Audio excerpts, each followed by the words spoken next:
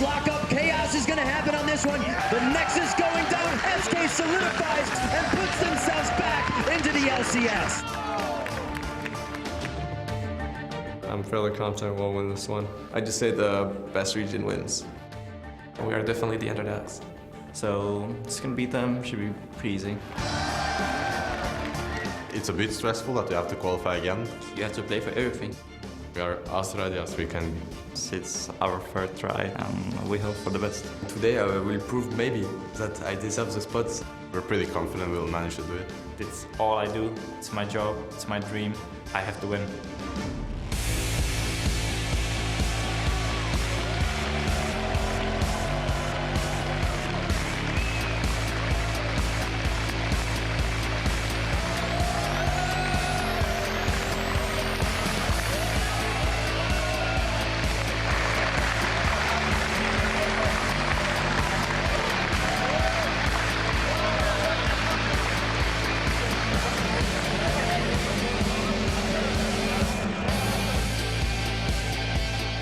Welcome, ladies and gentlemen, to day 3 of the 2014 European LCS Spring Promotion Tournament, live from Cologne, Germany. I'm Evie Schokse-Poortere, and today I'm happy to be joined by Lee D-Man-Smith and Joshua Jat-Leesman to wrap up this incredible 3-day event. Yeah, today we will be kicking off the coverage with our second fight in the Battle of the Atlantic. It is going to be Bjergsen and Team Solo Mid versus revamped Lemon Dogs. And then it's the battle for the final berth in the European Spring Split as the Ninjas in Pajamas try to reclaim their LCS spot when they take on the challengers, KMT. Now, gentlemen, before we get into today's games, we've got to talk about yesterday's matches, starting with SK Gaming's amazing comeback over the Super Hot crew. Yeah, and what a comeback it was. I think it was the fourth time we've now seen it across the promotion series in the LCS, where a team has come back from 2-0 down, depths of despair, going out, careers on the line, to come back and win 3 games. And it was fantastic to watch. Yeah, and coming into the series, that was one of the ones that was really up in the air. A lot of people thought it was going to go 5 games. Not too many people expected it to be 2-0 and then a 3-0 in the other direction. So that was what was exciting. Yeah, great games. And now, not to upset you, Jad, and your North American sensibilities, but we do have to talk about Alliance domination of Dignitas yesterday in the first Battle of the Atlantic. Yeah, that was pretty painful to watch, especially for North America right there, because Dignitas did not show up. Both games, they got completely obliterated, and they, you know, it's tough to say because we haven't seen these teams for a while, and it's still going to be another month yet until the LCS, but it looks like Dignitas has a lot of improving to do. Yeah, and Alliance, they looked incredible. Game 1 especially, where they had a lot of teamwork, a lot of flow. We talked about it, how they've only really had a month to gel together, but already they are looking a very solid team. Yep, a very crisp performance from them. And now for more on yesterday's games and a preview of today's battles, let's head over to Riv and Quickshot at the desk. Thank you very much, Shocks. I am Rivington Bisson III alongside Trevor Quickshot Henry, and it has been an incredible couple days here in Cologne, Germany. And before we get to today's action, let's take a look at how that impressive win by Alliance affected the standings in the battle for the Atlantic. Yeah, Alliance's sweep over Dignitas earned the European region 1 point in the battle. And today's matchup between the Lemon Dogs and Team Solo Mid is worth 2 points. I'm particularly excited to see how this new look Lemon Dogs actually perform on stage. Absolutely, and if you want to see the LCS pros go head-to-head next weekend in our new Los Angeles studio, then head over to lolesports.com, click on the Battle of the Atlantic tab, and choose which day you want to cheer North America on to victory. Yeah, it's not like the hometown advantage really helped you guys during Worlds. You got to remember that was a completely different team, right? Well, we'll see. Lemon Dogs, remember D-Man said renovated? Yeah, they've still got it. They've still got it. All right, we'll see what happens. After the first shots had been fired yesterday in the Battle of the Atlantic, the second half of Saturday's league action saw SK Gaming win their way back into the LCS, which means we know 7 of the 8 teams now that will be playing right here in this studio next spring. Yeah, and of course, those teams include SK Gaming, Fnatic, the Lemon Dogs, Alliance, Gambit, Team Alternate, and of course, fellow Spring Promotion Tournament victor, the Copenhagen Wolves in the 2014 Spring Splits. And while the first 2 days of the 2014 Spring Promotion Tournament were exciting, today promises to be even better. The action starts with former European mid laner Bjergsen and his new North American teammates looking to put the NALCS ahead, Trevor, in the Battle of the Atlantic when they take on the renovated Lemon Dogs. You can dream on, because after that, it's the fight for the final LCS spot when Ninjas in Pajamas take on KMT. Before the teams head into the Rift, make sure to head over to lolesports.com. It's already open from getting your tickets, and vote on who you will think will win today's promotion series. Yeah, just click on schedule at the top of the page, hit the thumbs up under the team you think will be claiming the final spot in the spring split. You know who to vote for. Then, when you voted for today's winner, swing over to Twitter, another tab open, and answer the question of the day. Which player has impressed you the most this weekend, and why? Yeah, we're at LOL Esports, and be sure to use the hashtag LCS. We'll be reading our favorite answers later in today's broadcast. Now, for more on this weekend's action, let's send it over to Shox and Jat, who are standing by with Alliance's top laner, Wicked. Thank you very much, Riv, and thank you for joining us today, Wicked. And I actually wanted to ask you did a great performance yesterday. Was there a little bit of celebrating going on in the team? Well, there's a lot of celebrating going on. We went out yesterday for a beer too, and we're just having a really good time together as a team. I really enjoyed playing with my new teammates. I mean, obviously, we talked about it very briefly yesterday, but that new team came together fairly quickly, and you guys looked spectacular. Did you expect it to come together that fast, or do you think you still have a long ways to go? I think we still have a lot of ways to go. For example, from our scrims results against NIP, we are 6-5 right now, and they've been doing really good against us, so we definitely need to practice a lot more. What is your vision on what the LCS is going to be like in Europe next season? Because we have, of course, seen Gambit doing very well, for instance, at IEM Cologne, Fnatic doing well. How are they going to perform? I think LCS is going to be even harder next year because all the teams have kind of have roster changes. The amateur scene was really strong last year, and they're starting to come into the LCS as well, while some LCS players that have dropped off is not in LCS anymore, so there's a lot of new talent. Yeah, and I mean, even this game coming in now, a lot of the players on Lemon Dogs are completely unknown. You playing a lot of solo queue yourself and knowing that these Lemon Dogs players come from solo queue, what do you have to say about some of these guys skill-wise? I know that they're incredibly good in solo queue and so on, they have high mechanical skill and so on, but I'm not entirely sure about the teamwork yet because we haven't played against them. I think against TSM, they're going to be equal in lanes and so on, but I think TSM might take it the teamwork. We haven't seen a lot, of course, of TSM yet. Do you think that they're really going to take this opportunity and that Bjergsen is going to do very well, or might there be an adjustment period? I think Bjergsen is an incredible player, like we saw when he played last season in Europe as well. He's really good, so he's a huge addition to TSM, and he brings like the European meta to the team as well, so it's a lot of knowledge. So are you calling it for TSM, or? I'm going to call it close games, but definitely for TSM in this one. Yeah, I'm having a feeling like TSM should be the favorites in this one, and it's going to be a pretty big hit to North America if they don't take this team out, because TSM is coming in with a very standard roster. We know that Bjergsen is kind of the superstar they just brought in a mid laner, and honestly, it's a very unproven, almost amateur-level Lemon Dogs team because they haven't been together too long. So TSM should be taking this one, I think, 2-0. Yeah, we'll see what the surprise factor can do for the Lemon Dogs. It's going to be a great matchup. But now for us, we're going to take a quick break. But when we return, Bjergsen and Team Solo Mid try to help North America take the lead in the Battle of the Atlantic when they face off against the Lemon Dogs. Don't go anywhere. We'll be right back.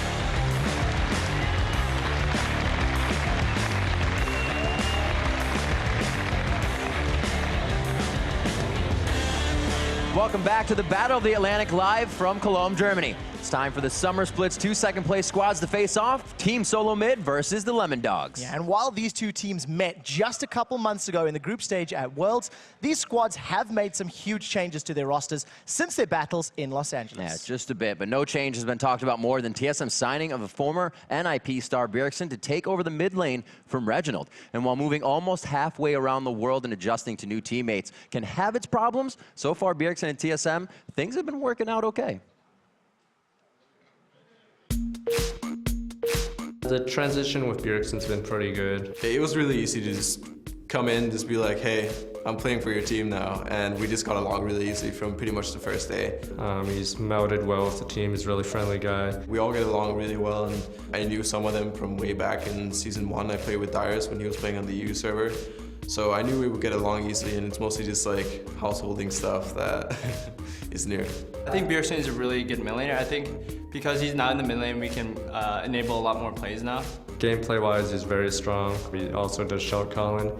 He also plays a lot of champions, and he's very aggressive in lane, similar to Reggie's style. So we might be seeing a younger Reggie right there in mid lane. He's really hungry, he's really young, and he really motivates the team.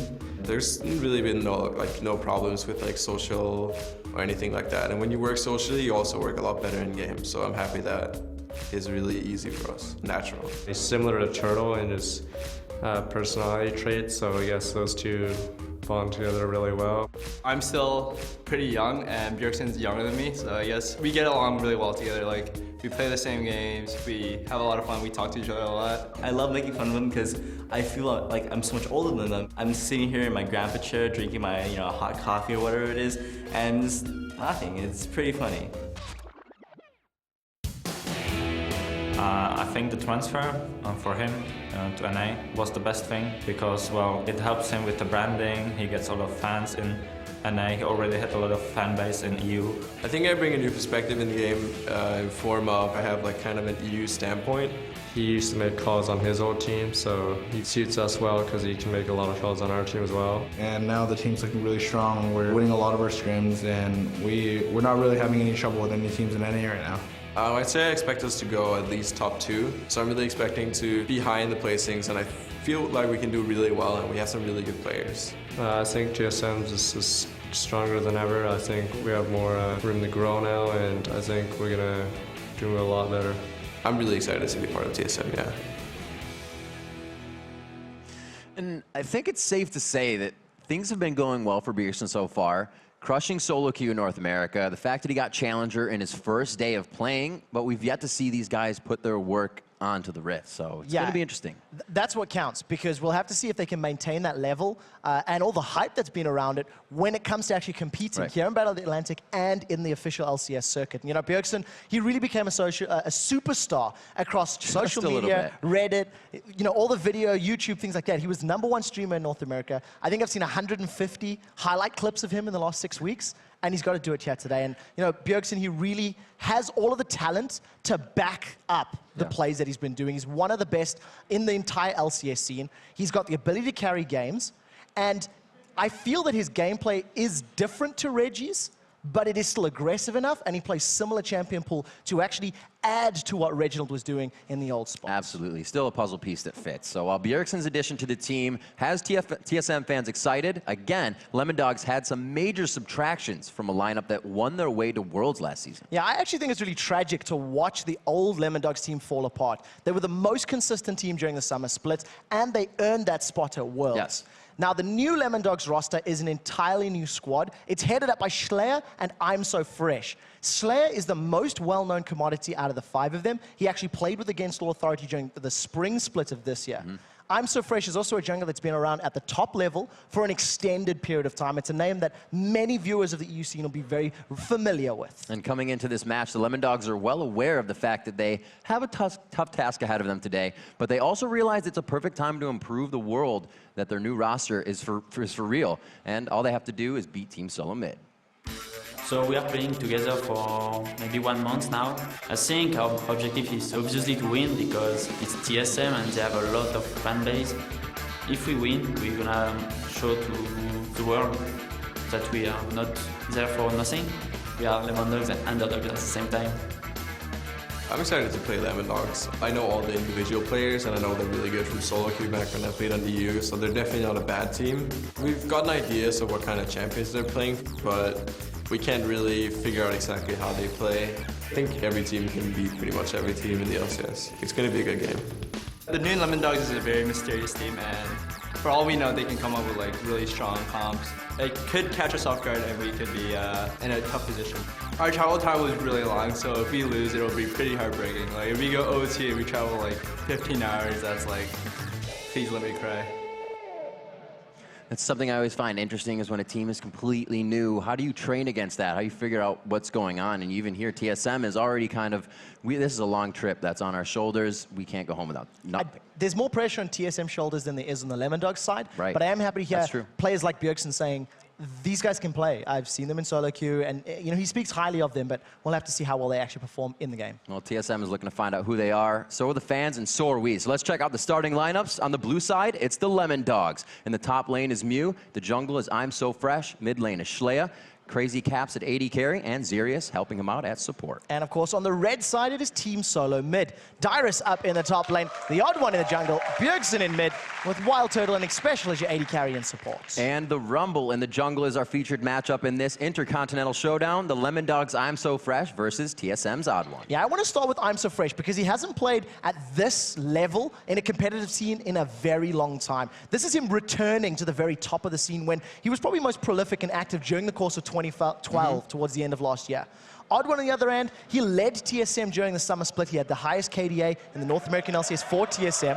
And the General will definitely need to step up and take control of the early game here to get TSM snowballing. Just some interesting stats to compare the two of them. During the well-played group stages, where I'm So Fresh played to qualify here, he had a 3.18 KDA, whereas Odd One, on the other hand, had a 2.83 KDA during the course of Worlds. And that kind of tells us a story already, right? Because you know the Odd One is somebody who was always behind Reggie, always somebody that would help the lane snowball, playing that Vi, playing that Elise to get into the lane early, the gap closer. I'm So Fresh loves his in-your-face junglers. Shyvana, jungles in your jungle, not his own. So we'll have to see if that really goes back and forth and if Schleya can put the pressure on Odd One. Yeah, and one of the things that's also quite nice for the Odd One, now having Bjergsen in the mid lane, I want to see if the Odd One's going to change the way he roams, change the way he ganks, maybe give a little bit more attention to the dual lane or to Dyrus, etc., as opposed to maybe trying to get Reggie snowballing. We are going to pick some bans, and as we said, Lemon Dogs on the blue side. We do see, okay, there you go. Shyvana's right away taken out. They know that is I'm So Fresh's go-to. Really one of the only Shyvanas we're going to be seeing in the jungle here this weekend unless somebody else tries to bring that out. It's been top lane versus the Mundo, and I expect to see him banned out here as well. I also, the reason I like highlighting that is I feel like the Odd One's not necessarily a Shyvana player. Right. You know, I was talking to Tom about this, Optimus Tom, backstage, and we were discussing champion pools and where they shared, and I think Elise and Vi are champions that I'm So Fresh and the Odd One could still pull out in the current meta. They also both like to play the likes of Nocturne, but, and we said, we were also highlighting that I'm So Fresh probably only one that will jungle Shyvana between the two of them. Absolutely. Still with the bans, going quite slow. Still seeing some of the ones we have throughout the entire weekend. Olaf, that Mundo finally coming out, gets his third ban, I believe, coming up on a fourth one maybe. Cassidin 100%. Don't think we're going to see him in this tournament. Lemon Dogs learned where Super Hot Crew did not from yesterday. They've banned away both Shyvana and Dr. Mundo, and I think that's a good pickup. Interesting last ban here of the Kha'Zix that is directly targeted at Schleya. They want to remove his burst potential and remove the zone control that he has. But champions like Orianna are still available. Ziggs still available for pickup if they wanted to go that route. You've got all the AD carries. Yesterday we were seeing Lucian and Jinx bans all the way through. So a lot of high priority picks available here for both teams. Wouldn't be surprised to see the fast Renekton coming out if they do decide to grab this Lucian. It's the pickup that makes Crazy Caps comfortable. We'll have to see what they decide to go with. They're still a little undecided as they hover champions and just kind of play with the minds of TSM. Yeah, we're going to see how this goes. Now, in terms of the players, as we said, the Lemon Dogs roster, we need to keep our eyes on I'm So Fresh and Schleya. These are two guys that have played together for a long time. They've been on a number of different teams together. And I feel like their synergy is going to need to be what we should be looking at, what we should keep our eyes on. Because if they can get snowballing and try shut down Bjergsen, that's going to be key to getting the Lemon Dogs, a foot up and taking advantage early. And we can kind of see what TSM's trying to do already with this composition. They don't know much, so they'll take away what they do know and ban it out as the same aspect. They take that Elise away, the Shyvana's not there. I'm So Fresh is going to be not hurt in his jungle, but not on his tops. And it's super safe picks as well. Yeah. You know, the odd one's on a comfort champion. He's played a lot of Elise. It's one of his, you know, big preferred picks. He played a lot during the LCS. Dyrus and Renekton, another champion he's very comfortable with, and they're safe. You're not revealing anything, and I think with TSM being red side, this actually plays into their favor. They have the ability to wait to see what Lemondogs lock in, and they can afford to counter pick, most likely leaving the mid lane pick to last to give Bjergsen that possibility of controlling mid. That is a big fight initiation that they just locked in with Annie and Malphite. I think that mid game is going to be too much of a problem for them as they start grouping together. We'll see how they decide to react, and it looks like it could be a safety pick here with the Sivir. They don't want to be really in the range of any of that. We'll see how that works out. I quite like the spell shield against the you know, the initiation of Malphite and Annie, but the Malphite lock-in's interesting. Lemondogs played Malphite at Worlds, and it didn't work out. You know, they had an all-in composition. It didn't pan out for them. The decision-making for this, we'll see how the rest of the comp matches up. You may see the likes of an Orianna getting locked in here and have an ultimate mega wombo combo. You know, Orianna, Annie, and Malphite. If TSM get caught in that, that's going to be terrifying. But we'll see how Lemondogs decide to close out, to wrap up that composition. It'll also be interesting to see how he plays the Malphite. We saw Wicked take it yesterday with the Triforce, which added the AD, and you could see that magic resistance was being built on the other side. So a little mentality game being played there. You called out the Ziggs. It's being hovered over. Right now, we are not seeing the mid lane, so Bjergsen is wanting the counter coming in for TSM. This is definitely a trend that we're seeing more and more of. You know, in the higher level play, if you are red side, allow your mid laner to just counter pick. Again, for the TSM composition, it's just safety. You've got Taric, who's very good at playing aggressively and defensively in lane. Sivir can have a lot of harass and a lot of pressure down on Lucian. So I like the combo from TSM. Lemondogs are the ones picking the risky champions right now. If the Amumu does get locked in, this is very much a press R composition. They really want to lock everybody down and have the culling from Lucian try to, you know, take targets out as they've been caught by the Curse of the Sad Mummy. Wombo combo extraordinaire is being locked in here by Lemondogs. If they can get this fight down, there is not much you can do from it. You're already hanging from a thread on the initiation, and there is more than one that can be missed to still make that fight work. Yeah, the key is going to be timing their ultimates together. And we'll see. You heard Slayer, I think it was actually saying during the interview that this is a team that's only been together for about a month. And they're playing a composition that is very much reliant on coordination and timing. And if TSM are able to repel away from a curse or a bandage toss or use a spell shield on a key initiation, there are members of TSM that can get away from this. Renekton can dash out, Elise can run away, Sivir can outrun. So I feel like TSM, as long as they play patiently and controlled, are in an advantageous position. And that's locked. And speaking, that is awesome. An assassin to come out against this team. But you kind of can pull the Zed aspect into this, right? Yesterday, look at how tanky this team's going to get. Can Bjergsen cancel them out if they go into late game? Because there are 3 squishies on the side of Lemondogs, Annie, Lucian, and Ziggs. That's where he has to impact. That's where he has to impact. Those are the targets. He's obviously not going to be looking at Amumu and Malphite. Right, and the reason but they're going to be in his face. The reason I like the pick, you've got 3 or 4 champions here on the side of TSM that can get away from a wombo combo. That's true. You're going to have LeBlanc being able to dash in and out of fights, being able to duplicate her dash, you know, for a second time if she needs the range. So I really like the versatility of TSM, and we're going to see who's better at the teamwork aspect here, because if TSM can kite and control and play like Alliance did, they'll win. That's something that interested me going through both of the videos that we just watched is TSM's Bjergsen came in and said, the social was very easy for us coming into this. So if that's something that they worked on right away, some teams get a player and they're like, we'll work with him and see if it works. But that's what they had first, and everything fell into place. So as the teams load into the Rift, just a reminder that the Battle of the Atlantic continues Friday from Los Angeles with Doublelift and Counterlogic Gaming taking on Arnett and Team Alternate. So don't forget to miss that. Yeah, keep up to date with that. Head into LOLesports.com. Make sure you grab those tickets. I said miss it. Yeah, I know what you meant. Don't miss it is what you want. Don't miss it. The LeBlanc pick for me is very exciting. So we've seen our first time Amumu, first time LeBlanc. This will be, I think, the second Malphite. And I think those are the key champions we have to keep our eyes on. If Bjergsen is able to control Slayer like he was able to do in the spring split, I think this is going to be tough times, because we've seen LeBlancs in the course of the last couple of months. You know, there was a lot of talk about hot shot, GG's LeBlanc. There was talk of fakers LeBlanc. And you just see how they delete people from the map. And this is something that is going to be very, very scary for Sirius. Here we are, ladies and gentlemen, Battle of the Atlantic. The spot 2 of the summer split teams being played out right now. And we're going to see Team Solo Mid on the red side versus Lemon Dogs on the blue as they make their way out of base. The LeBlanc pick is in. One of our interesting things for Bjergsen. We can't forget that our matchup of this one is in the jungle. I'm So Fresh versus Odd One. And he didn't get a Shyvana, and we saw that in picks and bans. They targeted 2 at him. Well, not 2, but they picked his Elise and targeted his Shyvana. So they know they wanted to hit I'm So Fresh. Yeah, I agree with that. And I think that the fact that we're watching an Amumu being picked here is interesting, and I think we may see him actually even going for something like a Spirit of the Spectral Wraith, being able to sustain that mana, get that HP back. And I think I haven't actually seen too much Amumu in 3.14, so we'll have to see how well I'm So Fresh can actually perform. But a lot of the onus is going to be on how many people you can catch with that Curse of the Sad Mummy. And considering the mobility of TSM, he has to be so on point with pulling the trigger and making sure he lands that. Well, here's the thing. They start off with a Mumu that's already a jungler that you may want to get in the face of, especially knowing the team. There is no hard crowd control unless Annie has already bursted that stun up, which she probably will, and it's AoE. So if they get a ward in, they know where he's going, and they just have to avoid that. Yeah, the level 1 power of Team Solo Mid is much higher than that of Lemon Dogs. So, like you said, whenever you see Amumus, like we've seen Amumus during the course of this year, actually, it's not unusual to invade their blue. Challenge for it. Deny it if possible, because if you group up and chase it down, you immediately put I'm So Fresh and Amumu very far behind.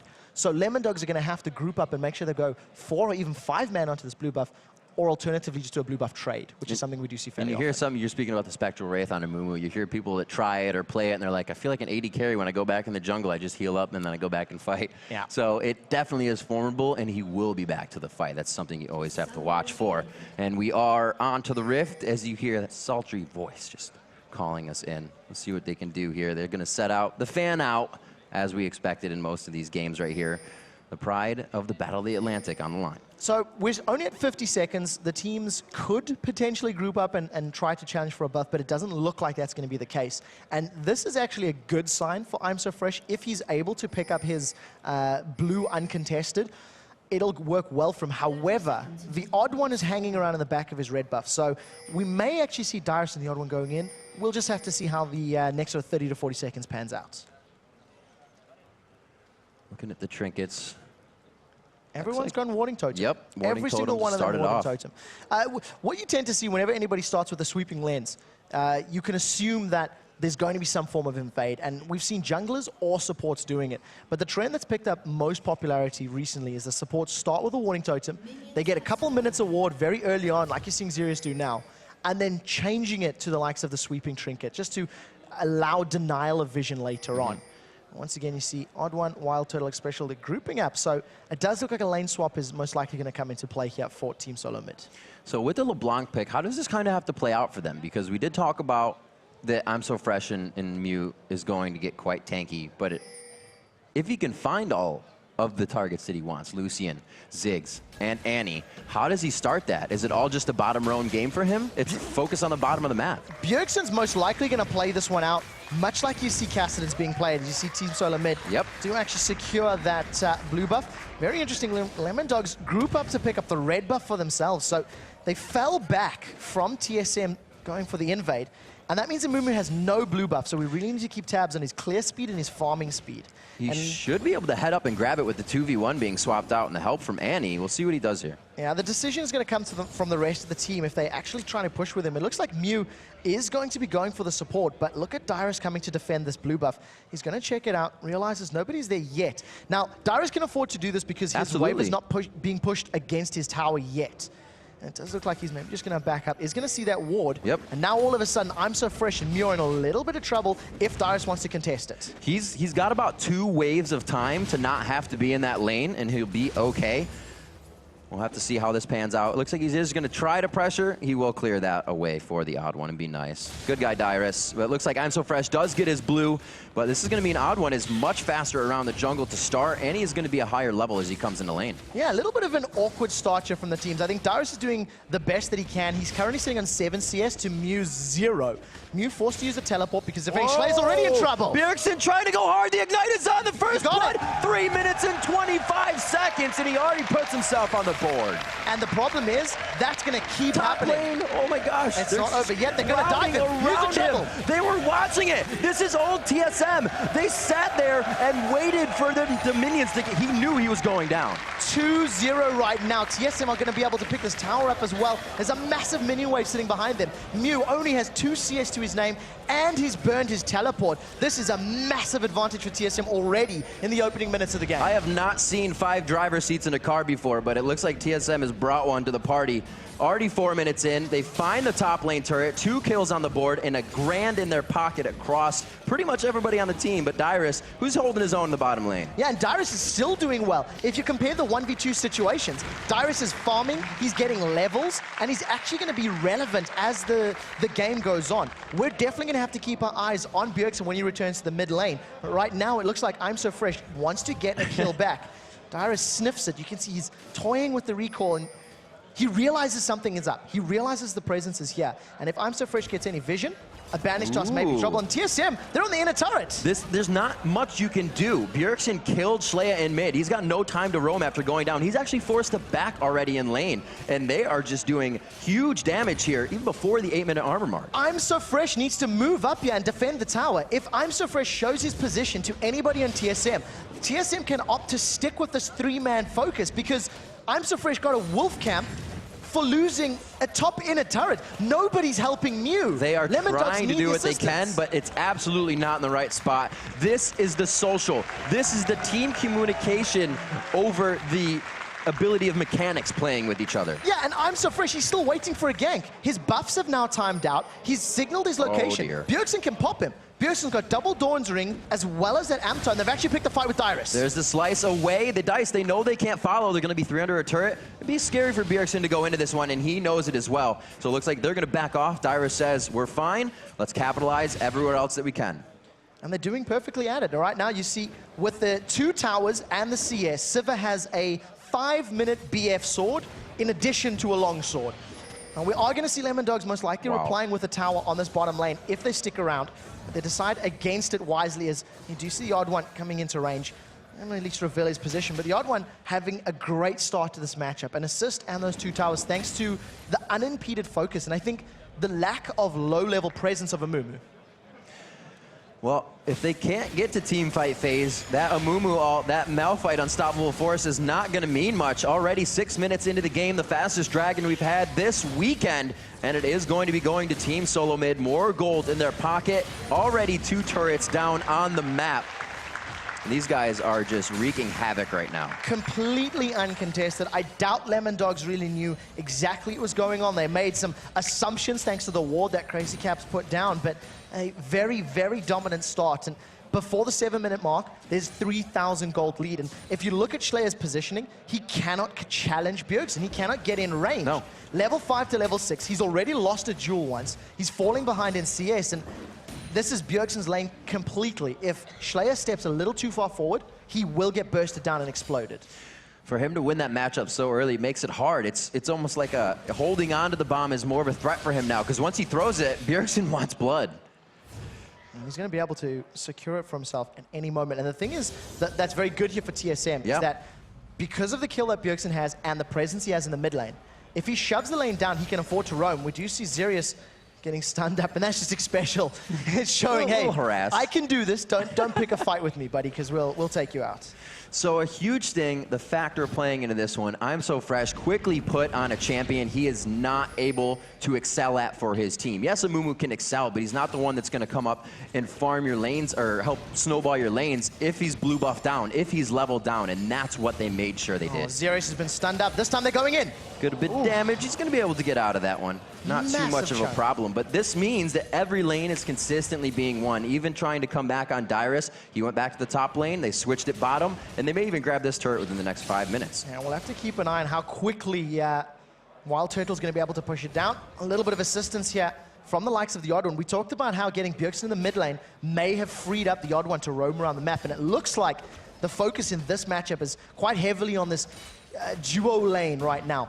TSM took advantage of I'm So Fresh not helping top, and it allowed them to take 2 towers. And now, thanks to having this wave pushed up, the Odd One's hanging around the bottom lane saying, look, there may be a reply gank, there may be a counter gank, so let me try just back up Wild Turtling special and take control of it. Bjergsen's got blue buff, and you know what? You got to give props to Slayer. He is keeping up in CS. Absolutely. Considering how defensive he's been playing. It's made it tough, and now he's level 7.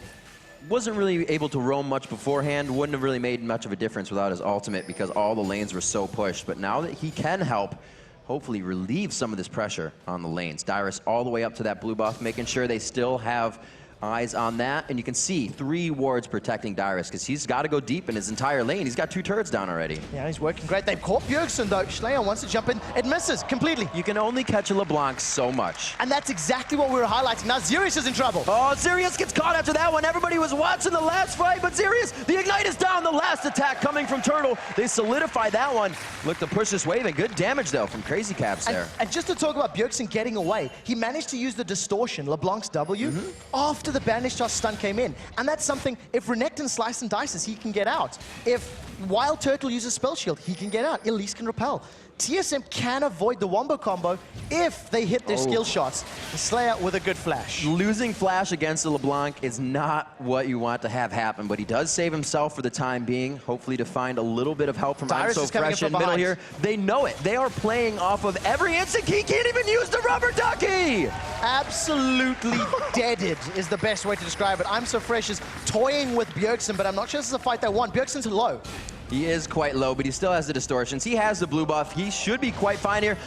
Mew coming up with that unstoppable force. He makes sure to get himself out of it. Oh, they hit him. They may get the blue buff. They're going to not follow the clone. Zirius picks up the blue, which may help get a little bit of bottom lane back, but that's not really where they wanted to kill right now. No, not ideal on the support, but you'll take what you can get. Like Khalifa Bjergsen, he didn't have 3 kills up, so no additional gold to give away.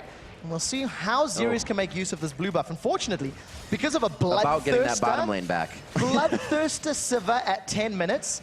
There's no way that Crazy Caps Lucian can trade with Sivir right now. He needs to get that Trinity Force completed. Or they need to burst Sivir down before she can sustain back any HP. They got to be quite careful with that bottom turret. It looks like Wild Turtle looks special, want a blue buff. They go for the ward already. They do see that Sirius is, rather, Crazy Caps is back, so they may not be able to dive as much as they wanted. But that potential gold sitting at about 300 HP on that turret. Dragon should be coming up, about 1:30 on that, and still full control on the map. You can see TSM is slowed down a bit, but they're still moving on things. They're not letting it go. Very deep warding. Yes. I think from the teams that we've been seeing this weekend, I think TSM's early deep vision is very good, and it's part of the reason that they are allowed and they are getting away with most of these very deep pushes. A few minutes ago, Dyrus is actually basically farming near the inhibitor turret. And at 10 minutes into the game, jungle. That's basically unheard of, but it was because he had that ring of vision you highlighted, and you can see him a minute or two ago, special. He moved up, he's got the Tribush ward, he's got that deep lane ward. It's going to allow TSM to be fully aware of TSM's movements, and I'm So Fresh has moved up here, but they know it. They've pinged it, they've seen him going across the bush, and you can see immediately, Turtleneck special back off. 4,000 gold at 12 minutes into the game. The fights are still going to be pretty chaotic for TSM to get themselves out of. You can still see them understanding there's power in these ultimates. Bjergsen trying to get away as they chase him down. They can still get something out of these, but it's going to be very hard. The assassination potential Bjergsen's going to have soon, they're going to have to pretty much kite. So something that we've seen throughout the games, and like Pekka was talking about yesterday, when you get behind, you cannot get put into a position where you're too afraid to do anything. Because if you do nothing, all you're going to do is give up more advantages, more map presence. So what the Lemon Dogs need to do is find an opportunity where they can combo Tibbers, Curse the Sad Mummy, plus potentially, you know, the Mega Inferno Bomb. And if they can win that engagement, they can claw back that 3,000-4,000 gold. But they have to be 100% perfect, because if they mess it up, they just give away more gold and allow their lead to grow even further away from them. Almost at 20K. The turrets have definitely slowed down. This is going to be the Dragon in the bottom lane. Will Dyrus choose to go to the top? So it looks like they won't be able to contest this once again because of the trouble around the map. did I'm So Fresh just lose his blue? It looks like it's actually still up and he's forced off of it. Yeah, Dyrus was just running interference up in that top lane and just getting in I'm So Fresh's face. Yeah. He's dancing around on the wards, and oh, it does look like it's a fight on bottom. On the hunt, gets rocked right there. A good stun. The Timbers comes out, but it's the spell shield that actually stops most of the damage. All of that on Turtle just came from Crazy Cap, so very well played by that duo. Dragons secured. They're going to push the wave. They're going to take out their third tower of the game, and Team Solo Mid can push down this bottom wave if Bjergsen and the Odd One want to come in range. And finally, I'm So Fresh gets onto his blue, but I'm So Fresh has had zero impact in this game. There's been no presence from the Samumu at all. You say finally, but he may actually not know. He goes ahead to smite it down. He's going to have to be forced over the wall, but there's the Odd One getting the lockdown, getting the execute, and he doesn't get his blue buff. No, unfortunately not. The Odd One says, thank you very much. I will have that gift wrapped for me, and he manages to It's the secure it. holidays. And as we talked about, the warding that's coming down from TSM, and thanks to the presence in the mid lane, bottom lane, now Schleier's in trouble. Absolutely everywhere. They know it's only harassed that time, but what is Schleier going to do about it? Just take it and hope that his team can start to regroup. You can see Mew knowing they need to keep farming. Like you said before, Schleier's still keeping up in CS somehow, being 0-2. He's getting himself around. So they're just not making it count. The problem with this is even though Schleier's keeping up in CS, nobody else is. No. There's a 40 CS difference in the top lane. There's a 20 CS difference by your AD carries, let alone 3 kills, 4 towers, 2 dragons. The picture is not pretty for the Lemon Dogs, and the only way is to find mistakes like this potentially. You see, I'm So Fresh gone in, but I don't think he knew that the Odd One was going to be there, but they throw it in. The repel, actually the damage hits on the Odd One. They could start to find some kills here, but Bjergsen coming from the side enters in with a kill for himself. It's going to be Dyrus with Dominus on, gets the flash, gets the kite. Xpecial may be the one to go down in this one in, as he says, his grandpa chair, and he does. And 1 for 1 at the end of the day, but a good turnaround. Odd One manages to make it out alive. And a little bit of overconfidence there from TSM. This is the one thing that can cost them and can come back to bite them in the backside. If they stick around longer than they should. If you look at the minimap, I'm So Fresh was relying on the damage from Mega Inferno Bomb, and it does hit. Yep. Chunks him down. Luckily, that sort of snare stun from Curse the Sad Mummy held Odd One in place. And the rest of the fight here, TSM realized that they bit off more than they could chew. They didn't have Wild Turtle there. If Wild Turtle was in the jungle with them, that fight could have gone another way because of the bouncing damage from the ricochet. But unfortunately, it wasn't the case, and TSM lose that small engagement. Getting Odd One out with double buff. Xpecial goes down, so it helps them a little bit. A kill going over to Schleier that time, and he did get the first one we saw in the bottom lane, so they're creeping back. This is the part where we can kind of see that they aren't afraid to go in. That seemed like it was a little overzealous by I'm So Fresh, but everybody was there to help him out. So the coordination coming together a little bit, even though they have a lot of pressure on them right now. Yeah, and there's a big goal disparity between these teams. You can see the numbers on your screen right now, you know, 2,000, 2,000, etc. But there's a hole in Dyrus' pocket being burned right now. What it equates to is a Bloodthirster Zeal on Sivir and a Deathfire Grass Blue Pot on LeBlanc. And TSM, they've got some vision. They're going to shove down this tower. They realize that without a wombo combo, there's very little reply because Bjergsen should be able to just pop any one of those 3. It looks like he wants to try. Yeah, you can see him just walking around. He's trying to duo up with Odd One and make their way to safety. Mew getting pushed out of this top lane. Dominus is on, so it seems like Dyrus knew the engagement was going to be a little tough with that Sunfire Cape, but he is able to win it overall. Defensive wards here from Lemon Dogs down the bottom half of the map. It's allowing them to at least delay this tower going down, but that's a fully stacked Bloodthirster right now, and every single time Wild Turtle gets in range, that tower takes very big chunks. Bjergsen farming very well in this mid lane as well. He was pushing up with the aid of Dyrus, is maybe going to toy with the idea of finding a kill. Doesn't happen in the bottom lane. Whoa, they go in for the ultimate again. I'm So Fresh has to get back out of the fight so quickly. The inventory is really only mobility boots for him. Oh, not this time, says Xpecial. He flashes it. They take a good bit of damage, but can they kite the fight? Odd One is going to be taking some good damage, but he gets over on Xerius, and they will now turn it around. Odd One's trying to get back into this. Here he is comes LeBlanc. bleeding and limping away. Will he be able to get a Bjergsen on 1? The Deathfire Grass has been hit out, but there is damage everywhere. and they drop the odd one. Schleya picks himself up another kill, but the Bjergsen finds a double, and they set themselves up for the minion wave right behind. 3 for 1. We've seen Unstoppable Force almost connecting, but Xpecial with a great flash manages to get out of range. And this is the problem that Lemon Dogs have. If they don't hit multiple members of TSM, they're not going to win the prolonged fights. And this is basically Xpecial with a last-second flash.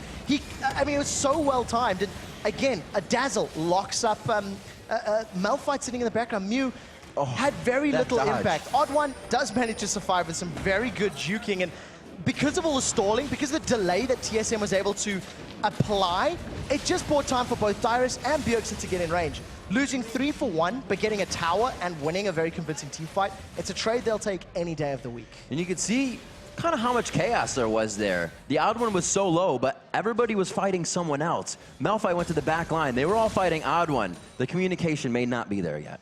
If Lemon Dogs aren't able to pick up a very quick kill, all the fights are going to be like that. Yeah. Because there's so much mobility from TSM that they can kite in and out of fights and just continually, cause trouble for the Lemon Dogs, that Lemon Dogs have to blow somebody up. And you see TSM, they literally just walk into the jungle, take blue, and walk out. Nobody from Lemon Dogs can challenge the 10,000 gold down.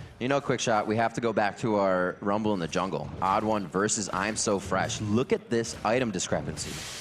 2-1-4 on Odd One's Elise. We highlighted how it was a pick that we expected On One to most likely trend towards. Yeah. I had no idea I'm So Fresh was going to play in a movement. I don't think anybody would have predicted that.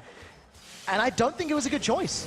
I don't think his early game presence was impactful in any way, and his decision-making could be questioned as well. He was trying to make a gank on Dyrus, while TSM was pushing 2 towers in the top lane. Right. You need to be more fluid when you see your opponent moving around the map. And, another reason they could have just battered down that top lane so fast is you look at Mew and I'm So Fresh, Malphite and Amumu, that's not power that's going to stop a push. You don't have enough damage to kill somebody out right there. They're going to walk away. So that was played on by TSM over and over. Yeah, Bjergsen taking a page out of Fnatic's book.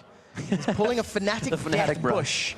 waiting for somebody to come by, but not the case this time around. And again, the thing you want to keep looking at is vision. Bjergsen's in trouble. Bjergsen! What's behind door number 1? And it could be safety. Get out of here. Oh, no! I'm So Fresh doesn't get that one. It's one chain. Does he have another chain? Not this time. It's going to be I'm So Fresh on the other side. He still gets the damage in. TSM turns this one around on Lemon Dog's head, and they're going to be going past inhibitors. No, they're going to slow down there, and they're going to get 2. And that is why Bjergsen is doing so well. He manages to get away from a face check, thanks to the distortion and the mimic distortion, managing to put a great amount of distance between him and the Lemon Dogs. Now, all of a sudden, with no ultimates available, with the exception of Unstoppable Force, TSM are going to take this tower basically uncontested. The level that Bjergsen was at the time he was attacked pretty much higher than anybody on Lemon Dogs. You would have think the LeBlanc gets zeroed out as well. Not this time, not when you are leading the game for your team. 12-3 is the score now as we reach 20 minutes in. And it's going to be a 13,000 gold lead. Well, about 12,000 as they reach up to 26 there. So a lot of work to be done here. TSM completely in the driver's seat. Game 1 looks to be theirs. Yeah, I hate to be pessimistic, but the only way TSM can lose the lead they have generated right now is to go individually, like Bjergsen's doing right now, get caught out, and give up a lot of those killing spree bonuses. Oh dear. I think Bjergsen's very confident because I think he may actually want to kill I'm So Fresh. He had some vision of him. He's looking for I'm So Fresh. And we'll have to see. It does look like Bjergsen realized that he hasn't found the mummy, and he's going to have to back away as the rest of Lemon Dogs are moving through the jungle. Both of them had enough wards there to figure out that they were getting themselves into a sticky situation. And once I'm So Fresh reached his team, Bjergsen had enough. He's waiting for his. Odd One coming out of the base. Looks like they're hanging around a Baron, actually. Wow. Wow, this is an early... But you know what? Wild Turtle currently has a Bloodthirster fully stacked, Static Shiv, as well as a Lost Whisper. You compare that to Crazy Caps. He has a Lost Whisper and a Phage. That's it. Now all of a sudden the rest of TSM's here. And this is the earliest Baron of the weekend. 22 minutes on the clock. Earliest Dragon, earliest Baron. 14,000 gold, the biggest lead. I actually think this lead's even bigger than what we've seen from Alliance and Dignitas yesterday, and a convincing start. Just an injection of Europe into North America, and all of a sudden you have this totally dominant team. I'm sure it's just that. Absolutely. That's the whole reason. Still another turret going down, the second tier to be dropped, and that leaves just the inhibitor turrets up with the Nexus turrets. 5 more to go for Team Solo Mid. They may decide to go straight down one of the lanes, and they've actually been consistent about what they're doing. They're not going on the back foot. They always want more, and it's something we actually saw get the teams in trouble yesterday.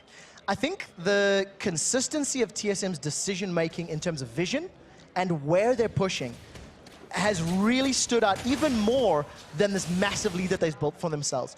Odd one with Wild Turtle and Special realizing someone's in trouble. Although I'm so fresh, they may want to dive, but you don't want to dive a team that's this far ahead with Baron. The Shirelles. Can they get in here? Oh, it's whoa. That's not where you want your Lucian to be, but they did a great job at making sure it happened that way. The bomb goes out on the other side. He cannot get the hook shot before he goes down. Odd one drops Shlaya, and they are going to have free reign here. Only losing 1, but they still got enough to push. Yeah, they're going to be able to take Mew out completely. They focused on Wild Turtle. A good flash, but I think it's just delaying the inevitable. Yeah, he might be able to queue back. Who knows? He doesn't have that Triforce run that Wicked built on him. Mew gets the Ignite down. There's it. Qs him out. Odd One's going to be able to pick it up after the repel. Good communication there. I'll Ignite. You kill him. Yeah, 4-1-6. The General lands the last killing blow, and now, while all of that was going on, Bjergsen wasn't going to chase. He made a call to split push, get the wave pushing on the bottom lane. So while they were shutting down Mew, Bjergsen is now taking minions to the bottom lane, while a 3-man TSM shoves it into the middle lane. And this is the point that I think stands out for me in TSM's gameplay. They're realizing where there's opportunities, realizing where they can push and take advantage of their opponent's decisions, and they're just capitalizing in monumental ways time and time again. So let's figure out a way that, well, we're going to figure it out. Hopefully Lemon Dogs can. They can stop this next time. It has to be through picks and bans. They can't allow I'm So Fresh to lose that many champions. So number but they're one, going to have that switch up. So number 1 is picks and bans. They need to draft better. I don't think Malphite or Amumu are smart picks against the composition that TSM actually eventually locked in later down the line. I mean, Malphite was the 3rd pick after seeing Renekton and Elise, and I already maybe would have gone against it. I also think that I'm So Fresh needs to respond to TSM's pushes. He cannot sit and say, I want to force a 3v1, I want to force a 3v1, I want to force... Dude, you're losing 2 towers. Or in the beginning, to do with the Wolves, then Yes. going back to sit there. You need to respond to what your opponents are doing. I think those are the 2 keys that they have to focus on going into match 2, because truly, this is a nearly insurmountable lead. Wild Turtle's 1v1ing the top laner, and that's something you never see. Dyrus may be in trouble. Dyrus is in a 4v1 right now. Let's see how long he lasts on this. He actually dives into the fight, and he is causing them to want to back off. Odd One just on the backside. He's only down to about 20% HP after they have all had the chance to use That's more 2v4. than one spell reel. 2v4. Dyrus just goes complete man mode, 1v4 in that situation. They're going to dive him. They're absolutely going to dive him. He's got the rage ready, the double damage, the stun as well to come out, and they lock it down. It's going to be the inhibitor. They're looking for Nexus turret soon here, and the clocks almost won't let them because the champions will be up, but they'll be back soon. 20,000 gold at 25 minutes. TSM getting close to 800 gold per minute more than the Lemon Dogs. They're gonna stick on it. And this is the most convincing, commanding win we've seen all weekend. TSM came to play. Speaking with Reginald before the game, he was actually feeling quite iffy from the scrim performances of yesterday to today, but apparently they were just shaking off some nerves. TSM came to dominate. Yes. That was absolute destruction, and I cannot fault a single decision that they made there. The very last fight, Dyrus going 1v4, and the Odd One just coming into the cleanup crew and actually pick up kills. That really visualizes how far ahead Team Solo Mid were over this renovated Lemon Dogs roster. You can't give Bjergsen a kill that early. Completely uncontested, a 1v1. It was a surprise to everybody, and we saw it as it was going down. I mean, that's how quickly and aggressive he was, and they like to say he's a bit like Reginald, and we saw that at level 1. A level 3 kill. He was in Schlaya's face all the way from level 1.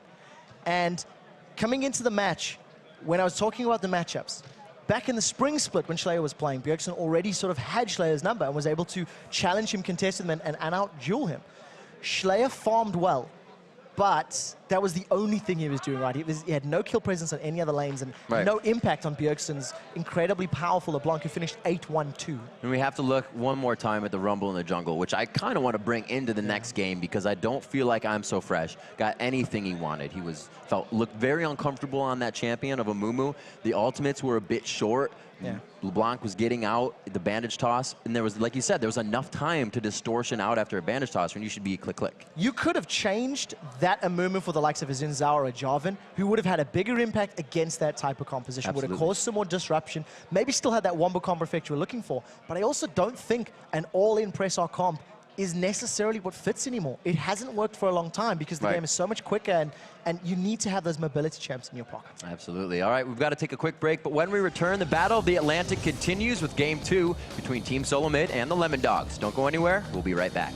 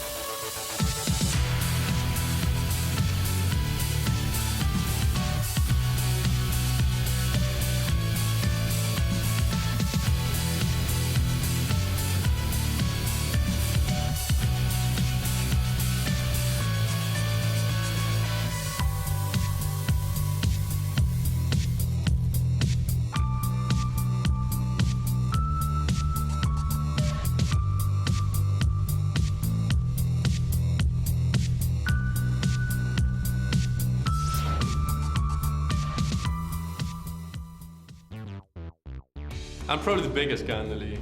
I gotta like keep my image, you know, like if I'm big, I gotta play like a big guy. I think Wicked likes to be a big guy. That's almost like his life sometimes. He's really outgoing. I think the funniest thing in games is when the enemy team can't kill you and they just get so frustrated because no matter what they do, you just won't die. He plays champions like that, like Renekton and Malphite that he showed versus Dignitas. While Wicked's going by himself, everyone's trying desperately to catch up to him so they can have part of the party. I got this, guys. 1v5, let's go. So he basically, he went in and he was like far in front of everybody else, and I was in the back ready to heal him, but what happened was just Dignitas like running away all around him, just fleeing to the Nexus, and that was actually really, really fun for us. Well, I like running around because I'm big, you know, and just throwing people away so I can get my way there. That's kind of awesome. I just pick champions all the girls like.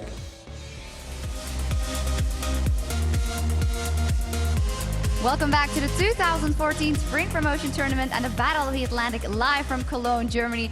First off, Wicked, see that video. Explain, why is it that you only want to play the big characters?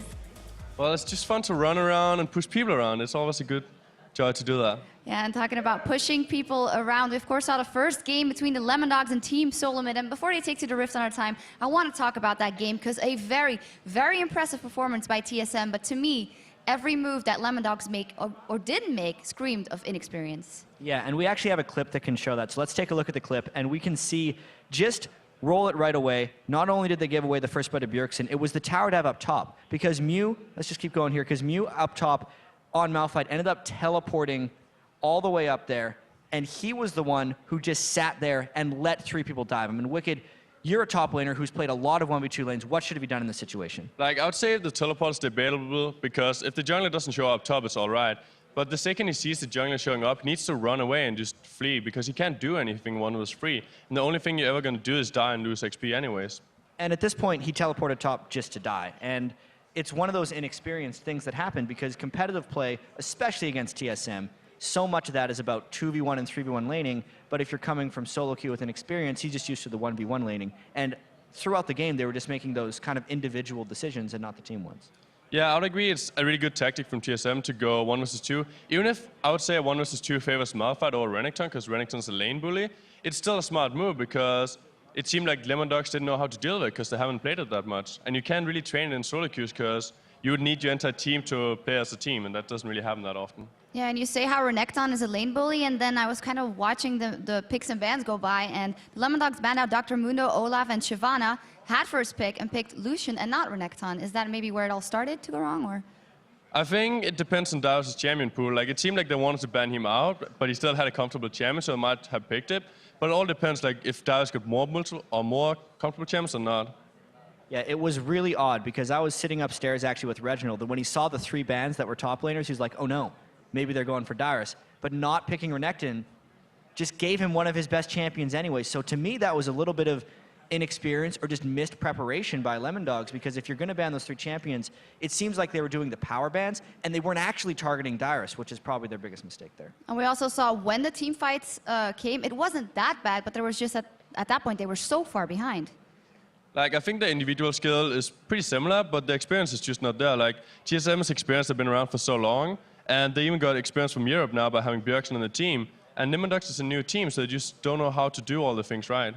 Yeah, we're going to see how that pans out in Game 2. Right now, we're going to hear what the fans had to say. Of course, earlier we asked you at home to hit us up and let us know which player has impressed you the most this weekend and why. And here are our favorite answers. The first one is from, oh my lord, F-Lord. He says, definitely Froggen. His spears were almost on aimbot mode. Due to his poke, they always had an HP lead before fighting. Listen, even if his spears weren't on point in those games, I feel like they would have absolutely crushed because, I mean, Wicked was 1v5ing by the end of it, but really, Froggen is always impressive, and he hasn't gotten any worse. I mean, coming into the next split, I'm really excited to see what he does in mid lane. The second tweet is from @BlasterBoy2. He says, Jessa surprised me the most so far. He had very solid control and placement with his bombs on Ziggs in that whole series. But then there were only a couple of games where he actually stepped up. I'd agree that Jesus is an impressive player and so on, but he's very inconsistent. Like, you see some games where he doesn't do so well, but for other games he's amazing, and that's just what makes him a standout player, in my opinion. Yeah, one thing that did impress me about him, though, is to come from a point of actually seeming to choke so much in the first 2 or even in the previous things. A lot of people said he didn't have the LAN experience, but after being down 0-2, to play solidly in the 3 games directly after that, that's the thing that is impressive. And one is going to be here week by week playing in a studio that might, of course, get better. And then the last tweet is from @Svekolol. He says, Sven Skaren really did a great job in games 3 through 5 versus Super Hot Crew. His presence was all over the map, and his Elise was insane. I think we can only concur.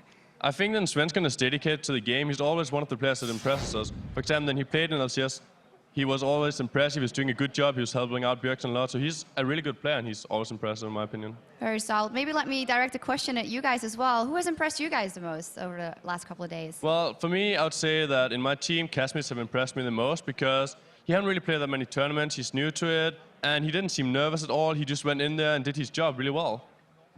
I think Wicked's been pretty solid this whole time. Good work. So when we go into this next game of the Lemon Dogs versus TSM, we talked about inexperience, we talked about those mistakes. Is that something that we can remedy from one game to two, or? I think it's something that can change instantly. For example, if Lemon Dogs gets down a 1 versus 1 lane and 2 versus 2 in like a normal setup, I think they'll do a lot better because the individual skill is not far off. I would agree with Wicked that that's what they need to do. I don't know if it's going to be enough because even if they're in 2v2 lanes right now, Bjergsen getting a first blood kill level 3 into the game, it will definitely help them a lot, and the next game could be a lot closer. I still think TSM takes this 2-0. All right, thank you very much, gentlemen. And with that, let's send it back over to Riven Quick Shot for Game 2 in today's Battle of the Atlantic. Thank you very much, Shocks, and some good choices. I agree with most of those. Jez has definitely started playing well towards the end of his games, and Wicked also did a great job. He needs to get his consistency on more than one champion. This is true. Because I still feel his Ziggs is far and away his strongest, and it just needs to diversify through a few others. All right, but let's get to it. Game 2 between Team Solo Mid and the Lemon Dogs. TSM can take down another Nexus. They will earn North America 2 points and give their region the lead in the Battle of the Atlantic. Yeah, I think TSM has to be ecstatic with their performance. They had the fastest Dragon, the fastest Baron. They had a 20,000 gold lead by 25 minutes into the game, and it was an incredibly one-sided matchup. Bjergsen, of course, played impressive as always. He managed to get first blood 1v1. He did go 8-1 and 2. And I think he's the player we're talking about the most because of the transfer and Reggie stepping down. But if I'm very honest with you, I actually feel like Wild Turtle Special and Odd One laid the foundations for that massive snowball to start going, thanks to that top lane push and then the rotations. You know, well, the dominoes fell perfectly. Yeah. Usually you get something in one lane and you're like, cool, we'll either focus that and make it bigger or let them just win that. But it happened in all 3 lanes at once. Top lane got pushed, Dyrus got out of his bottom situation, and the kill came from Bjergsen. So it was like surmounting immediately. And we've seen a similar mistakes from SK Gaming during their first couple games yesterday, where indecisiveness or not taking action costs you as well. 30 minutes of it. And you know, that was the problem here. You know, we did see a few attempts to jump on TSM, but it was when TSM members were sitting in the jungle and you know, they couldn't lock it down. So we'll see if picks and bans is going to change. I don't think we'll be seeing an Amumu or a Mal fight. No, we'll see if TSM decides to ban out the Shyvana on this, as it's going to be Fresh's side. Olaf going out. Evelyn already out of this one. To see Lemon Dogs has to do, as we said, partway through the game when we knew that TSM was just taking too much of a lead, this is one of the points they have to win. They cannot take this lightly in Champion Select because this could be their last chance. There's been no changes so far, with the exception of a much slower ban phase now from the Lemon Dogs side. This is the first change that we've seen. In the previous game, there was 3 bruises banned on the side of Lemon Dogs. They took out Olaf, Shyvana, and Dr. Mundo. This time around, they said, Wild Turtle, we don't want you on Sivir. But it still leaves Jinx, Lucian up and available for selection if they wanted to go that route. I feel like the 80... It could be banned out for the fact that they are just going for somewhat of a chase comp. If Mundo doesn't get banned out, well, absolutely. Elise first pick, Shyvana's still available as well. Makes it through. Renekton's still up. So I think if Shyvana gets picked... They left the two of the... Yeah, I think if Shyvana gets picked, Renekton will most likely be the response, and it might be something like a Renekton Elise. It might be the same first and second pick that we've seen from TSM in the previous game. I'm So Fresh does play Elise, and he does like to play that type of champion. We'll see. Odd One's Vi is also open as well, and they'll have a definite awesome backline synergy if they take that with Shyvana. Shyvana is going to get locked in by Dyrus. We'll actually have to see where that goes. It'd be interesting to see Album play it, but it's just such domination in top lane. Yeah, it really was. Dyrus and Mew didn't necessarily trade 1v1, but the moment they got involved in the team fights, you've seen what a difference impact. Unstoppable Force not hitting anyone because of good flashes, and Dyrus going in 4v1 and winning, you know. So I think Mew's going to have to pick a champion that can at least respond it and do something against Shyvana. Renekton is, in my mind, what they should be picking. They do have time. 15 seconds left on the clock for Lemon Dogs. They are absolutely deciding. They don't want a special on that, so kind of really taking the playmaking out of bottom lane with a few picks there. And it looks like they do lock in that Renekton. So I'm happy to see the Renekton lock in. I don't know if TSM would have locked it in. I don't know if Odd1 would have taken jungle Shyvana or not, but it does allow him to sit on Elise again if he wants to go for that route, you know? Go for the jungle Elise, and then maybe lock in another support. They could go for another Taric if they wanted to go that route. So there's a lot of options available for both of these teams. Having the Thresh also tells you that Lemondogs want to have a little bit more presence in lane, want to try and maybe pick up a little bit more kills. Their Annie in the previous matchup just got too far behind too early and couldn't contest. And I think Thresh has more versatility, more options to help you if you do get behind. You can lantern gank, you can hook, box is good for zone control, etc. So we do see that Elise being locked in by the Odd1, his champion that got him to Challenger. He played quite a bit of that on his road up to that tier. Bjergsen locking in the Lucian for Wild Turtle. We'll probably see him leaving his pick for last as well. A lot of the dip, duck, dive composition coming in here from Lemondogs, so they look like they want to stay safe and actually not go for so much of the press R in comp. I already feel a little bit better about what I'm seeing. I feel like this composition is a little bit more current, if I can use that term. And I also think that maybe Lee Sin is not the best option because I feel like Shyvana and Elise are not really going to be threatened by Elise as the game goes on. However, swapping to the Vi, I'm much happier about this pick because he can get onto the Lucian in the back line. And if Bjergsen wants to go play another squishy mid laner, like say a Ziggs or a LeBlanc, Vi's instantly going to be in his face and chasing him down. We'll have to see where they decide to continue with their picks. Ezreal being locked in. Last one is going to be the mid, but ooh, it looks like that Zed will be the lock-in as well. Annie going on the support, so Special keeps his stun lockdown, potential kill in the lane. This is going to be big for TSM. They have really nice starting lanes. And those were instant locks as well. I mean, that Zed Annie there was no hesitation at all. We've seen Zed being played yesterday by Jezus for SK. It didn't work against the tanky lineup. I feel like the potential for failure is still there as well. That Renekton and Vi could get to a point where they can't get, they're not worried, they're not threatened.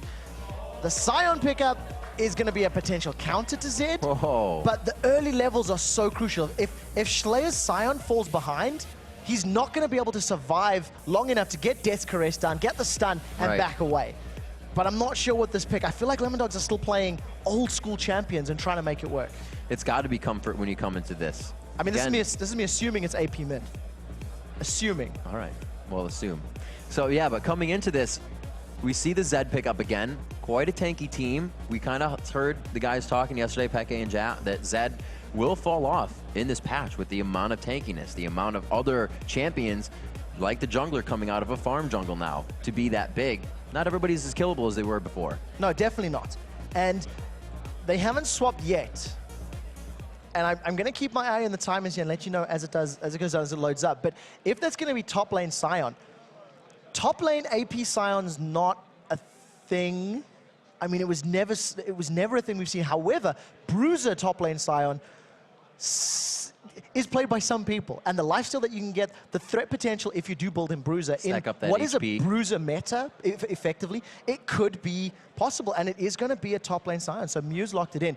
We'll see if they're going to decide to do any sort of lane swap, but this is a brand new champion, and we've seen a lot of new champions being locked in this series. It's the Battle of the Atlantic. You got to pull out all the stops here. TSM took game 1. We're looking for Lemondogs, and Lemondogs fans, at least, to grab game 2 here, and you have to think, Lemondogs has kind of mixed fans. They're also growing a fan base right now. TSM has a huge crowd behind them. They're not even on home turf. Yeah, it's the truth. The European crowd is getting behind Team Solo Mid, and you can't blame them. I think a lot of the hype coming into this series around TSM, the performance, Bjergsen joining the team, I think we've seen it, and I would go so far as to say they've lived up to it right now because of that game 1 performance. It looked good on paper so far. It looks good on the pitch as well. They are going to be on to the Rift. TSM now on the blue side, 1 game up. Lemondogs looking to keep their Battle of the Atlantic hopes alive. The first thing I want to point out is that I'm So Fresh has picked himself up a sweeping lens, so he's going to be potentially looking to invade, maybe looking to get in their faces a little bit more, deny some vision.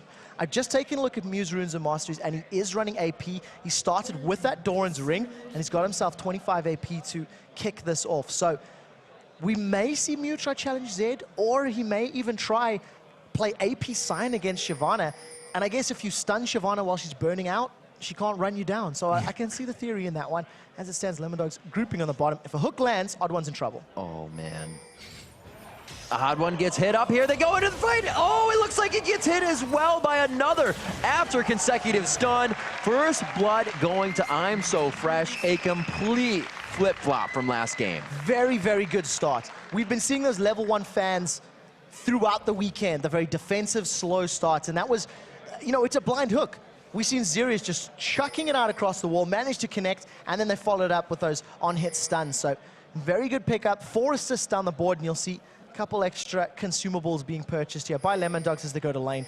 That's a good start for them, but they need to keep doing it, finding those hooks, finding those picks, and make sure they get into the advantageous position. So with that happening, it doesn't really stop much if TSM really wanted to go in and do something. Maybe it does, but it looks like they're still going to be a bit aggressive on this one. Yeah, just an aside. It's just something that Odd One Yep. likes to do. Dying early. He did it at Worlds. He's doing it here. It's just a thing that he's doing. What we are seeing, though, is some challenge on this red buff. As TSM, they may want to pick a fight, and this is 3v2 if there's a stun coming down, but because Odd One started with a volatile Spiderling, there's no cocoon. Oh, grab onto Turtle, just a little bit more harass.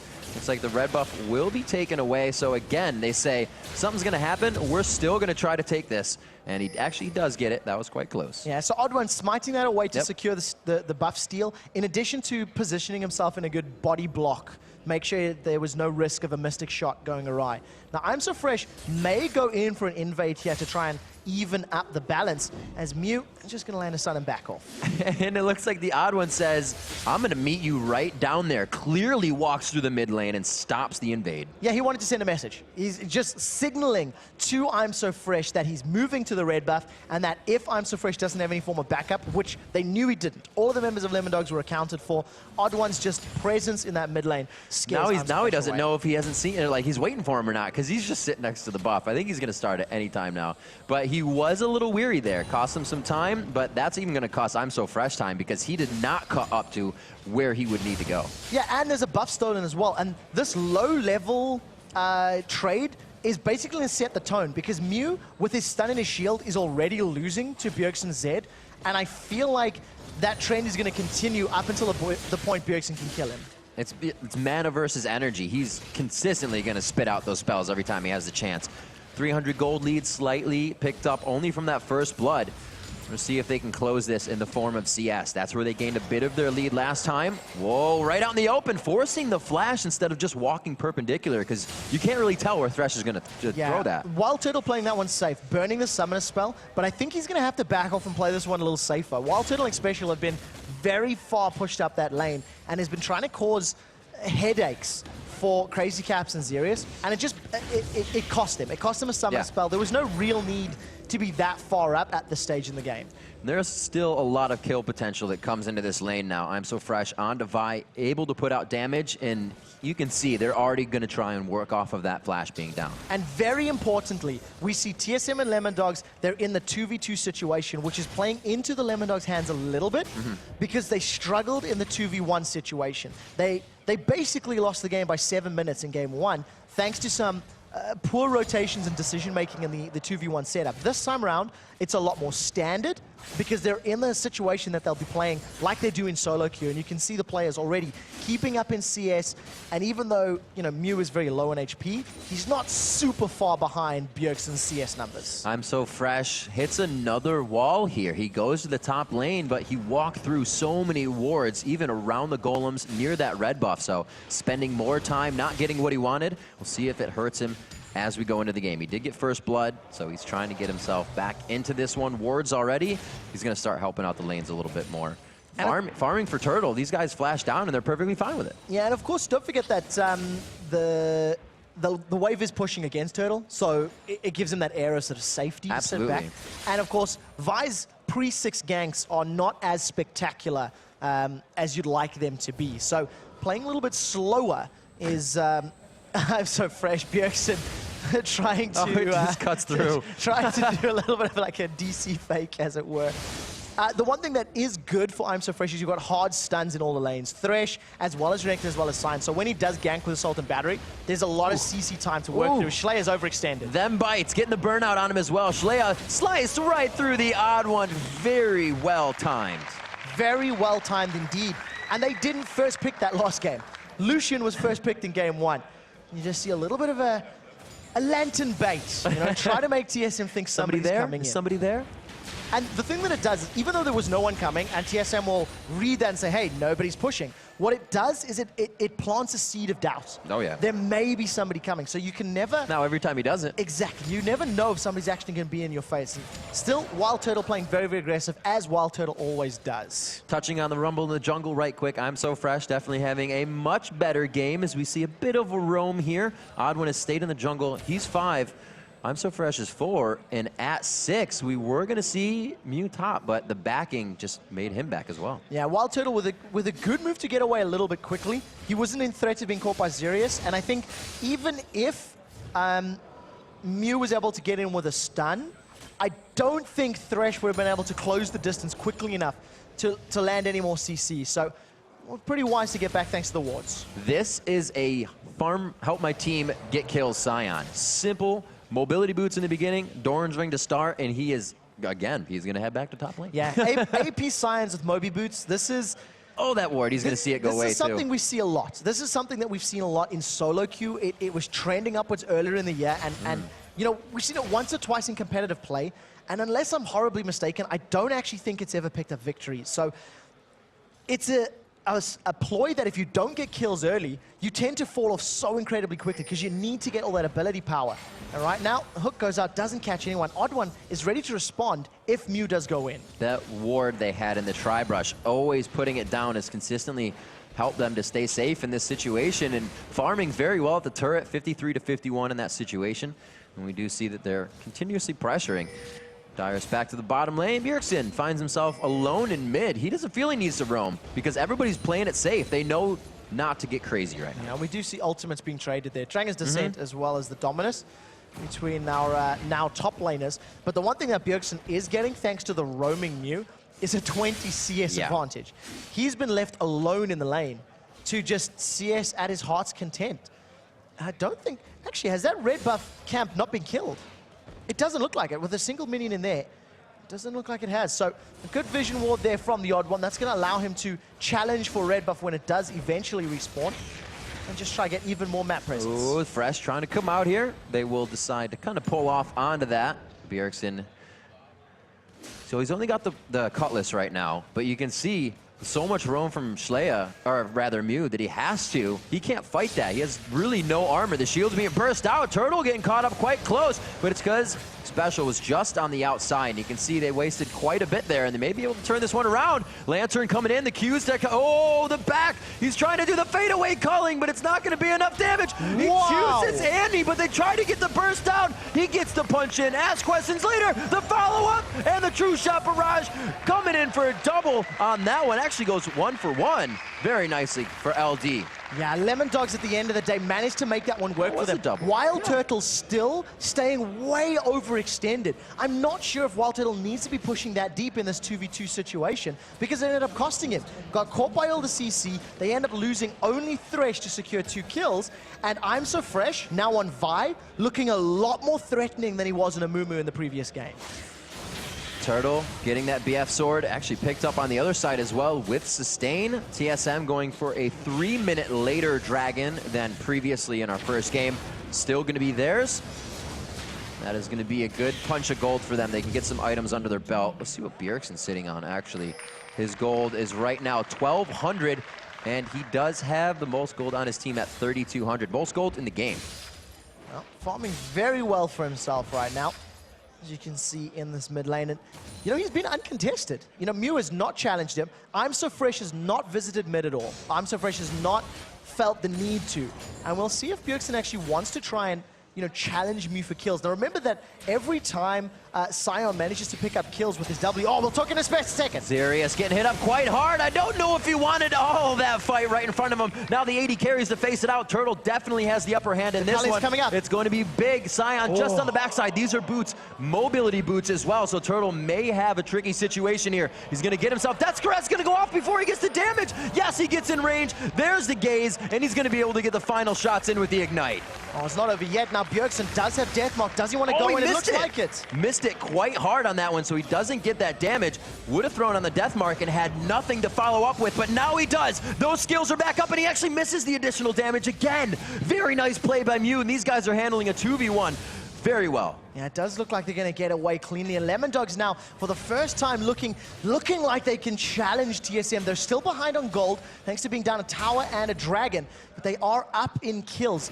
And the thing I wanted to highlight about Mew Sion is whenever he manages to pick up CS while his W is turned on, while he's got that axe of his glowing red, he's growing in HP, developing hit points, which is going to allow him to survive the burst of Bjergsen's Zed. So maybe this is a quasi-counter, and we'll have to see as the game progresses. Something we haven't really touched on yet, and it seems to be working somewhat. The gold is down, the kills are up, and we all know those can sway. But they've switched lanes. Is that really the best option for a second game after a loss, to switch lanes? Or do you try again at other champions in your pool? Oh, we'll see right now as Bjergsen's being dived. Oh my God, I thought they were gonna hold off, but they did not. They are getting zero cares about the turret around them. And the odd one forced back on this. Going to be very difficult for TSM to deal with those dives. Sion, Vi, landing, allowing you to then land Thresh CC is almost impossible to counter.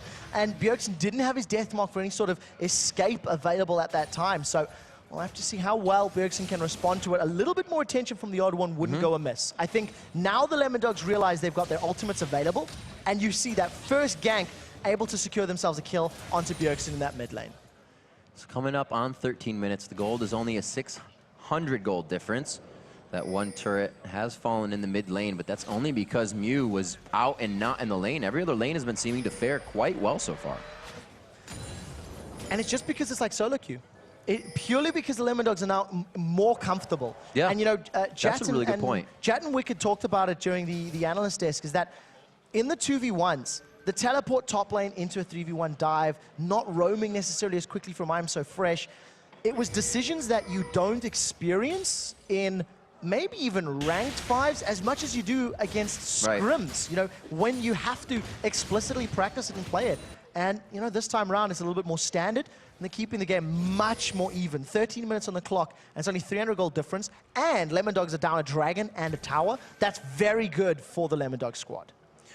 Let's see what they can do. 6-2 on the scoreboard. 3 of those kills in the hands of I'm So Fresh. Not something he was able to do last game on Amumos, who he is feeling much comfortable, more comfortable, I should say, himself. Looking to push this lane, but seeing on the backside, he's going to hope those Moby boots keep him moving. They get the damage on that. Deathmark won't kill, but they may be able to follow up with more. Repel comes in. Death's Caress is back on, so he's got a little bit of health to mitigate that, or shield, I should say. And he's going to get the safety. They try to go in onto I'm So Fresh because it's very low for Bjergsen. Odd One's going to be forced to run. And it's Thresh coming from the top side. Zerius coming in, going to get the flay, possibly the death sentence. He doesn't even get the assist. And that's exactly what we were talking about. The hit points there for Mew Sion working in his favor. Now Bjergsen's caught. Well, Dyrus is going to fight while Bjergsen getting caught up. The communication completely going awry for this situation. Dyrus getting flayed as he tries to get out of that one. And it looks like he is forced to flash over the wall and burn out to safety. Very good passage of play here for Lemon Dogs. They now take the gold lead, and they're not letting TSM dictate the pace. They've put a couple kills on the board. They're roaming effectively. And most importantly, Zed's burst potential is not at the I can kill you phase for Sion. Potentially for Vi right now, and most definitely not Renekton, is now Wild Turtling Special in trouble. Oh, Mew just on the outside, a good stun on the back. He saves the Death Caress, but he takes a good amount of damage himself. This allows Turtle to go hard. They are going to put it to a 2v1. Tibbers is chasing as well, and it's going to be Zerius always there in the last moment. Zerius to save Crazy Caps, and he does. Flashes over the wall. How is he 2v1ing with the Tibbers on his back as well? Wild Turtle finally picks up the kill. I'm So Fresh now to try his hand. The blue buff is there. He gets a punch. Ask questions later. Turtle's going to have the red buff proc on. No, actually, the red buff wears off, the blue buff is only there, and he may be able to kite it. Wow, the kill goes down, and the Siege Minion! Blue Minion OP. That was fantastic. Somebody needs to give X-Special a medal, because the Tibbers stun burns through some of the shield on Mew, and also prevented him getting the stun down.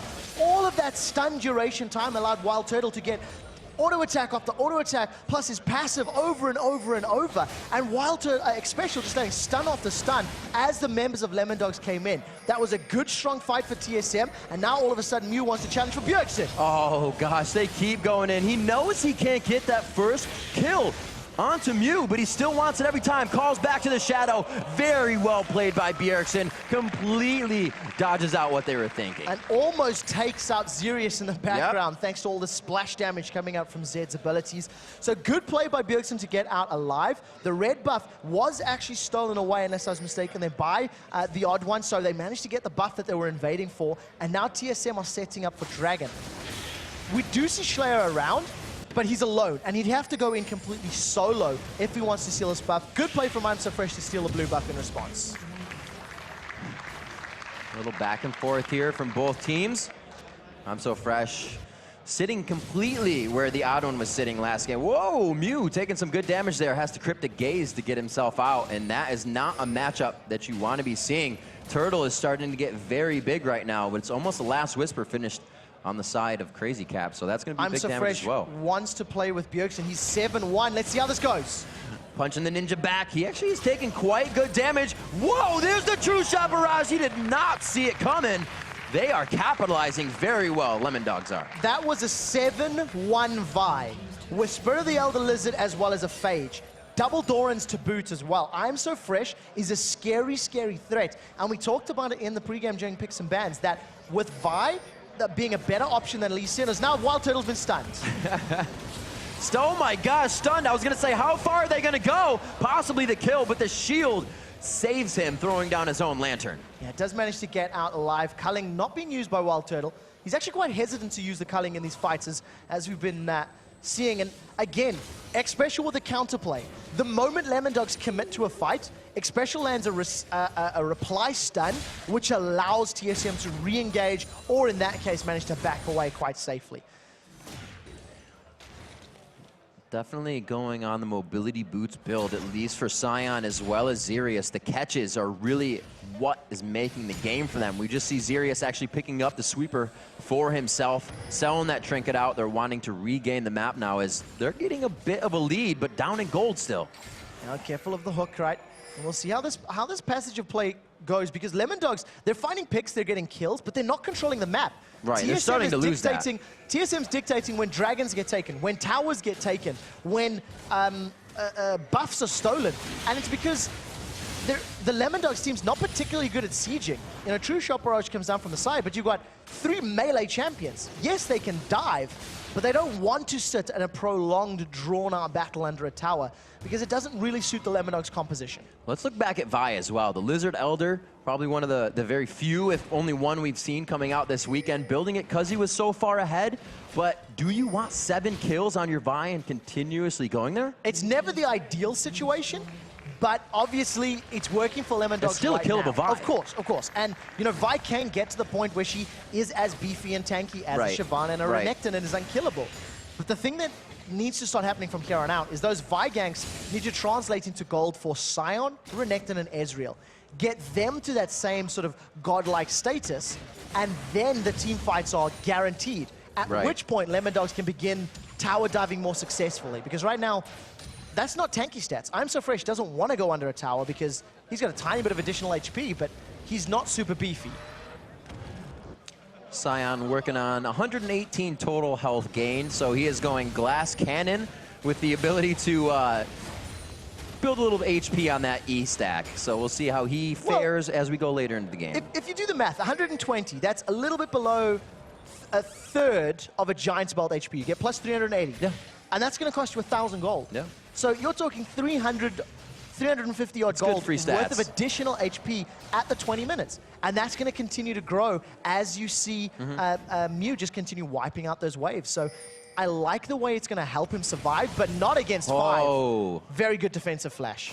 No hesitation on that, realizing that if he was trapped by anything, he was going to go down. Activating that talisman right away. We actually do not see anything on the other side in the way of a talisman. So we'll have to see how they fare. 0-3-7 on the support to 1-3-4. There have been quite a few battles, and it's should say both Xerius and Xpecial have had great plays for their AD carries throughout this game, which leaves them at 4-3-1 for Turtle and 3-0-3 for Crazy Caps, which is completely different from what we saw last game. Yeah, completely. This time around, Crazy Caps can actually have an impact in the game. Yeah. This time around, Crazy Caps has got the ability to deal damage, the ability to pick up kills. He cannot afford to get caught by Bjergsen, though. That is a very, very big thing that a Cocoon cannot catch him from, the odd ones at least. And right now, TSM, again, just finding an opportunity, and they're going to take this tower. Flex their muscles right in front of the turret. They have enough range damage to not put themselves in a bad spot for that. So, learning from game number 1, Lemon Dogs lost the matchup arguably because of inexperience and decision-making in the 2v1 early stages of the game. Looking now at the 2v2s, the way TSM is rotating, moving around the map, challenging for buffs, challenging towers, challenging dragons, shows that the Lemon Dogs are inexperienced at this game now. They don't necessarily have the vision they need. They're not challenging for their own buffs all that often. They haven't challenged for a dragon. And right now, Mew's been caught. Mew is caught. Not much damage on that. He actually used all the abilities, so the Death Mark's going to land by itself. Odd one from the backside. Throwing the Cocoon over the shoulder of Bjergsen for the high 5 kill. Flash Cocoon from Odd One. That was a very good play in shutting down Mew, making him think twice about running everywhere impeded. He's definitely going to help him out. And again, TSM realizing red buff was up, put 4 people top, steal red, get a kill, put damage on the tower. They are playing the roaming, rotating game now, much better than Lemon Dogs. Quick shot, you nailed it when you said it's about the objective control here for Team Solo Mid. The fights are always looking good in favor of LD, but now after the turrets, it's going to be the health bars. They go for Xerius, he gets to the back line, and it is going to be I'm So Fresh going down. That Vi is still killable, and now that 7-2-2 is off the map. Massive chunk of gold gets picked up by Wild Turtle as well, so he's been struggling a little bit thanks to playing over-aggressive, and he gives himself a nice 500 additional gold thanks to shutting him down. That's I'm So Fresh, of course, and the split push now 4v1 game, TSM showing the ability to pull the trigger won them that fight. Tibbers going in, stunning members of Lemon Dogs, and the follow-up from TSM being strong and coordinated allowed them to secure it.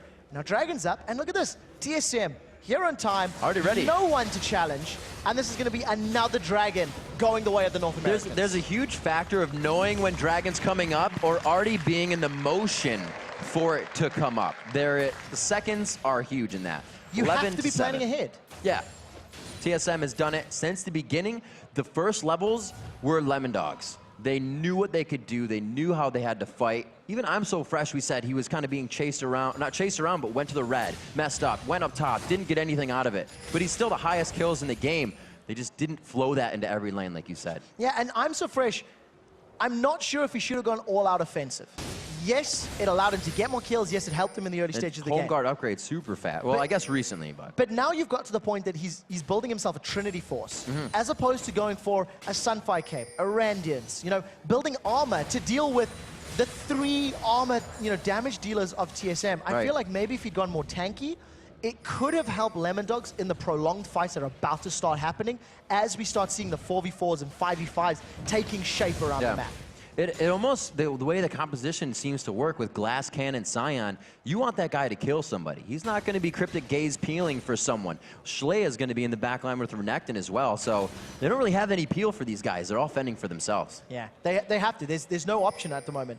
Now, we are seeing Mewing running into Dyrus, but that's pretty good damage, actually, as the rest of TSM, they've started off Baron. Look at the vision. Team Solo Mid have got complete vision control. Absolutely. No one's going to approach the Baron. And because of the bait that Dyrus is playing, he's a juicy target. The rest of Lemon Dogs, they've sniffed it out. Baron's been secured, and Dyrus is still alive. Dyrus could be dead, actually, in this situation. They find Xerius on the backside. 1 for 1 in that situation. And that's going to be the support being down for the top laner. It looks like they will decide to back off of this one after Baron's They down. trade top laner for support, which is never an ideal trade. Right. But TSM got Baron off of it. Dyrus played such a juicy target that by time Lemon Dogs clicked, hang on a minute, we're being duped. They ran to Baron, got there too late, and TSM was able to dive over the wall and secure themselves another kill.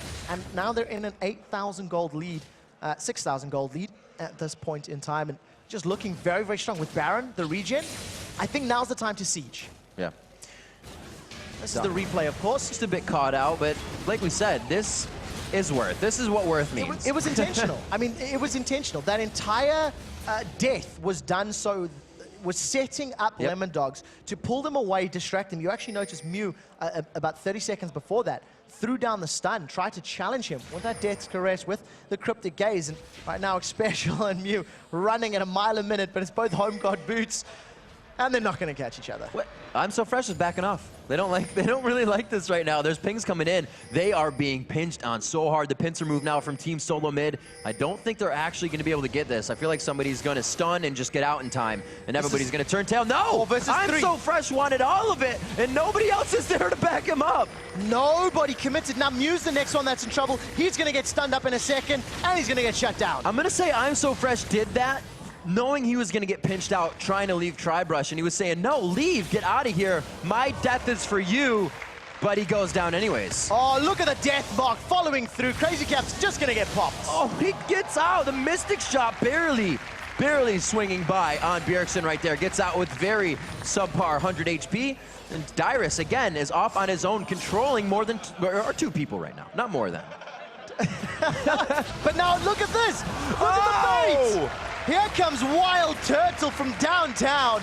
Manages to secure himself a kill, and they're on the inhibitor turret. That dragon is protecting his gold. They are going to be able to take down I'm So Fresh. You can see that Lemon Dogs have kind of realized where the game has gone in the hands of Team Solo Mid. The Battle of the Atlantic, strongly fought so far in Game 2, very much in the eyes of Team Solo Mid. Yeah, much better performance in the opening stages for Lemon Dogs, but not necessarily responding to the map control that TSM asserted for themselves. Special's going to stand up. He may go down. Schleya's getting himself in for the last bit of damage that he can do, looking to drop the 8th turret of the game. It would be the Nexus. They get in for some turtle damage, but he puts the shell on, calling in the fadeaway, and he tries to get the kill. Crazy Cabs, he's on half of everything, but he's still trying to run on full. Can they get the last turret? There's no minions left, and it looks like they stave off the battle for now, but they got about 1,000 HP combined. Yeah, not over yet, as here comes Schleya. They go back in. It's going to be 2 kills coming out. We do see Odd One and Lucian going down. Turtle finally falls as he can't escape deep enough into the shell. Dyrus, he calls it a day as well. They're going to be back for more soon. Yeah, great presence there from TSM, allowing themselves to take down the inhibitor. They get a Nexus turret. Yes, they lost the fight for sticking around, but I think they're feeling confident. I think the way that the last 7-8 minutes has gone, it's allowed them to set this one up. In the replay right now, it's just the retreat, of course, of Schleya re-engaging. Good knock-up, actually, landing from I'm So Fresh's Vine. Truthfully, TSM should have backed out earlier. You know, if they were making the they're right feeling decision. a bit strong. But, you know, they're feeling confident. I think maybe overestimating the goal lead that they had accrued. It is 7 towers to 2. They've had complete control of Dragons.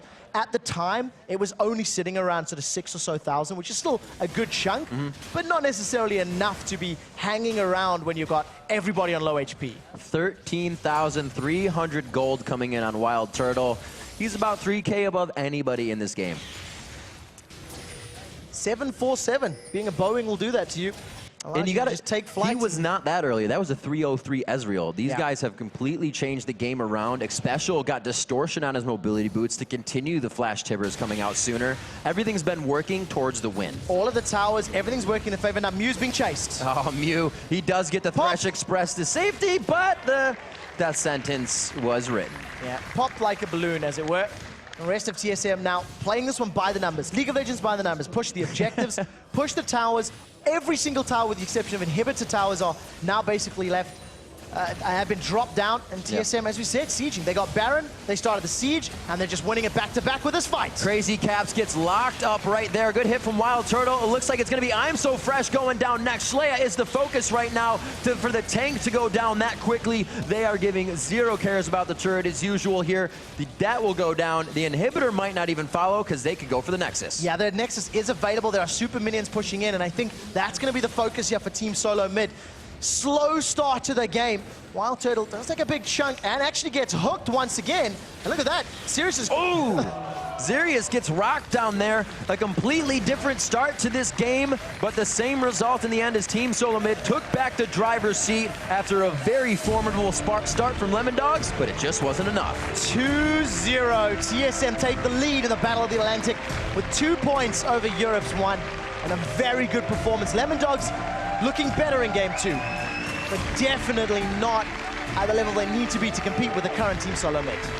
I am excited to see what happens with Lemon Dogs, though. A team that will willingly switch up the lanes may not be the smartest choice, but can really open up a champion pool for a team. It absolutely worked in the beginning there. A little too much roaming. They could have diverted at one point. And I also have to question the drafting phase. I have to question who is making the decisions here from Lemon Dogs. What are they basing their theories off? Malphite and Amumu with the Wombo combo didn't necessarily work out. Zed being countered by Sion. In theory, I can sort of see some arguments to be made, but it didn't actually work out the way that I think Lemon Dogs were hoping. And the same thing happened at Worlds. You know, we've seen a Swain mid, we've seen Malphite as well. It didn't work out for the Lemon Dogs at Worlds. Right. And I think that we really need to step back and look at from drafting to actual in-game execution, because there's a lot of things that need to be worked on here for the Lemon Dog squad. Absolutely. The way they played the Scion right? Zed's not going to come in on you, or you're just going to get stunned. So he tried to roam. But I'm So Fresh was doing the same thing, and no lane was getting anything out of it. It was a lot of walk around in the beginning part of the game. After their first 11 kills, they really didn't get any more. No. And the problem was, even though they were getting the kills, I mean, they had 11-2 at one point in the game, if memory serves. It didn't convert to objectives. They were getting kills, and that was it. And at this level of play, it's the towers, it's the dragons, it's the buff steals. Those are the things that matter. Those are the tiny little inches that you need to take at every moment to actually get yourself a lead and take control of the game. And overall, the inventories, they really tell a story as well. Damage. Scion goes for the mobility boots right into the Rabadons, and then he started building the Seeker's Arm Guard. Couldn't even get more power out, but he was like, I need defense. You had the Lizard Elder into the Triforce on Vi, so two of your tanky people that need to be tanky aren't really going to be tanky, and Renekton was killable. Shlea just went down as well. I would definitely have preferred to have seen I'm So Fresh go a little bit tankier in that game as opposed to the Triforce. Offense. Yeah, I can see the thinking. I can reset. If I'm dealing damage, getting kills now, more damage means more kills. Right. In theory. But when you're coming up against tankies and mobility and coordination, you need to be able to survive long enough. And you've seen in those fights that when they actually broke out and the dives happened, Vi couldn't do anything because you had no survivability to get through the Annie burst, to get through Elise burst, Zed burst, etc. And, you have to give props to TSM. Their rotations in that game were very, very good. Yeah. Once the landing phase drew to a close and Wild Turtle stopped getting caught by death sentences, they moved around. They went for steals, they went for towers, and it was very impressive to watch. And the ward, the Tri-Brush ward in the top lane on red side always thwarted either I'm So Fresh or Mew trying to come in with a Scion or that Vi gank. They sat in the top lane for quite a long time. And if we think about it, you look at, who was I just looking at? I believe it was Odd One. Yeah, Odd One. He took red and ran straight through middle, said, get away from my red. Yeah. You're not doing anything about it. The psychological play, shows himself in the minion and says, hey, I'm moving down to this area.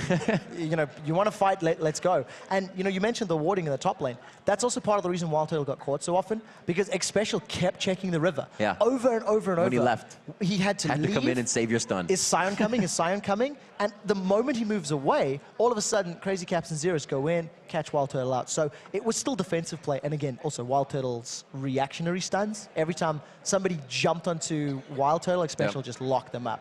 Very good, strong Annie play. That seems to be that composition. Something that Wild Turtle can play super crazy on and get scary, but you have your Taric or your Annie to quickly stun and disengage and get back out. And that's really something I think they said about the team, is that when they switched it up, he farms more and he's aggressive. He's not just aggressive. I feel like both Bjergsen and Wild Turtle, when we heard in the preamble saying, Bjergsen makes calls, I hear calls from Bjergsen saying, I can kill him. I can kill him. And Wild Turtle going, yeah, dude, you can kill him. You can kill him. Let's go. I think that's how they back each other up. All right, guys, we're going to send it down to the stage where Shox is standing by with the victorious Team Solo Mid. Thank you very much, Riv. Bjergsen wanted to say thank you, Riv. He's playing around here a little bit. Thank you, Riv. There you go. You're obviously in a very good mood. Great performance for you guys. How did those two games go for you? Because the second game, you weren't as dominant, maybe. The second game, they had a really annoying comp to play against. They mostly went for kills more than objectives, and we were actually, I believe, ahead almost the entire game just off objectives. And they just pretty much played on kills, and even when we were up at their nexus, they had more kills. So it's kind of an annoying comp to play against, and they played it kind of like you would play solo queue, but it did work out early. But I think playing more team-oriented worked out for us. How much of a hassle was playing versus Sion? Because they locked it in last, so I think they thought, we're going to get him with that Sion. Sion is not too big of a problem in lane. It's mostly that he just runs all around the map and is annoying to everyone, pretty much. So. I also want to ask maybe the bottom lane how their experience went, because a lot of pressure, a lot more pressure coming out from the Lemon Dogs in game 2. X Special might want to talk for the carry. Yeah, so Wild Turtle basically wants to say that we got camped really hard, but we managed to not die as many times as we normally would in solo queue. So that was a good success. And yeah, our team carried, so we're pretty happy with that. I don't want to take too much away from the Lemon Dogs, of course, because they are a brand new team. What do you think is the potential in that lineup? Their 2 games really showed that they had the potential to bring out 2 different strats. And to see that in a new team is always something that you don't really expect. And for us to see that, I mean, I think they have potential. Lemon Dogs, they have shown that they aren't that bad, and a little bit more work, and they probably could be a top LCS team. Wow, well, coming from an experienced team as TSM, that is, of course, a great compliment. The other one, I maybe want to ask you about your experience in the games. How does the fact that you have Bjergsen now in the mid lane kind of free you up, and might that even change your play style as a specialist holding the mic? Yeah, is the mic on? Yes, it is. Okay, yeah, Bjergsen plays really well mid lane, and he puts a lot of pressure on mid. It's just that Sion game, Sion's really annoying for the first few levels, so we actually couldn't really do much except just farm and get objectives. When we tried to kill Sion, I sort of messed up, and then he just got more fed, so he just decided to just stay with getting objectives for the most part. But with the control Bjergsen has mid, it's really good because we can get easy dragons all the time, and we usually camp their enemy jungle buffs, so we got a lot of that. But aside from that, it's really good to have Bjergsen on the team.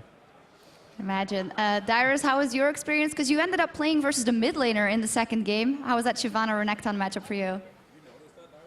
It was a great 4 versus 4 game.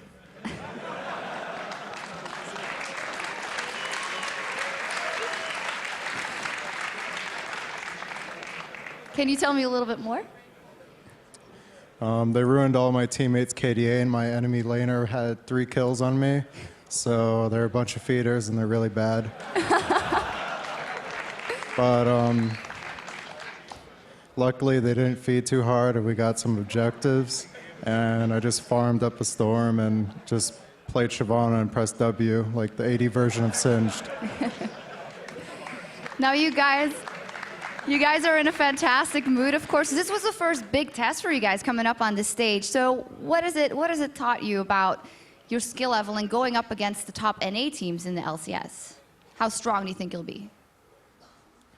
As far as I know, the only NA team that I'm worried about is Cloud9. The rest are non-existent, especially COG.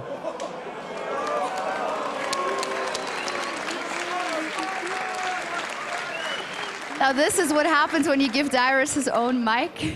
Shots fired. No, Dyrus, maybe do you want to say anything to your fans here on the European side of things? I'd like to thank all you guys that came out, especially the guys that drove 9 hours. That is very, very impressive indeed. Thank you guys. I love you guys. I thank all the fans once again that you guys are all here. And if you guys, for the fans that don't support us and support other teams like Fnatic, Gambit, CLG, and then the other teams, like, I'm very thankful because without you guys, all of us and all the teams and everywhere wouldn't really have a job. So thanks for coming, thanks for watching, and have a great night.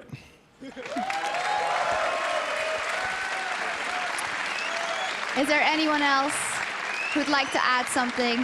Yeah, I just want to say this from everybody else, and including like here, like, thank you guys. Thank you. Thank you. Thank you. Give it up for Team Solo Mid.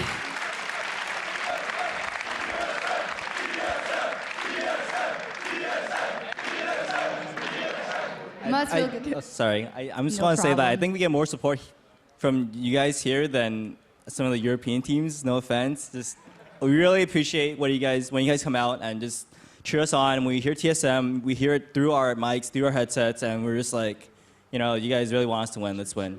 All right.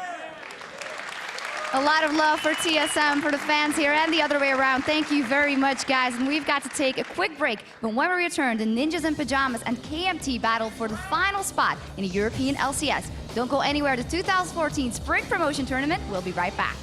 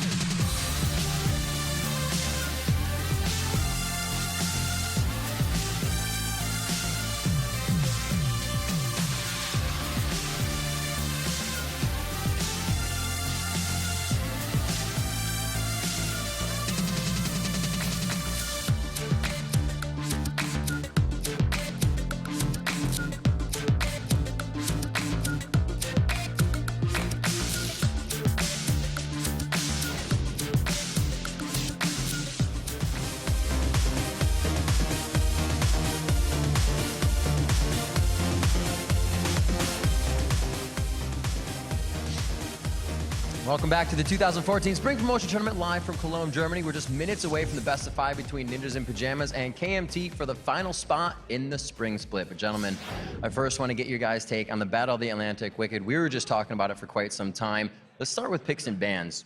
You know, what threw you off or even made you surprised about it? It really made me surprised that they picked Sion and played him on Mew instead of putting Mew as the top laner and then letting Slayer play Renekton. Because, for example, as you saw in the game, Slayer doesn't have the most experience on Renekton, and he kind of got dominated by Shyvana early game, which shouldn't happen.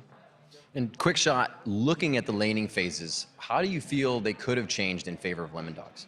I think the big key for Lemon Dogs was the inability to convert kills to objectives. And I think going forward, they need to practice in their scrims, figuring out how they can make those kills work for them. Just getting a kill on somebody who's overextended isn't the best. You need to time it correctly, push for an objective, go for blue buff, go for red buff, things like that. And maybe itemization could have been improved, but game 2 was a marked improvement for game 1 as far as the Lemon Dogs were concerned. And Wicked, we were talking about that. They actually fared better in laning phase, but where do they drop the ball for Lemon Dogs? I think, as I said earlier, the main point was the solo lanes that swap lane. They just weren't experienced in that lane and they didn't do so well. For example, you even saw Sion. He was being really far behind in the early game, but then he started to pick up, start roaming and getting kills, so it was all right for him. But Slayer was just getting destroyed, and he was always 1v1, so he couldn't do anything else. And about that lane swap, you guys know about it. Switching people around, playing supports, mids, tops, and everywhere. Is it done rarely? When is it done? Were they kind of forced into it and thought it could work? What do you think they were doing? So I think lane swaps are very rare. Like, you don't see them that often. And it's done, for example, like, Zed used to be a top lane champion. I played him all the time. So I was really good on Zed. And then suddenly he became really strong in mid. And Frank hadn't played him that much. So it's pretty normal for me just to play Zed, and I could easily play him in mid. But for example, like Renekton now, it's not like a champ that's haven't been played top and been played mid. So it didn't make much sense. All right, gentlemen. Enough of that. The Battle of the Atlantic will continue on, but now I want to shift the discussion over to the promotion series up. NIP versus KMT coming up right now. How do you guys see this one playing out? Wicked, we'll start with you. Well, I see this one playing out by 0-0 dominating top lane. Like, honestly, I've played so much against him, and I can't see anything else happening. Why is that? What makes him so strong? 0-0 is incredibly strong because he managed to outplay you mechanically, and then he gets a little advantage, and he just pushes you, and then starts roaming. So he's going to proxy farm you, like go behind your tower, kill the creeps, and then go gank mid or put pressure on other lanes. And Trevor, watching these teams kind of birth their way here, what are you thinking? I think NIP is in the position where if they deal with the nerves correctly, they should be able to pick this series up. I think they are a strong favorite coming into this against KMT. I know for a fact that they are incredibly nervous. We were leaving the venue last night at 1 a.m. and they were just coming back from getting some food, and they continued scrimming to the early hours of the morning, you know? So this is a team that has been working very, very hard. They skipped DreamHack to practice 3.14. And I had a chat with Deficio about how the team's looking and how he feels they're performing. And he says he's come to understand the team a lot more from a month ago until now. And some of the defense mechanisms they have to deal with the nerves and the tension is coming out, and he's saying that they're feeling confident, they're feeling good, thanks to the fact that they've been training very, very hard for this. All right, gentlemen, thank you very much, Wicked. Once again, let's head over to D-Man and Jat at the caster desk and see if it plays out the way we think. Thank you very much, Riv. And of course, it is the final match of the weekend for us. It's the final game we're going to get cast this year. The entire year. I don't want to get too carried away, though, because we are nearly at the end of the year already. But it is going to be Ninjas in Pajamas versus KMT. I'm not even going to attempt to say their proper Polish name. Kiera Smellis team. Ah. I don't think I should have got you to do that more often. Malin. But this, it's been a crazy tiebreaker weekend.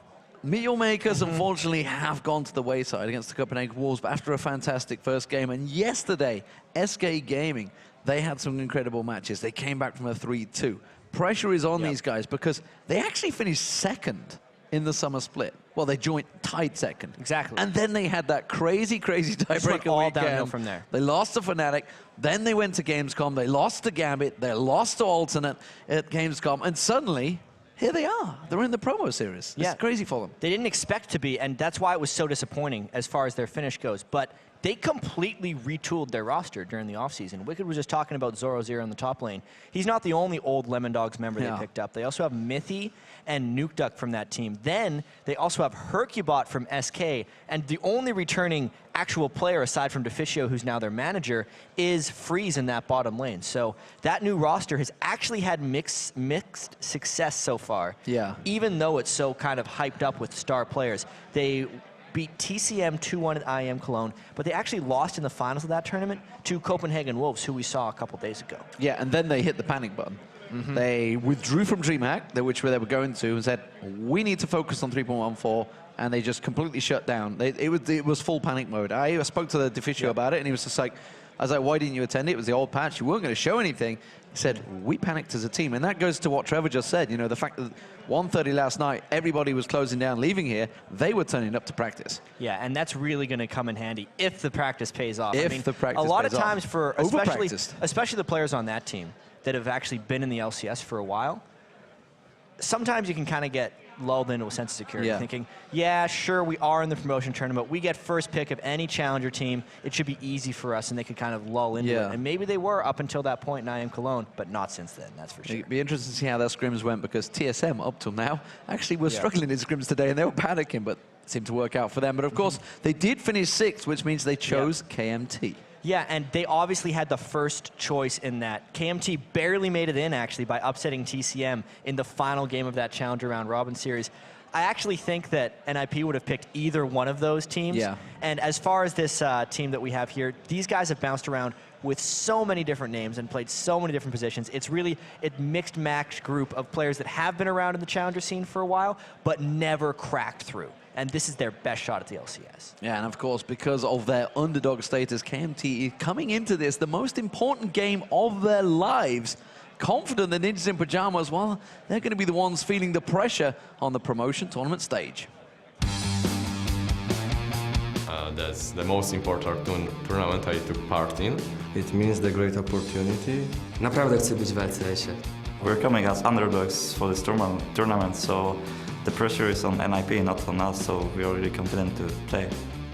Yeah, I'm confident, but still I'm a bit in stress because I have to win.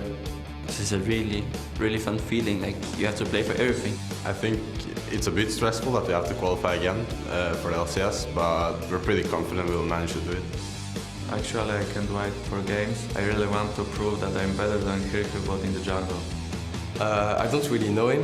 I don't really know what he plays. I did some research against him. I watched some scrims, his LCS games. I know which champions he plays, like everything that I could. In Scrim, we don't ban any champion, so I'm ready to face no matter what he plays. I think we're in a good position. LCS, here I come. LCS, here I come. Confident words from Ninjas in Pajamas, but KMT seems to have done a lot of research on NIP. Yeah, and it's actually really hard for NIP to do the research back onto KMT because they've actually went kind of dark for the last 2 weeks. Even though you can scout their main accounts because they've been around for so long, there's no high profile on this team. So when they switch to their secondary accounts, people don't know where they go. There's no Reddit detectives on the case to figure out what they've been practicing in. So NIP has to kind of generically prepare for this team. Luckily, though, because we're here and all the teams are involved, we get the detective side of ourselves. And I can tell you, don't write off KMT. They beat TSM this morning in scrims. Yeah, and we know that TSM just won that Battle of the Atlantic against the Lemon Dogs team very cleanly. And you can obviously not read too far into scrims, but that means take them seriously. Absolutely. So let's check out the starting lineups. On the blue side, it is going to be Ninjas in Pajamas in that top lane. Zoro, the man that could be the top man in Europe right now, according to Wicked. Who knows? Hercubot, the jungler, come over from SK Gaming. Nuke, he's in towards that mid lane now. Used to be in Lemon Dogs. Freeze, he's been the staple diet there, the one and only really remaining member in Ninjas in Pajamas. And Miffy, the new support alongside him, also come from Lemon Dogs. And of course, the challengers on the red side is KMT with Zazus in the top lane, Yankos in the jungle, Overpow in the mid lane, he's been around for a while, Celavar on AD carry, he's played a lot of different positions, and also Vander on support. So what are we expecting from this? What do we take from the picks and bans as we move into this one? Do we go with the standards? The standards currently, because Rengar's ban has been stacking on towards that top lane, try and take as much away from the top lane as you can so you can get that first pick on the top. And why wouldn't Zoro want to do that with Ninjas in Pajamas right now? So that could potentially be one top lane ban, so they get the other strong top laner. If you're considering Shyvana and Mundo, with Renekton being slightly below that tier. I think that could definitely happen in the picks and bans. Or Malphite, if you're Wicked. If you're Wicked. We don't have Wicked in this game, though. He's like the Malphite master right now, as far as the Trinity Force build goes. No one else is really on his level with that. Yeah, it'll be interesting to see which way Zoro goes, because the discussions with Wicked about it was like, normally, when these lineups happen, Renekton should be the Shyvana. He says, but sometimes if you're against Zoro, you can't win that lane. It really can be down to the skill of that player. We will see how it goes, though. Picks and bans coming through. Caitlyn taking out, Gragas removed as well. So not going to let Nukeduck have that one. You know, I don't think we're going to see Nukeduck on Sion this time around. He played it in Cologne as fun, but this is serious time for both teams. Yeah, these are, again, some of the most important games these guys have played. Amazingly, 3 of the players here on NIP were at Worlds. So it's not like they haven't played high-pressure games before. They didn't have the performance they wanted to at the World Championships, but at least they have that experience to bring back here. And you can see with their bans, at least, the Caitlyn is very much specifically at Celavar. It's also because there's been so much success with Caitlyn so far at this promotion tournament, just with the fast pushing. That's something NIP doesn't want KMT to be able to do. And then the Olaf and Cassian, I think, are more generic bans. And I'd actually like to see the stats for this one. I'm sure Optimus Tom out back will be sorting these stats out for us, but I'm pretty sure Cassian's been 100% banned this entire tournament. Cassian's been banned every single game. But this is exactly what we thought NIP would do. And it's surprising, actually, that KMT are the ones that banned Dr. Mundo.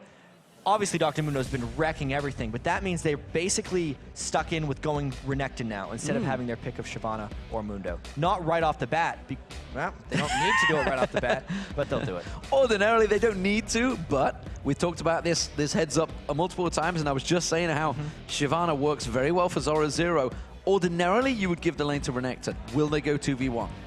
Yeah, that's almost too early to tell. Yeah. We've also seen, since NIP might have more experience, they'd be more inclined to do a 2v1 because they're much more adept at tower diving early on in the game. The one reason you would go for Renekton at this point is so that NIP doesn't throw Shyvana into the jungle.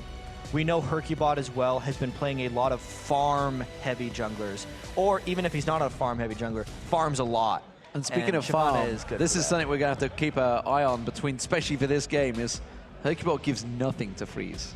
Nothing. Does not allow him to have any farm at all. They have a fun little relationship there. I'm sure they're eventually happy with each other, and that's an interesting bot lane choice as well. Right off the bat, they're obviously saving their mid lane picks.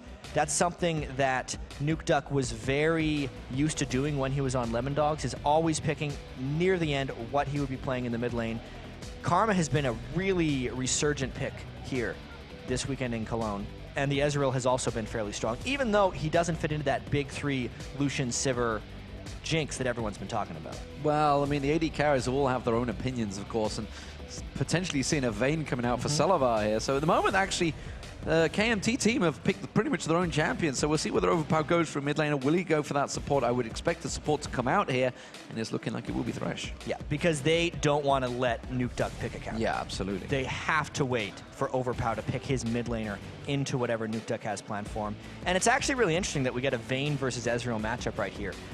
We do have to remember that Vayne was banned all 5 games against Candy Panda in the promotion series last night. That's because he carried so heavily at DreamHack with that one champion. He individually picked up SK Gaming and carried them through to the cup. And especially for a lot of these challenger teams, having those individual carries is almost valued more than it would be for an LCS team or the really, really top tier teams. So them getting the Vayne kind of gives them that wild card of, you know, if all goes wrong, Celavar has a great game on Vayne, maybe they can take it, is probably what they're thinking. And if you guys at home are watching and maybe recognizing some of the names of KMT, they have been around for a very long time as a team, under various different guises. Every time they drop the sponsor, they revert back to KMT. They've been in Sao Paulo. They're in the finals against, it was Samsung Blue, as they are now, and actually put up a very good performance against them. So these guys have a lot of international experience as well, so do not write them off. NOP are very strong right now in scrims from what we're hearing, but KMT are an incredible team, and the picks coming in here, and Amumu picked up a game. We saw it just a moment ago for Lemon Dogs. Now we're seeing it for Hercubot. And it didn't work for Lemon Dogs, but I feel like NIP is a much more experienced team with this, especially Hercubot. The team is used to having him play with a farm-heavy jungler, and also since their lanes are so strong. Zoro Zero was talked up by Wicked. Nukeduck was one of the most lethal mid laners in all of Europe last year. So those guys can hold their own, whether or not Hercubot is able to gank frequently. Absolutely. Final pick kind of come in. Could be a Kayle. I mean, it's up against an Orianna in that mid lane, or will they switch the lanes around? Haven't seen a Kayle for a long time in League. No, it's been a while. We saw Kayle a little bit as a counter pick to some of the assassins back at Worlds in Season 3, but this is really just trying to get lane power and maybe throwing a little bit more shielding into Selavar's vein, if it comes to that. It's a bold pick right there. I think it's strong in the lane, and he's going to try and stick with Nuke Duck with that. So looking at both teams, there's a lot of crowd control from both sides. There's a lot of slows, a lot of stuns. KMT actually have quite a lot of stuns now. I'm looking at it, a lot of crowd control. You can't get in too deep. Selavar's just going to knock you back. You've got the thresh hooks, the flays, the slows, the like you say, the invulnerability. There's so much coming out of KMT here. It definitely seems like KMT's more the team to single out individuals and try and take them down, where NIP is going to be the team that wants to find the big team fights because they have much more AoE damage on their side, which is actually kind of reverse of what we're used to seeing, or that we saw in the TSM series, where the experienced team in TSM took the team that would get single targets and roam around the map and find kills, whereas Lemondogs picked the AoE comp. This time, it's NIP with the AoE comp, the more experienced team, going to try and catch them in groups. Well, as we get set for the game one, let's check out who you guys at home think will earn their spot in the final European Spring Split place. According to LolEsports.com, well, no surprise here, 78% of you have voted for Ninjas in Pajamas and think they will win their way back into the LCS. And while, of course, this is our final promotion tournament matchup here in Europe, let's not forget, North American Spring Promotion Tournament will be kicking off on Friday, live from Los Angeles. Yeah, plus the Battle of the Atlantic will continue next weekend as well, with CLG taking on Team Alternate. XDG, who is formerly Vulcan, is playing Gambit, and you have to be able to watch Cloud9 against Fnatic as well. Yeah, if you want to watch the LCS regions face off in our new LA studios, head over to LolEsports.com, click on Battle of the Atlantic tab, and grab your tickets. And, well, you guys all at home have seen how fantastic it is in the new European studios. Don't forget, there is a new North American studios, and if it's anything like it is here, it will be a fantastic environment for you guys to go and sit in. It is going to be very similar, I feel. Think of the Culver studios we had. It's going to be a similar setup to that, and it was a brilliant environment for the World Championships. But right now, we are into the game, and Ninjas in Pajamas are the blue side, KMT as the red side. The final spot in the LCS up for grabs. The career of these players is on the line. And for NIP, well, this is the second time they've been here. They were as the Copenhagen Wolves and got picked up by Ninjas in Pajamas off the back of their performance in the summer promotions. Yeah, NIP, after making all these roster movements, needs a payoff, especially the risk that the 3 Lemondogs players took coming over to this team. They had an LCS spot secured. Yeah. But they decided to go with NIP because they wanted the opportunity here. And something that's actually quite interesting at the start of this game is Hercubot on Amumu did not start with 5 potions. He has a stealth ward already in his inventory. He placed the trinket ward first, and he's going to save the stealth ward for later, but you can just see a littering of little dots on the minimap right there because they do not want to get counter-jungled by Jankos' Elise. Looks like it will be full lane swaps coming around here. KMT do want to go for that blue invade, though, but they will get spotted out by that ward at the entrance. And speaking of problems, actually, we'll get back to that in a moment. If they don't get caught out, that Karma, it's that big AE stun will stop that attack in its tracks. But it's such an unusual situation to see. A team that finishes second in the league transferring 3 of their players, the core of their players, to a team that's in the relegation battle. You would never see that in any other sport. It shows a lot of confidence right there from those guys, saying they know that they are a top team, and they're just going to try and win a spot back because they think they deserve it. So here we go. It is the lanes in the top. Let's see how it works out. Vayne, we haven't seen for a while in 3.14, honestly. Certainly in the European LCS side of things, but OGN, I believe it has put in an appearance. Ezreal, though, alongside Karma. Karma has really risen to popularity in 3.14. Yeah, so much of it, and it's kind of strange because Karma doesn't really seem like something that would be changed by all the preseason changes all that much. People are just finally trying her on support, which to me is kind of what she is best at. She has incredible peel and especially early presence in lane, which is so important. Having that mantra Q has already taken Vayne below half health. Freeze hasn't even had to assist in that. This is going to be a big, heavy shove lane in the top, and let's talk about this bottom, because the bottom lane, obviously the Renekton Shyvana, it's a battle that we've seen pretty much every single game this weekend so far. And honestly, it's a battle that's been back and forth. Yeah, and normally we don't need to pay too much attention to these side laners because they they're usually just tanks that slap each other for a little while. But at least here, knowing that Zoro Zero is supposed to be able to win these matchups, Renekton generally has the matchup against Shyvana levels 1 through 8. And if Shyvana hasn't fallen too behind by that point, that's when she will take over. But maybe Zoro's a different breed of top laner. Maybe here's this mid lane, of course, Nukeduck, who was prolific and sometimes a little overconfident in his plays. Certainly at the World Championships it showed, but he is up against Overpower, and Overpower's one of those champions that's pretty much played every position that I can think of through teams. The entire team has juggled its positions around. Salavar, Overpower, these guys have been around for a long time. They've played the top, they've played the jungle, and now they're playing the mid.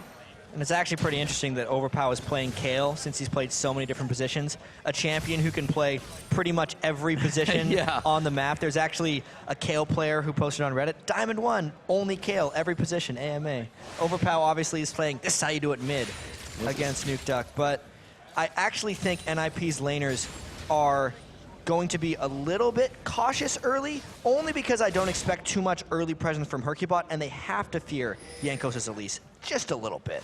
Yeah, Elise has definitely been a very strong champion in 3.14 so far. Evelyn was available, if I recall, and wasn't picked up there, so Hercubot choosing to go with Anamumu. It said he spoke to us a couple of days ago, and we knew that was in his champion pool, but I wasn't expecting him to pull it out in game 1. Maybe it was something they could have saved for later on. But remember, this is a best-of-5 series. Lots of games potentially could be happening here after we just saw TSM whitewash.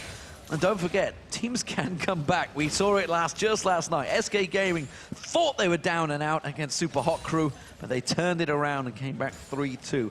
Will we see the same tonight? Yeah, there's definitely a lot that can happen. It's so strange that we've had best of 5s so often go to 5 games in these promotion tournaments. Pretty much half the time it seems to be happening. And it's the type of conservative laning we expected to see out of NIP thus far. And Jankos probably has to worry a bit about falling out of pace from Hercubot's Amumu right now. His laners haven't been able to take any advantages, despite no ganks coming out from Amumu, and that'll hurt later if he doesn't make something happen soon.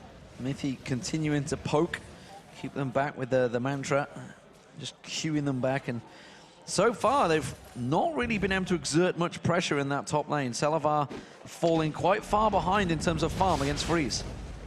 Yeah, Salavar, as far as Vayne versus Ezreal goes, is a tough matchup for Vayne. And I also think the Karma support, at least right now, since they're not getting hit by Vander's thresh hooks, is letting them outpoke them. We saw just at the start of it, Mithy took Salavar incredibly low by himself with a couple of those Mantra Karma Qs, and that will continue, especially seeing that Salavar hasn't went for an early Vamp Scepter like almost all Vaynes do, since you get extra lifesteal when you use Tumble and get the increased damage. Instead, he's gone for the health and the life on hit from Doran's, which has actually been reduced in the 2014 season to 3 for ranged champions. And it's actually a mix. Obviously, the Phage probably going to come out for Freeze first, it seems here, rather than going for that Sheen, which we often see. It seems he wants to get that health on him as quick as possible. We did see Yankov having a little peek in towards that top lane, but immediately with that ward there, the sweeper spotting it out. Yeah, there is a lot of caution coming out from NIP, and this is kind of according to their game plan. One interesting thing that I'm waiting to see right now, since we're about 7 minutes into the game, is whether Hercubot decides to take the blue buff when it comes out, even though Nukeduck is on mid as Orianna. I'm trending to think that he's going to want to take that blue buff on Amumu and continue farming, since Amumu's rather mana heavy in the jungle, and I know that Hercubot trends towards the Spirit of the Ancient Golem on Amumu, despite the mana concerns. That may or may not hurt the mid lane for Nukeduck if he has to play without a blue buff. Meanwhile, Overpower is actually gone for the Source Boots as first item, so he wants to get that maneuverability, he wants to get in there, maybe try and create something on Nukeduck. Nukeduck, who himself does not have boots right now, so he's going to have a big movement speed advantage over him. Yeah, and that's something that's fairly key against Orianna. If you can't dodge the little balls being thrown back and forth and moved so quickly, you're going to have a little bit of trouble, and that also means Overpower's trying to cut through Nukeduck's defenses early. Well, we now seeing that blue buff started off. We'll see where the nuke duck comes across. They did just spot out Jankos there. The hook, though, on towards Mithy. The flay follows in there, but they're not too worried about it. The mantra doesn't land, but Freeze doing defensive duties and keeping them at bay. Blue buff has been picked up by Hercubot. Yeah, and that actually shows that in the duo lane, Selavar and Vander are a little bit scared of what Freeze and Mithy can throw at them. The Karma has made her impact on that lane. They don't want to mess with her. Even though the hook landed, they really didn't think of an engagement.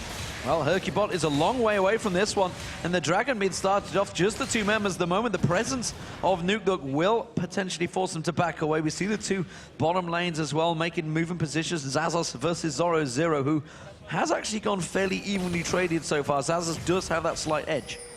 Yep, there is definitely the Renekton taking his slight edge at the start, knowing that there have been almost no jungler interventions there. And surprisingly, Jankos has stayed pretty heavy on farm.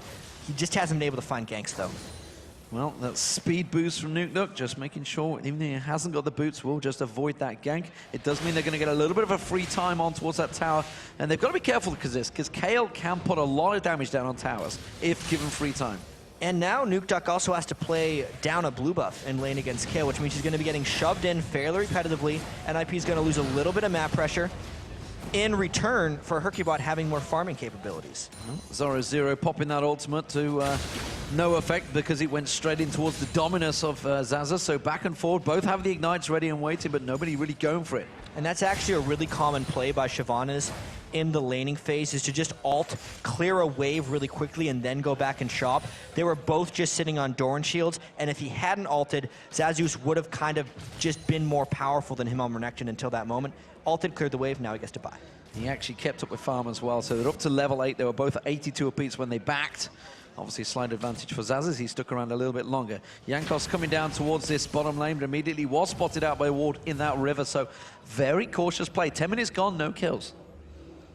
And this is NIP's game plan, I think. Even though the gold is still rather close, NIP is not panicking here. When they pick the heavy area of effect team with an Amumu jungle, they are not expected to make an early impact. When we actually just saw the new Lemon Dogs roster try a similar composition against TSM, TSM absolutely obliterated them in the early game because that is when the composition is at its weakest point.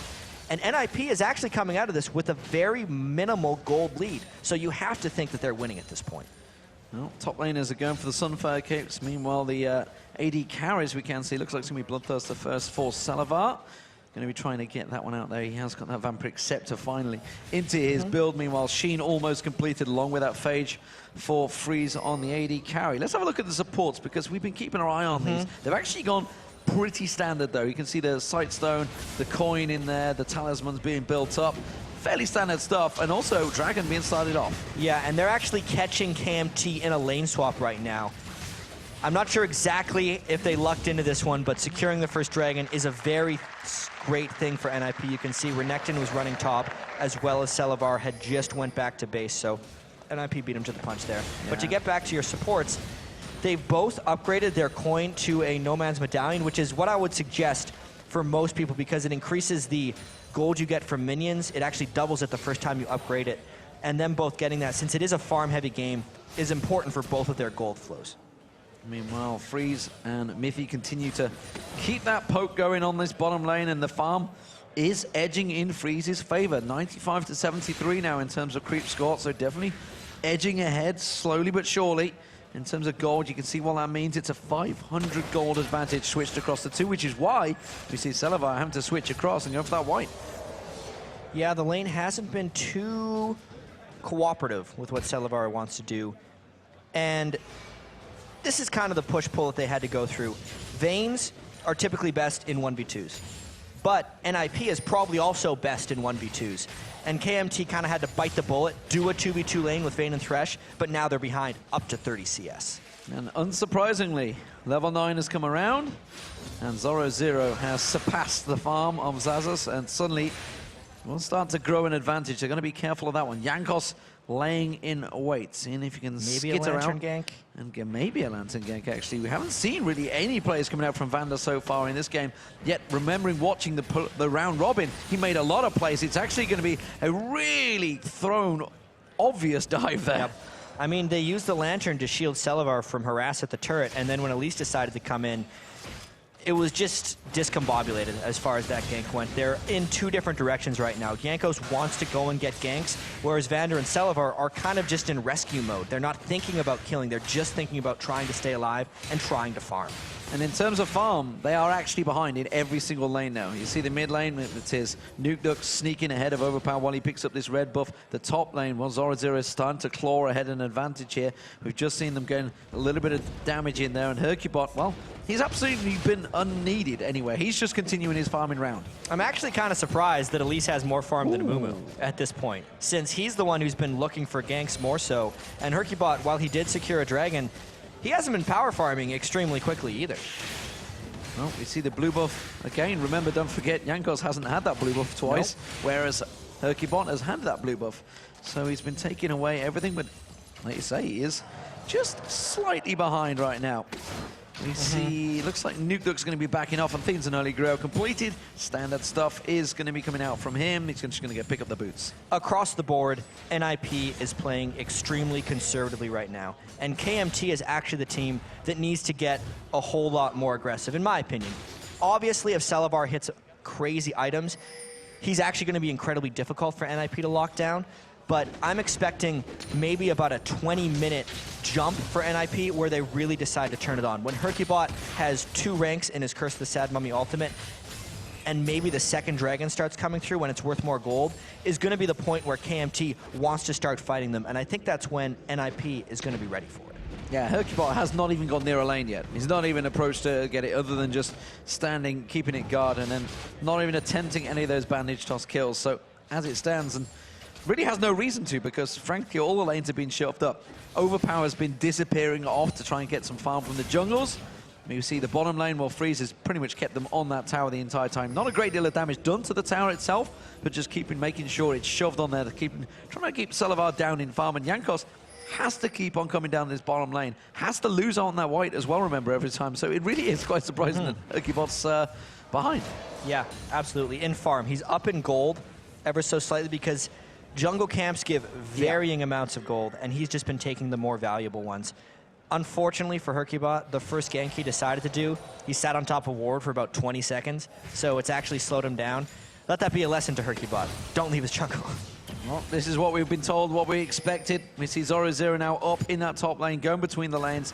Doesn't really care, sorry, between the 2 towers. Has warded out heavily that top half of the jungle, so he knows exactly. He's got full cover, and he's just going to start trying to exert some dominance on him. Hercubot, though, caught out with the cocoon, the hook. Very nicely brought in there. Could he have to use the Sad Mummy, but it's not going to be enough. Tries to turn it back around. He does go down, but it's first blood picked up by Mithy. Meanwhile, that leech is going to catch in towards him. The slow comes in, forces the flash out of Jankos, but it was just a jungler for support. And the blue buff went to Selivar. That, unfortunately for Vayne can't use the blue buff very well, but that was the first real engagement. We waited 16 minutes for that one, and honestly, we haven't actually learned much because it just was the one-for-one trade, and now they're back to farming.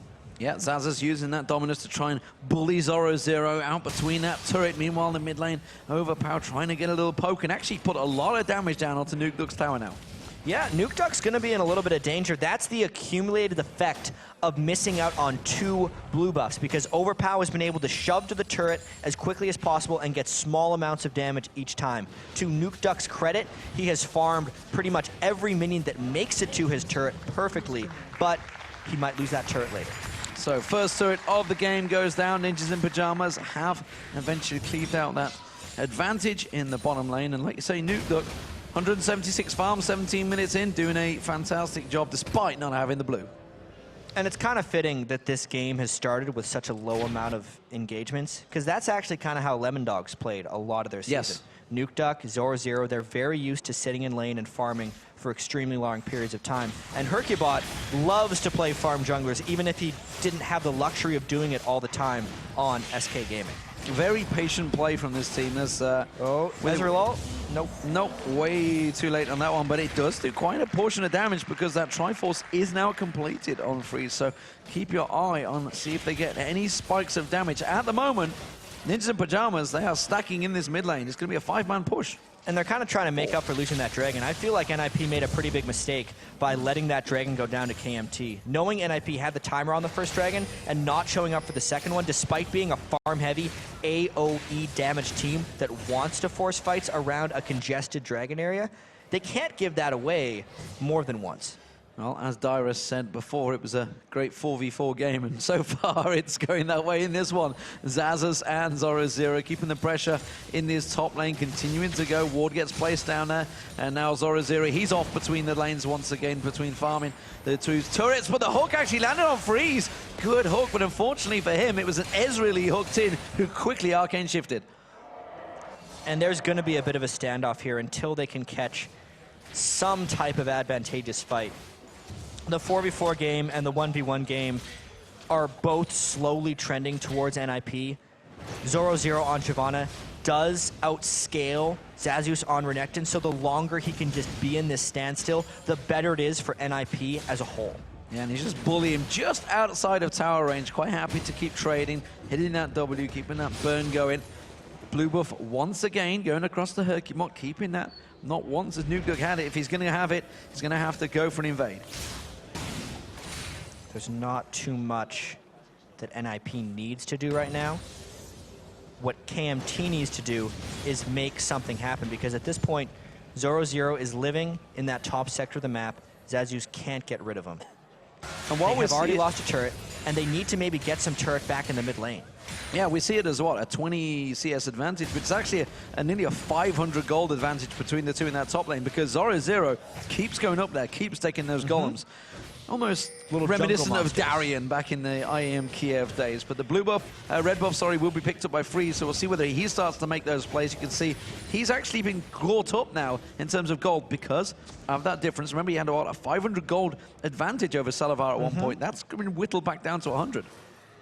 Yeah, I mean, it's just been a lot of farming. Ever since the bottom lane turret went down when Freeze and Mithy pushed it down, Salavar's been able to just catch up a little bit. You can see they're grouping up a bit more now and trying to get something back, but they honestly just keep running in to Hercubot, who may be in the right place when they go down.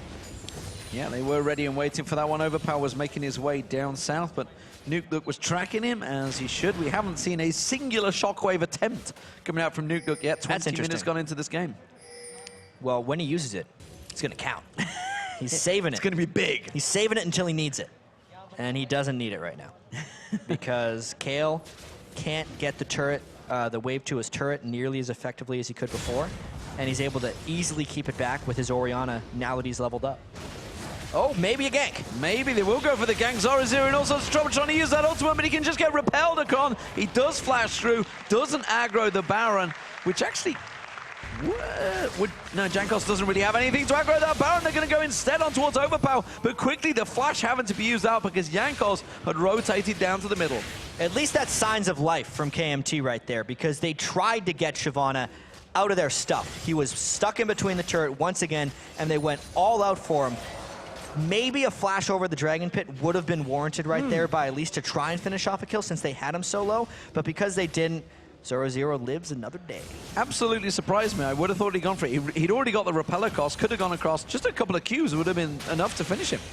Very well could have. I think his flash was up then. I know it's up now. Yeah, absolutely. Nevertheless, it is all square one apiece still, and just 1,000 gold between the two teams. 22 minutes gone in this game. And you know, Ninjas in Pajamas, while you say they're playing for that late game, they have to be careful that Salavar doesn't get going on Vayne. No, that is the one risk. I mean, we talked about the solo queue mentality of Vayne being able to carry a team by himself. That might happen in this game if they let him keep farming. Flash was already used by Zoro0. Ultimate was used a moment ago. Cocoon doesn't land. Well, I don't think Xazas wanted to give up on that one, but Jankos had already turned away and said, nope, he's gone. It's been quite a while since we saw a game quite like this one. So farm heavy at this point. And honestly, Kale and Vayne both scale very well. If we look at Jankos' Elise, if he gets his magic penetration, which he's completed at this point, he can actually cut through Zoro0 fairly quickly, no matter how tanky he gets on Shyvana, especially if you consider that Salavar's Vayne is going to be shredding them down. they're really now putting all their eggs in the late game team fight basket because we're past 20 minutes now. We're very quickly going to get out of the mid game and make it to the late game before they even fight. And Zazas really is putting up an impressive performance up against Zoro0 in that top lane, keeping him on his toes for sure. Overpower back in that mid lane. Overpower is going to start shoving these towers down very quickly, and this is why we're already seeing Ninjas in Pajamas reacting to it. That middle turret already low from the damage he's put on it earlier on. Hercubot's going to try and get himself some lane tax there as we wait for Nukeduck to return to lane. Nukeduck himself, well, we see now got that Haunting guys in there as well.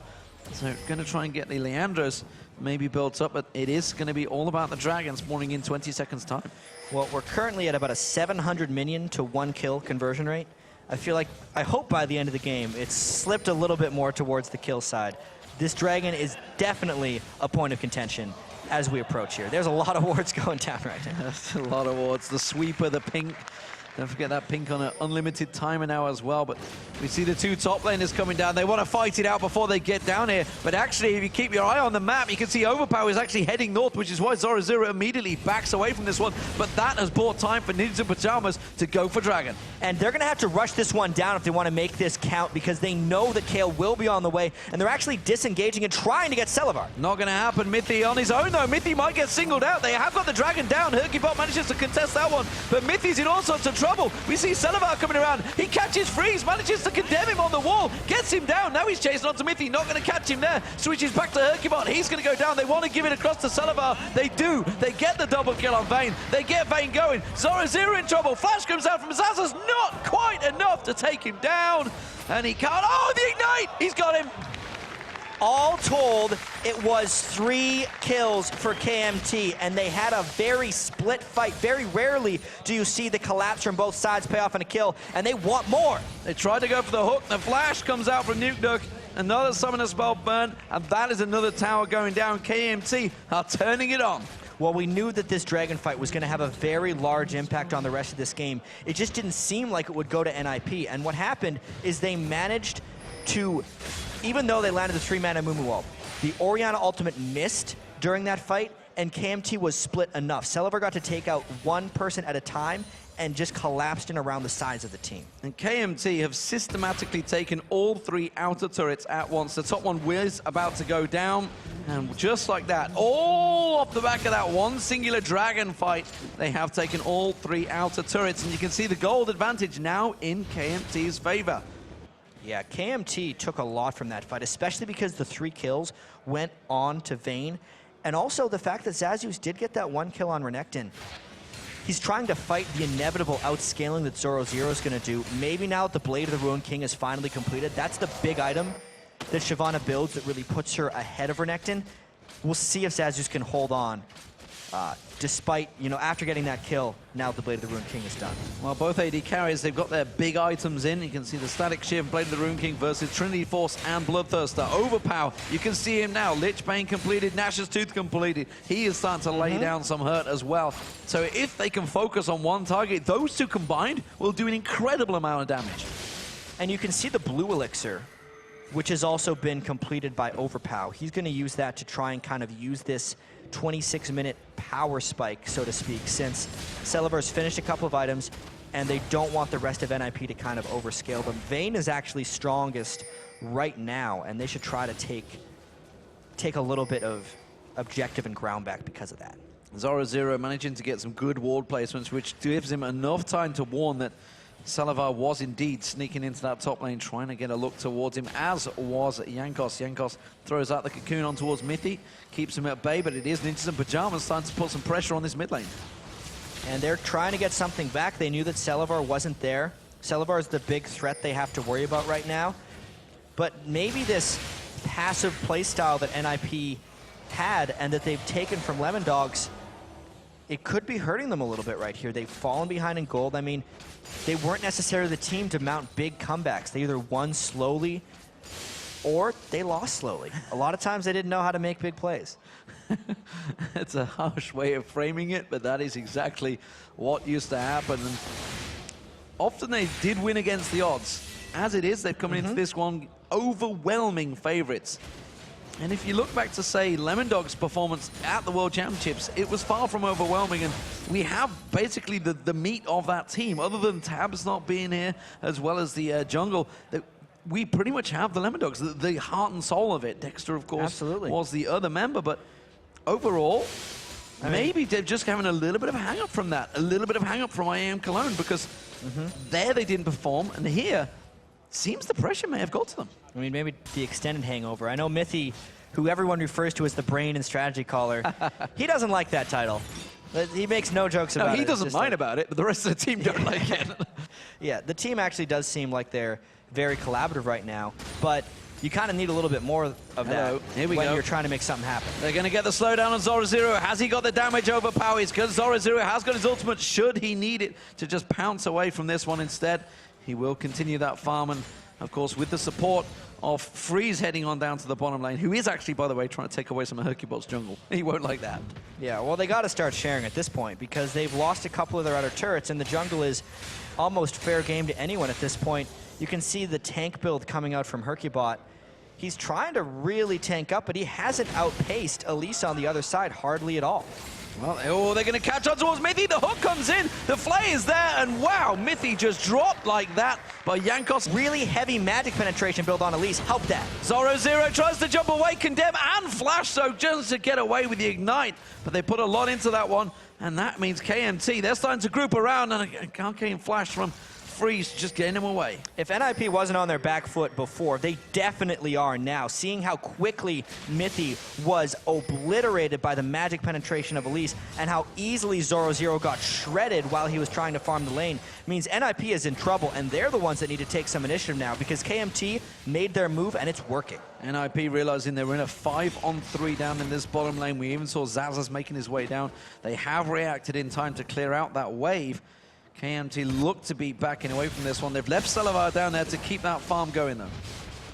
Yeah, and NIP has kind of missed the mark so far in this team composition. They haven't hit a person with an Orianna ult yet, as far as I can tell. Nuke Duck, during the Dragon fight, missed it, and he has only used it once in this 30-minute game. They have to get more out of their cooldowns. Did Zazas spot the smite being used there by Hercubot? Because Dragon is now up. There's no smite available. It's on half the cooldown timer still. KMT are going to get that one. Whether he spotted the smite or not, it's a KMT Dragon to take. Because Zoro is trying to split push right now on Shyvana, and the rest of the team was back in the base, basically hiding from KMT. KMT are the driving force right now. The Polish team, can they get themselves a team back in there? Meteor Makers have been knocked out in day one of the promotion series. Can KMT replace them? Give the Polish a presence in the LCS. Right now, though, Zoro, we've been talking about him, we've been bigging him up so much, but honestly, it's Zazas that's been playing fantastic in his top lane on Renekton. Yeah, he's definitely been holding his own, but those are some gargantuan farm numbers. And if anyone actually shuts down Zoro later, I don't think it's going to be Zazius, it's going to be Vayne and Kale. Zazius, what he has to do is not lose to Zoro right now and be able to set up kills for the rest of the team if he comes through. We're seeing a potential 2v2 in this top lane as these two duel. We do see Overpower and Nuke Duck coming around the side there. Overpower did finally spot out that Nuke Duck was there and they back away. But looking in the bottom, Selavar continuing to drive home on towards that tower. They're going to have to react to him. Yeah, they are getting a little bit over split up, and I really have to point out how much magic penetration KMT is building as a team. Let's see if he can escape. Selavar having to use his ultimate. He's going to try and go 2v1. Is it going to be enough on Freeze? Barrier Bay comes out. Is it enough to slow him down? True Shot Barrage comes out. Does find a target. Freeze throws out the shot. And wow, just like that, you can't 2v1. It's so hard. That was well played by Freeze and Mithy right there, knowing what to turn around. Well, Mithy died. Yep. That's for sure. Didn't see that one coming. Overpower. That was kind of a 2v1. That was a straight burst Lich Bane Q. Yeah, things Kale does when she has Lich Bane. Also, the magic penetration helped immensely with that. Just now, I believe the Mikhail's Crucible was picked up by Mithy. He only had a Chalice of Harmony before that evaporation. He was already at half health, to be fair. But that's why Overpower is going to be scary for the rest of this match. Well, Zoro still not caring, but he's might well get caught in another 2v1 situation. They think he's gone to the try, but he hasn't. Jankos is coming. They're going to go around towards the red buff. He will find him, but Zazas is too far away from this one. And immediately Jankos is like, I am not going to just solo that one. Cocoon will get laid down. This time Zazas is going to come around, but Zoro should be able to escape this one without too much trouble. He's got Herkybot and Nuke Duck in support.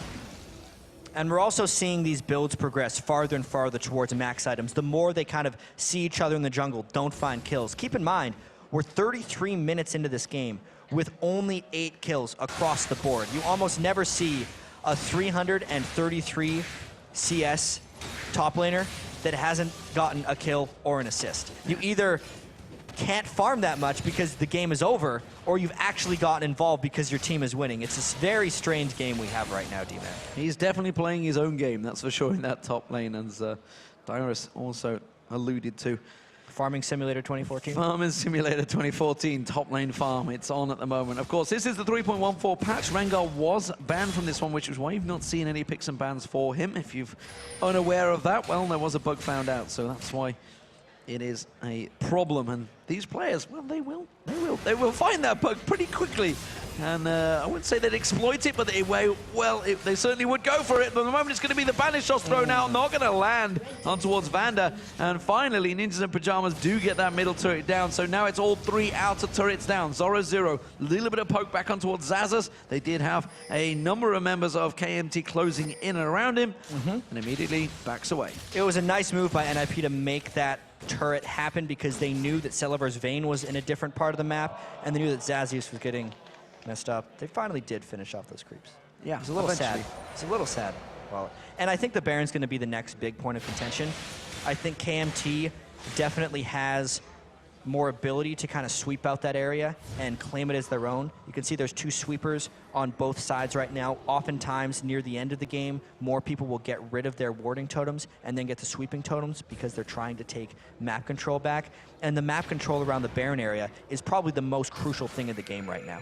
That singular ward down that bottom middle lane has been so crucial in spotting Jankos. Every time he tries to come out here, he gets spotted out and Zoro backs away. He may well going to get caught out. He's got the support of Mithy coming in though. Zazas has already taken low. Zoro might try and turn this one around. They've said they're going to go towards Jankos. Jankos is going to get taken low. He could get straight a lot of damage on. There's the ultimate coming out from Zoro. He's going to repel to the minions. Flash comes out. Zazas, takes the lantern. Yankov gets away with that one. Herkybot had come in. True Shot Barrage not going to find the target. Only hits onto Zazas. Takes the Thresh Express right out of there, and it's so close this game right now, but that's the reason that Shyvana outscales a little bit late. You can see how quickly he turned around a substantial amount of damage, and now we have a really interesting thing. Overpow is bottom lane pushing, so this could be a 4v3 at the Dragon area with some powerful people of KMT trying to come in. Nuke Duck down the bottom, cutting him off, making sure he doesn't go for it, but this is a Baron they may have to peel off from. Maybe they're going to go towards Yankov. Instead, no, they're going to back away from this one. And Vanda feels them away, and good bullying, honestly, from KMT to keep them away. So they took a tower for basically keeping them away from Baron. And that showed me how scared KMT, or how scared NIP is of Vayne.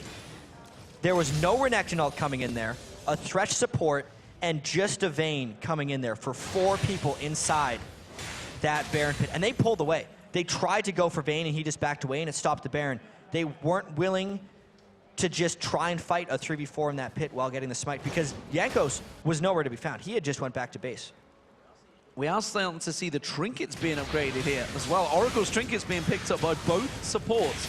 I tell a lie, it's the support and both junglers that have picked it up. Dragon, though, again, 3rd Dragon of the game, given for free to KMT. Not a single point of contention from Ninjas in Pajamas. They have no idea on the timing now. And this late in the game, since the average level in the game is over level 15, Dragon's worth 1,300 combined gold, 260 per person. That is only 200 gold less than the Baron buff. So while NIP got scared off Baron, KMT just took a Dragon and got nearly as much reward if you don't count the Baron buff. And ward sweeping is being done by KMT, getting in all these pink wards that have been invested. Of course, they are visible now in 3.14. They're just getting taken down there. Lantern thrown out, gives him a free passage back away from that one. KMT all in position around the Baron area to make sure that NIP don't get back in there and start laying down the wards. Yeah, and getting control back of that area was very key. I think we're going to have more action here in the top lane, though. Ignite going down on towards Freeze. They may well have Zoro, so they may have enough this time around. Does get a shield. That will be Zoro going down, and KMT suddenly trying to turn this one on. Evander coming in, maybe going to throw them on those hooks out, but instead, it was a straight kill. And we could definitely see the Baron happen right now. There's still a Kayle ult. Yes, they're down flash on Kayle, but this is huge. Freeze was not in range, and they can take down this Baron extremely fast. This is a dangerous, dangerous play, though. Don't forget, Curse of the Sad Nomi with that shockwave could do a heck of a lot. Trisha Barrage already landing across. They're spreading out, though. Baron is taken fairly low. It has been dropped, and that's going to be KMT picking up. They're just going to back out from that one. NIP are in trouble in this game. It was such a crucial kill onto Zoro while trying to split push. 383 farm on Shyvana, but if you can never turn it around in team fights and you get picked off before Baron, it ends up hurting the team overall right there. They'd lost ward control at the Baron area when Zoro was caught out in that top lane, and the spread that KMT did while the potential steal was thinking about coming in by NIP, specifically Overpow, moving to the left of the Baron pit a little bit, meant that a Mumu ultimate would not have gotten who they wanted to, and they would have lost that 5v4 anyway. So really heads up play by KMT here, dealing with the slow playing NIP extremely well. The one thing I will give to NIP so far that they have still in their banks, and it's actually going to be a mental block possibly on KMT.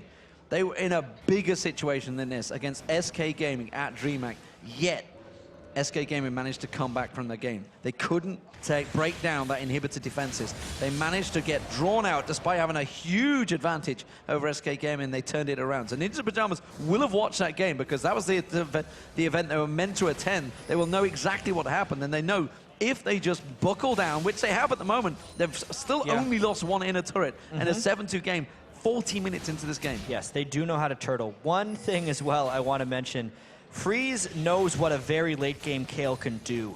Back at Gamescom, Alex Each got incredibly farmed on Kayle, killed him in 0.11 seconds. He looked at his death recap afterwards, and Overpow's Kayle's getting close to that. Freeze is picking up a little bit of extra magic resistance because of that, Mercury Treads and a Spectre's Cow, but he's really got to watch out for Kayle regardless. And that Guardian Angels on Vayne Salavar will mean he's a dangerous beast. They're scared of him already. And KMT, they're looking to siege down the turrets. You can see Salavar in that top lane is trying to be kept at bay by Zoro, but Salavar is very, very strong now, and you can see he's already putting damage down on it. It's not a lot Zoro can do about this one, unless he's going to be drawn into using his ultimate. Yeah, Zoro can't 1v1 Salavar at this point.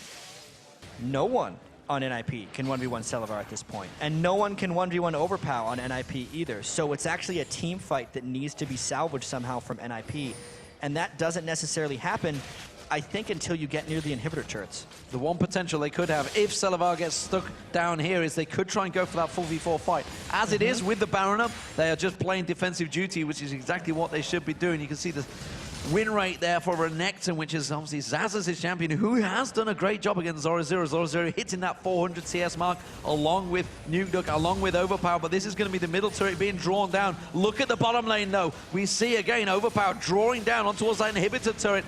They have putting the damage down. The top inner turret going down. Overpower pushing every single lane now, KMT, and that middle turret is not going to be alive for long. And this is exactly what KMT wants to do, the try push, because all NIP wants to do is catch a team fight into the Mumu ult with Shyvana and Orianna. KMT's not leaving that opportunity open. And they have taken all inner turrets now. It's 6-3 in turrets. The middle, bottom inner turret, inhibitor turret goes down. Jankos in there, KMT pushing in towards the mid lane now. Salavar, he's still up in the top lane. He's still driving it home. They are taking every single advantage with this Baron buff. And they've been out for a while. That's why once they get one inhibitor turret, they say, all right, job well done, everyone. They have to go back to base. There was 3,000 unspent gold on Overpow when he went for that. So I feel like he might just go for a Guardian Angel as his last item. He's thinking about what to buy, though, with this last check. Let's Deathfire Grasp as his last item on Kayle. So if he wasn't going to one-shot someone before, he will now with a 703 ability power Kayle. There's only 9 kills so far, 42 minutes into this game, but I feel the next fight will almost certainly turn it and maybe even bring the victory to KMT if it were to happen. Baron buff is just about to run out, so that will be available in around about 2-3 minutes time. We see the Dragon is going to be spawning. It's going to be KMT picking up their 4th of the game without any contestation again from Ninjas in Pajamas. And this is actually a fairly crucial point in the game, I feel like, for KMT to convert and get some of these inhibitors down, because 6-item builds were just now reached by Overpow's Kale and Celavar's Vayne. 5 items is where NIP's AD carry and mid laner are at the moment. When there's 10,000 more gold on NIP, that 10,000 gold lead won't actually be a gold lead. So KMT, this is kind of their last chance to take advantage of a gold lead if they don't just want it to be 6 items for 6 items. Yeah, before the superpowers meet and collide, as it were. Zoro, we haven't seen a great deal of them in any of the team fights, but I feel next fight that comes around, it almost certainly will be. KMT pushing down the bottom, but look at it. Overpow, he's got himself a free reign on that top turret. They're just going to do this whole He's going to thing take again. the top turret down. There's nothing to stop him. He is just going to demolish that turret in seconds. And as long as there's no hard initiation by NIP, no flash ultimates by Hercubot, because KMT is playing so far back, they're going to continue to bleed and Look at chip Zoro NIP's get base. melted in that bottom lane. He just got destroyed in seconds. That is the most tankiest member on the team, taken down in a split second by Overpow. They can't do anything to stop him. They've had to send Nuke, which means it's a 3-on-4 in this bottom lane. That's the Deathfire Grasp Kale for you. There's only one magic resist item on Zoro, so you can kind of see how he got shredded down, but that is just even more disastrous news for NIP. That is a scary, scary moment for a very fed top laner. They're chasing into the jungle, but I'm not sure this is a wise idea. KMT laying in wait. Of course, Sadamumu, if he lands the Curse of the Sad Mummy at the right point with the Shockwave, could be a game changer. But honestly, they've got to do a lot of pushing in KMT. Even if they lose a big capital fight, they know they're not going to lose the game yet. And a lot of people are surprised by how well KMT is playing right now. 78% of the fans who voted for NIP in this one. And 2 kills at 44 minutes isn't 78% vote confidence in this team right now. NIP all over the place. NIP is desperately trying to pick someone off, but that's it, someone off. They're not getting a group fight. If they got one person, they would take multiple inhibitors, and NIP is trapped right now, unless they do something drastic. And I don't think there's anything they can do right now. And that duel between Nuke and Overpow has yet to happen. They've yet to go at it. They have kept away from one another. And I'm not too sure who would actually win that one out right now. It's all about who would land that ultimate at the key moment. Overpower, we can see that Lich Bane just glistening. He's had it so long. We saw the burst damage he could put down on Zoro. If he got someone free, which he... Yeah. Look at this. He's on his own. He's behind him. He's going for the inhibitor. But this is going to cost him his life and grant KMT the Baron. But that's he could the get play 2... right here. He's going to go for as many as possible as the team gets Baron. Great play. 2 Barons and 2 inhibitors. That is absolutely brilliant. He's going to sacrifice himself. He may get away with it. I'm not too sure. He's going to try and turn down. He's going to try and burst someone down. It's Freeze he's going to go for. Is he going to be able to put the damage down? He goes invulnerable. He gets dropped down. Flashes for it. Does get not get the kill. He does get taken down by Nuke. But like you say, a Baron, 2 inhibitors, absolutely worth it. Yeah, he kind of went Superman right there. He tried to spike down someone with a Banshee's Veil, so which is why he wasn't able to finish off No, Freeze. that's not going to work. But oh my, that was rather impressive. They are now just going to go for inhibitor number 3, and this, if anything, is where NIP would find a 5v5 fight, because it's now down to a singular point of defense, unless they try and split push at the inhibitor, at the Nexus turrets, but that's rather unlikely. And you know, teams have been talking about how hard it is to finish out the game with just 1 inhibitor down, but 2 inhibitors down means double super minions. Well, not double super minions, super minions pushing both top and bottom lane, which means that mid lane can be free to keep that pressure on. And if somebody just sneaks on, which we've seen Overpower doing time and time again, follows in those super minions, he will put a lot of pressure on towards that Nexus turret. Absolutely right here. The Nexus turret can die in a couple hits if Overpower gets free to it. The 700 ability power with the Lich Bane still applies on turrets. The Lich Bane proc will definitely crush those down. And this is really KMT playing a 46-minute slow game. NIP has yet to make an actual move. This is the slow loss that you want to avoid as much as possible if you're trying to become an LCS team. They are not 100% out of this yet, as you have been saying, because they can still maybe find that one fight, but everything is against them right now. And we should talk about Jankos, because Elise, at this stage, is effectively a mid laner. He's got the Randians, he's got the Leandris. He's got a lot of ability power, actually. I'm just going to look at him myself, because he is a very tanky. Don't forget the Baron buff, of course, is on him, but 262 ability power on the jungler. Freeze has actually got to be very careful of him as well.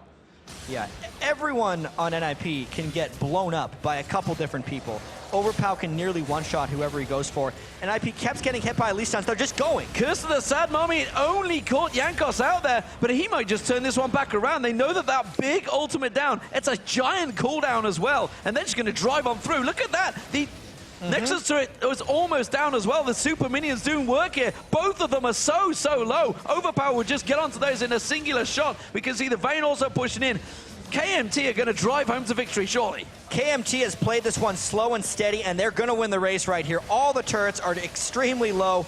3 waves of super minions will be on their way, and this is going to have to be a final stand, but how can they get in range to fight them? And as Kane Zoro Zero, Shockwave pulls out, because a lot of damage on towards Selivar, but just not enough. They're going to turn that back around. You can see Zoro Zero getting dropped so low. Selivar picks up 1, picks up 2, getting on towards the Nexus turret. That's going to be the double. And then Zonya's Hourglass used out, but really not going to help out, because that is KMT taking game 1 and shocking everybody in the room.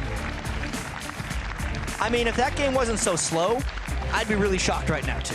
But right there, NIP made no aggressive moves to try and make something happen, and they let KMT farm up over and over. KMT strangled the split push of NIP. As soon as they had an answer for where Zoro Zero Shyvana was going to be going, NIP stopped doing things.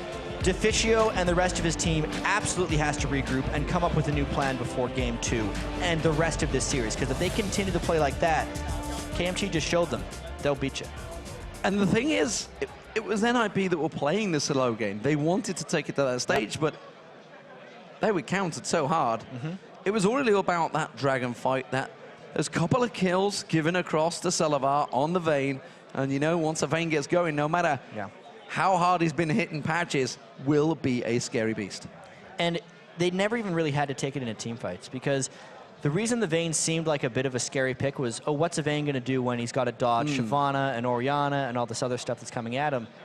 But it never went to a team fight phase, because the Kayle got so strong, that last pick Kayle that they planned around, that the Kayle could shut down any split pushers. It waited for Vayne to also get to that point. And they were doing a triple push for almost that entire game. That was the least grouping we've seen by a victorious team all weekend. Well, we'll see how carried away KMT can get. Don't forget, they went 1-0 up in the DreamHack finals and ended up losing 2-1. Ninjas in Pajamas are going to be looking at that one, but SK Gaming were the ones that overturned it. And, well, we saw what SK Gaming could do yesterday. They overturned their own 2-0 deficit to win 3-2. Yeah. Will we see it go 5 games? Because right now, that was a very close game. Despite the fact it was KMT that obviously gave a big advantage, it was an incredibly close matchup. Yeah, I mean, there was a dragon fight really early on, and once NIP lost that one, they just didn't make moves to recover. It does seem like they still have a lot of the same attributes that the old Lemon Dogs team had, where if they're ahead, yeah, they'll know how to convert, but that initiative when they fall behind just isn't there. Absolutely. So we've got to take a quick break here, but when we return, it is going to be game 2 between KMT and Ninjas in Pajamas, plus TSM's owner, team manager, Reggie. He's going to be joining us to talk about his team's impressive performance in the Battle of Atlantic. And I can tell you, he was pretty nervous watching that one. The 2014 Spring Promotion Tournament will be right back. Stick around.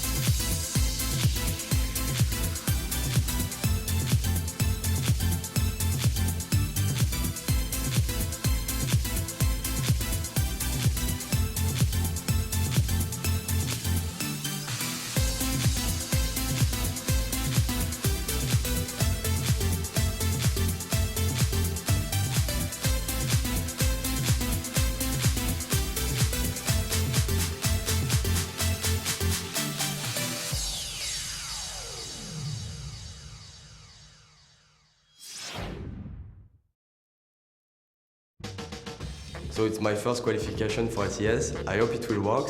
And actually I'm very excited because, you know, when you get invited to a team that you don't qualify with, people say sometimes you don't deserve your spot. And today I will prove maybe that I deserve the spot since a long time.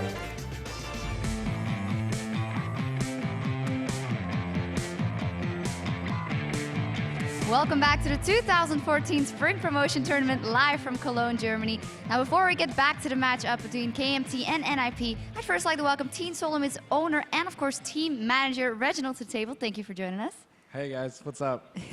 Now, the first thing I noticed when you came down here is that you still have a horde of fans waiting for you, wanting your autograph and pictures. How do you like not being a player and being out of the spotlight, or do you miss it? Well, I really enjoy the supportive role I have now, where I can help the players and just really help them with their daily lives, help them before the game. And it's really nice to see the fans and see all the interaction, and I really appreciate them traveling so far to come here. So I'm just excited to meet them all. But at the same time, it's really nice to just have some time off and stay away from the spotlight. Can you tell me maybe a little more how your day-to-day has changed from going to being a pro player and practicing all day to going to taking care of pro players in essence? Yeah, so it's a huge change, but at the same time, the essentials are still there. For example, I'm more of a supportive role now, so I would help the players on an individual basis way more, and it's a lot less of a whole team meeting. So I would be talking to players by themselves with like weekly meetings, making sure people are performing, making sure everyone's just really motivated and working hard. But aside from that, it's a lot less playing and just really more dealing with the players itself. Okay, and of course your players have performed here already versus the Lemon Dogs. What are your first impressions of their team synergy after that first big test for them? So today, right, I was pretty worried because we're scrimming KMT, and we've been doing really well in scrims, and we dropped the game against KMT today, so it's like, oh crap, we might not go in so well. And of course, they performed really well. They stuck to the basics, and they won the first game. The second game was a little bit shaky, but they managed to just overcome it all and just win. So I'm really happy that they performed. And I think you also realized this was a great performance, but this was also versus a team that has just come together. How do you think you'll be doing in the actual LCS versus the top teams in North America? It's really hard to say right now because it's the initial phase, right? Everyone has just came off from their break, and they've been relaxing for the last couple of months, but we started practicing as soon as possible once Bjergsen flew in. So it's hard to say, but based on our scrims right now, we're worried about Cloud9. They've always been a force to be reckoned with. So I think that they're the only threat in NA right now, but who knows, in a month or two, any team can just really outperform each other. You're talking about Cloud9. I also kind of wanted to get your take on the rest of the matches in that Battle of the Atlantic, because one of those is Team Alternate versus CLG, and your teammates were kind of rough when it came to talking about CLG. So I've been watching TSM versus CLG scrims, and it's a little harsh to say that they're non-existent, but at the same time, I don't really know Team Alternate. But I do feel like CLG will take that match, mainly because Alternate is a new team compared to CLG, and CLG has played in many international tournaments. Whereas I feel like Alternate's a good team, but once they travel to the United States, they're not going to be used to the daily, weekly LCS matches. It's a totally different atmosphere where you're traveling 12 hours and you're not used to the food you eat, you're not used to the place you sleep, and you're going to be playing against a team that has that experience. But at the same time, I do watch EU LCS, and I think Alternate's a great team. I think CLG has the potential there, so I think that it can go either way. All right, you talk about the EU LCS. Of course, here we have two teams that are battling to get into that LCS or re-qualify. And you said you scrimmed KMT. How do you think this next matchup is going to go? Because KMT very convincingly won that game one. So, I mean, KMT is just playing solid right now. And based on the way NIP was playing, I think they were playing scared. We were talking about it in the commentator room, and one team has nothing to lose. They're playing aggressive. They're just playing to win. Mainly because they haven't had that LCS spot, so they're not scared to lose it. But NIP's playing like they're scared. They're playing like they're scared to lose that spot, and it's really dangerous because once you fall into that mindset, it's really hard to break out of it. So I don't think NIP will win if they fall behind this early game. Okay, well, that would be very interesting to see how that develops. Thank you very much, Reginald, for coming down and talking to us. And now we're going to send it back over to D-Man and Jad for a play-by-play of our next game. Thank you very much, Sox. Great words from Reggie there, and it's great to see him still in the scene despite the fact he has retired and let Bjergsen take his spot. Yeah, and he definitely likes to be involved with the team. He knew before the game to, you know, keep things positive as well, and TSM was able to come out on top in that game they had earlier. There is no solo mid without Reggie, that's for sure. Now it is, of course, time for our second game in the promotion tournament matchup between KMT and Ninjas in Pajamas. And for KMT, they're looking to make this 2 wins in a row after a shocking NIP first game 1, really. And it was a rather farm-heavy, slow game, and KMT was playing with nothing to lose, and it was so slow, I think, because NIP was playing slowly. 13 kills and a combined 3,109 CS. It's a little bit heavy. Zoro in particular had 455 CS, but 0 kills. And despite all of that CS, he was just getting melted by the Kayle with heavy magic penetration, an Abyssal Scepter on Elise, and the fact that Kayle shreds on top of that. It was not much he could do to tank up. And it's strange because he was farming so much. You got to make something happen if that's the case. Definitely going to be interesting to see how the picks and bans go into this next match. Is there anything you see from that game 1 that they, either NIP or KMT, are going to be looking at and thinking, okay, we need to remove that threat? I think they take out Kayle. Knowing that they had a little bit of limited scouting coming in for Overpow, Kayle is one of those things that when you master it, like, it's a very, very dangerous champion to play against, and they just got to wait and see what Overpow has left. Well, of course, KMT now, pressure off them. We just heard Reggie talking about, you know, if they get into that mindset. And honestly, you know, the fact that we were talking about, we were leaving here at 1:30 in the morning, Ninjas in Pajamas coming into practice, there's clearly, that mindset is clearly in their heads. Yeah, the mindset that they need to qualify for this one. Everything has been invested up until this point. And I really do think they were feeling the pressure in that last game. Well, I mean, the pressure, the fact that you finished first, effectively. They finished first over the season, 3 of these players for Lemon Dogs. Obviously, Fnatic went and won the title overall at the Gamescom, but over the season, they finished in first place. 3 of those members are in this. They were in this position, however, last year because they qualified as well in the summer promotion. So all of these players have been in this situation for qualifying. The pressure is very much mounting hugely, though. The fact that they are already 1-0 down, confidence will have been knocked. And KMT, they've got to be careful they don't get a little overconfident after that play. We're seeing the bans coming in here, Gragas, Shyvana, and Karma being removed, so they don't want Mithy on that Karma. Olaf Kassadin once again, continuing that 100% ban rate, and it does mean Dr. Mundo is the final ban. And Kayle hasn't been taken out either. So obviously multiple top laners have been banned out this time. KMT could go, all right, they're just going to go with Elise again, which leaves the Kayle open later on if they want to go with that. I don't necessarily think this is the best pick and ban phase from NIP. They're banning Olaf again, even though it hasn't been proven to be effective here.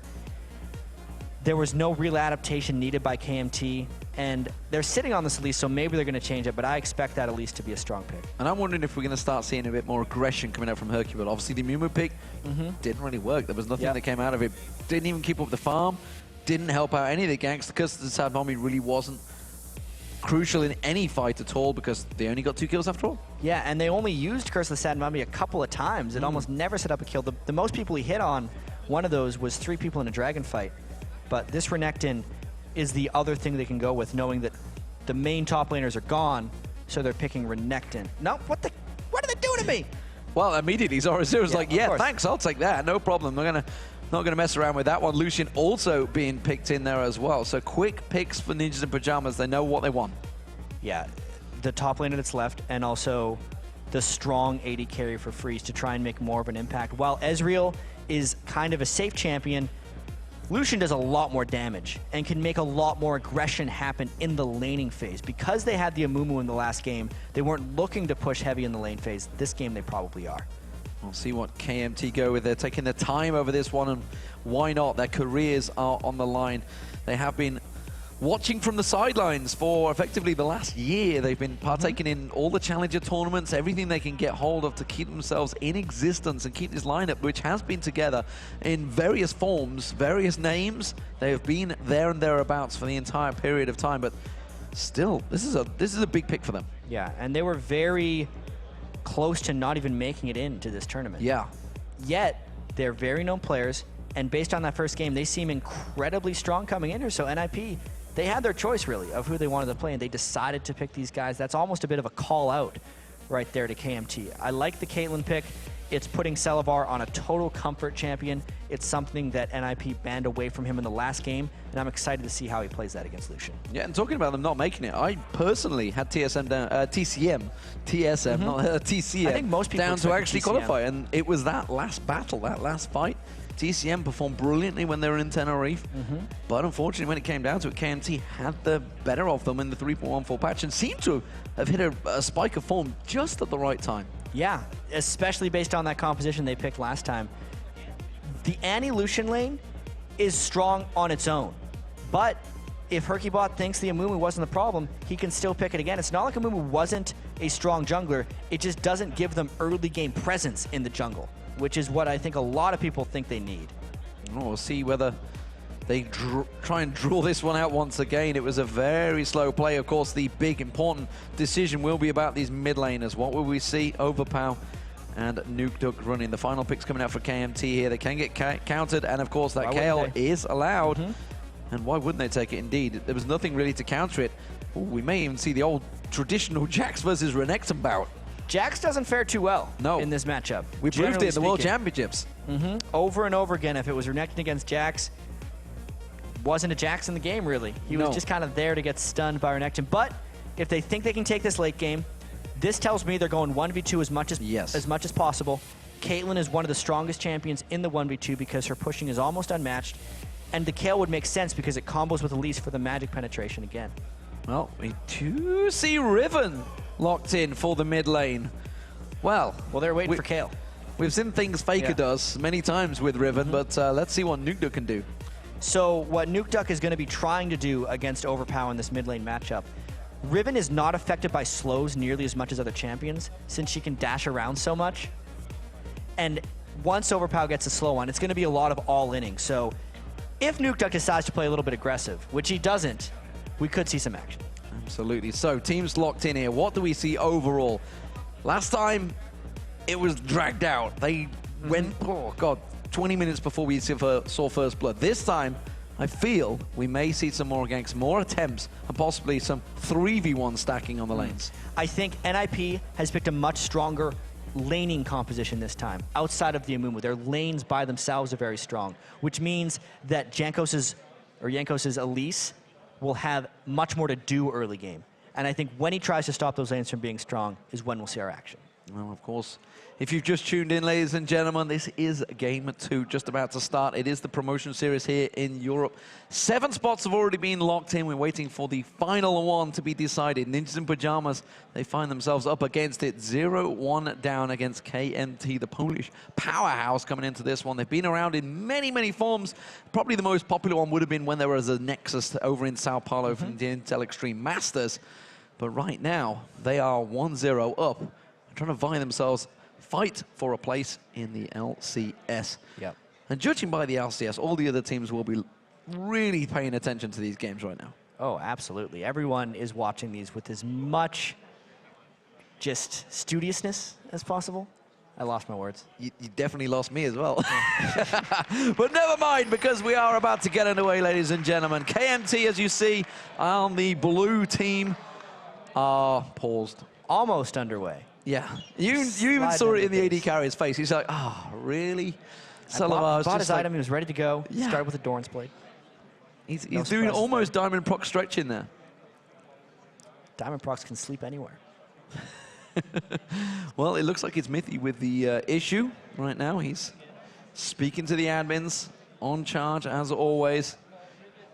Double teaming almost over both shoulders. You've got to get this fixed fast. It's tough right now to be so nervous coming into the game. Mithy didn't have the best game. I feel like after he got obliterated by Kayle down in the bottom lane in game 1, he just never recovered from that. Now he's coming into this game on Annie, something he hasn't actually played much competitively, even though it's just because Annie's so new to the competitive scene. It's Tabe's fault. Just everyone blame Tabe. Everybody blame Tabe. Pause has come undone. I was just thinking he's bought all his items. I don't know sure what the pause was about, but nevertheless, we are underway once Nice and again. quick. Finally, game 2 is underway. We see Ninjas in Pajamas there on your screens making their way in a different approach. So we'll see whether we get any level 1 fights because KMT already 1-0 up, seemingly have the advantage coming into the game. Yeah, KMT despite only having 22% of the fans vote for them, had a convincing yet long victory in the first matchup. He's thinking about it. Oh, Herkybot just gave his position away. I'm not too sure whether he saw it or not, though. I don't think he did. I don't think he'd quite gone across as much. We did see a kill there, of course, against Team Solo mid earlier on in the day when the Thresh hook landed, followed by the Sion stun. Yes, I am lying. Nice. It was a Sion stun in Sion. That was a fun game. It was a fun game. I like seeing Sion running around with boots of mobility. Gives me just flashbacks to when it was good. To when it was good, as opposed to today. But nevertheless, KMT seemingly not going to go for the 2v1 lanes here. No, I mean, they did survive the 2v2 lane despite having a very disadvantageous matchup last time. Maybe Selivar wants a little bit of revenge, saying, I can actually have a fair lane this time. Caitlyn versus Lucian, I think actually favors Lucian a little bit because he does so much damage when he's in trades. But Caitlyn, of any AD carry, can stick with it the best. Looks like it's going to be a red buff start for both teams. We do see Herkybot with the help of Zoro0 starting out. Of course, the duo laning helping off Jankos there, who got a little bit overeager, putting his spider out there. A couple of seconds too soon, son. You know, it spawns at the same time every single game, but seems to be a little bit overeager. Maybe that's just a little tweak of nerves there. I've had those Lee Sins that try and queue over the wall to be fancy when a blue buff spawns. Sometimes they get so close, it's like they're the most arrogant players possible. I haven't seen him miss it yet, though. Spider missed there. Spider did miss it. Let's see how these lanes are going to work out. Right now, we see the classic Renekton versus Jax lane. And, you know, traditionally, this goes heavily in favor of Renekton. Absolutely. The fact that Renekton has so much early damage, and then he has the stun control on Jax, plus very easy in and outing. He's too much of a force for Jax to deal with early. And it's rather unfair at many points. That's why you see the Crystalline Flask on Zazus. He's really just trying to farm. Meanwhile, the mid lane of Overpower versus Nukeduck. This time around is going to be Kale, who is actually coming looking down towards there. I wasn't sure if he was going to go for the invade, forcing the flash already there. Freeze having to burn that one out. That will give us some attention for Jankos. We may see him going aggressive in the bottom, but right now it's the top he looks like he's focusing on. And if he started red buff, he's wanting to get level 3 and then get this gank off. The ward has actually expired for Zoro0, so he is somewhat gankable, probably going to just burn a Slice and Dice or Summoner. Double buff in there, he is going to throw out that cocoon, eventually completely missing it on Zoro0. A little bit of fancy juking right there. He could have just sliced and flashed, but he dared the stun to miss him and got to save his flash. But that is a risky move to pull when you're already down 1-0 in a promotion series, but gets away with it. That's why he's good. Confident play. A couple of CS being missed out in that mid lane, and it's actually already a big disadvantage. Not even close again there, but it's 21-11 CS in this mid lane. Overpower versus Nukeduck. Yeah, really early on in the game, Overpower's been able to shove faster than Nukeduck. He timed his ranged attacks with Kale well enough so that Nukeduck couldn't get in on him, and that whole mid lane is going to be a push-pull for quite some time, whether or not Nukeduck can get in range to stop Overpower from shoving. And the bottom lane, of course, we've seen the flash being burned out there. Does surprise me, but we haven't seen actually Jankos coming down here the moment that we saw Freeze using up that flash. Obviously, it's on a long cooldown, but Herkybot maybe he's going to try and return the favor, and I'll tell you what, Zazas is well out of position. Especially if he gets a little bit aggressive, he should go right now. He's going to go in there. He does manage to jump with the counter-strike, but again, that's going to be a very easy banish shot, and the flash is forced out from Zazas, so Summoner Spell has been used in the top. Yeah, they did burn the flash. I think that gank could have been a little cleaner by NIP. Zoro0 and Herkybot would have wanted to chain stuns before the flash ends up happening, but they gave him a leap strike target that took him to safety, why the angle that Herkybot took to go in, which meant the flash would save him. Mithy trading with Vanda. Meanwhile, we see Selivar and Freeze trading back and forth, and actually it was Mithy this time coming out on top. Nukeduck is really under pressure in this mid lane, though. Overpower continuing to drive those minions onto the tower. Yeah, and you can actually see Elise is waiting in the wings, hoping that Amumu would come and gank so they can win a trade. Let's see if it happens. The hook onto Mithy, the flay follows through, but he's in tower range, gets stunned out there, and again, another even trade between the two duo lanes. Yeah, it turns out that Riven just has to go back to base as well. The duo lanes are actually getting in the favor of KMT. The Caitlyn Thresh, thanks to Vander either burning flashes with hooks or getting a bunch of damage out with hooks, is what's pulling the lane in their favor. So, as it stands, it is, again, falling into almost the same traps of last game. And NIP both backing off quite early on here. Let's see if they're going to go for some lane swaps, I'm wondering. We're approaching 6-minute mark, and it seems that it's not working out in their favor in this bottom lane, so they may just try and switch it up. I think like a lane swap at this juncture in the game would just set them farther behind because they'd lose all the time of running to those lanes initially. They just need to wait for Renekton to hit level 6, get a little bit more power, and then hope that Freeze and Mithy can pull a kill on this bottom lane once they get level 6 and Tibbers, because that's really when the Annie lane gets the most powerful. Hercubot showing himself in the bottom lane, making sure he just keeps these minions from being lost to the farm, especially when there's that siege minion there. Look at that, he really wants it, but I don't think he's going to be allowed. Freeze comes in, puts the burst damage down there. A lot of free time given from Zoro in that top lane to keep those minions shoved in there. Jankos came up to try and protect it off there. Good cocoon, actually. A lot of damage coming back out towards him. A tower hit also. That's going to surely mean Jankos will push for him. He's got no mana. Will he repel towards him? No. I really wonder why Zoro popped his ultimate right there, but it may have just been to make sure that Elise stayed occupied so that NIP could grab this dragon. Well, 3 members of KMT are coming around. They may try and go for it. They do land the hook, but that's going to be a foolish errand to posh in towards it. And Freeze was the target. Vander got to be careful he doesn't push in. There was 4 members of Ninjas in Pajamas there. But the early dragon isn't worth what it used to be. You can see even with that, the overall gold lead is only 100.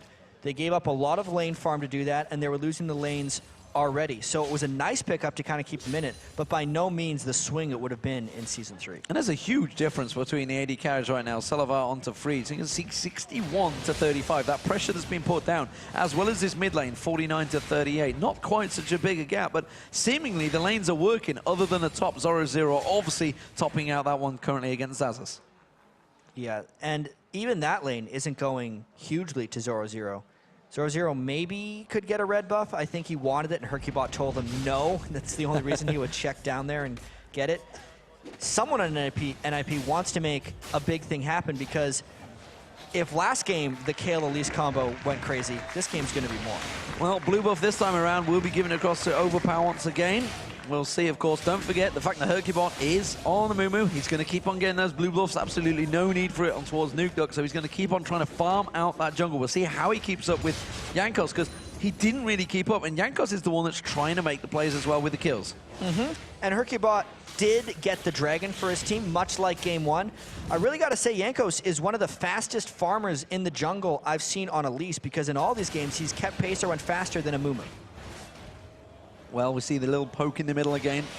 Now with Overpower, with that blue buff, he's only going to keep on shoving Nuke Duck further and further in towards that tower. There's the blue buff going across towards Hercubot. Let's see if he does anything with it this time around. I don't know. Nuke Duck burned his Riven ultimate just as the ward was thrown, but could not get into range of Overpower. So far, Overpower's positioning on Kayle has been strong enough to avoid engagements from Nuke Duck. And if he continues that, he's going to continue to be able to farm up, become a monster on Kayle. Well, Ninjas in Pajamas have got to be worrisome. There is a spider in the bush ready and waiting to pounce. And Mithy and Freeze, if they show themselves to the right side of those minions, they put a ward straight on top of him. Jankos gets spotted out. He's going to take some lane farm and back away. Maybe a bit of a brute force right here, though. You can see, since Overpower was shoving Nuke Duck so heavily since the Riven ultimate was burned unceremoniously, they're just going to go for some fast turret pushing. This is the Caitlyn strategy paying off right now for KMT. Well, they started off with great turret pressure in Game 1 of sweeping out, taking all 3 of them just after that dragon fight. That will be the first turret of the game, and it's KMT once again that get it down. And look at that. Hercubot actually threw a ward into his white camp because he's hoping to catch Jankos doing something a little bit sneaky. Gets the ward, he sees him. He sees him, he's not falling for it. Instead, it's going to be Salavar that comes around, puts a couple of shots on towards that white. The white itself turned around, started attacking the Hercubot with the closest target, which happened to be seemingly a visible ward, which he put damage down on towards. But nevertheless, it is going to be Zoro doing what he did in Game 1. Let's see if it's more successful for him, though. He is going to be farming between those towers. But look at this, Overpower's already coming towards him. And this is kind of the story that Zoro had in Game 1. He was consistently trying to farm behind the turrets, and that was kind of his, I've won strategy. Once I do this, everything should work out.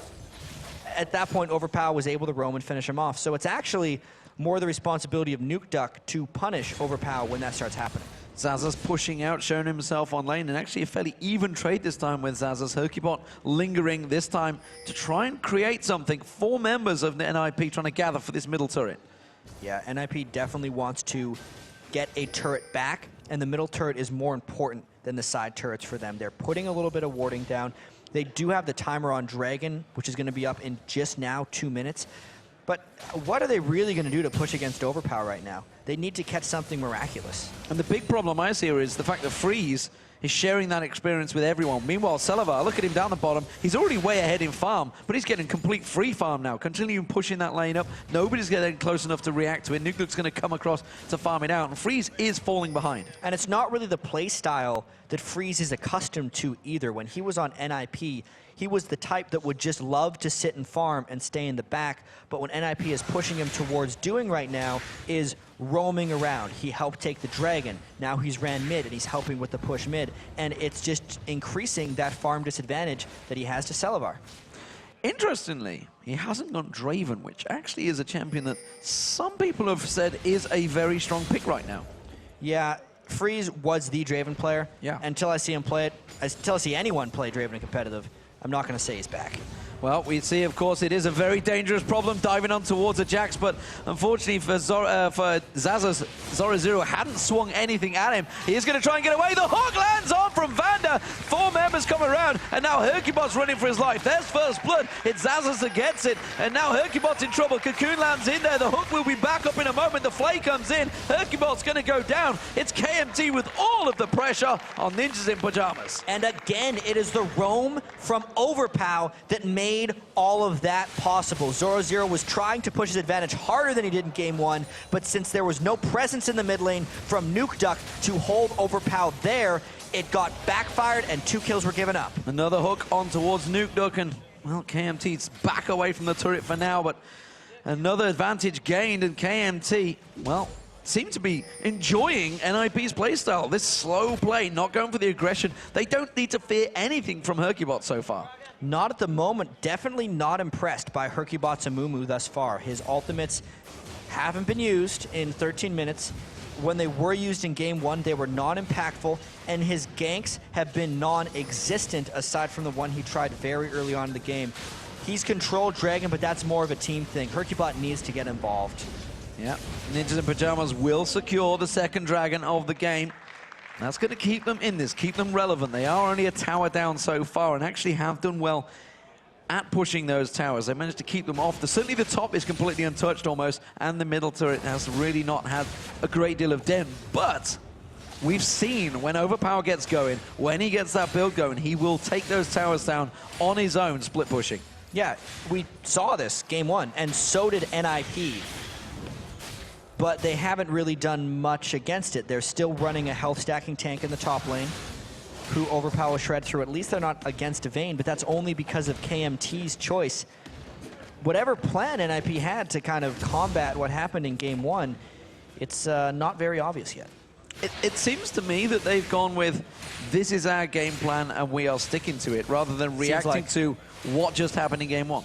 And that's a little bit what actually happened to Super Hot Crew in the games against SK Gaming yesterday.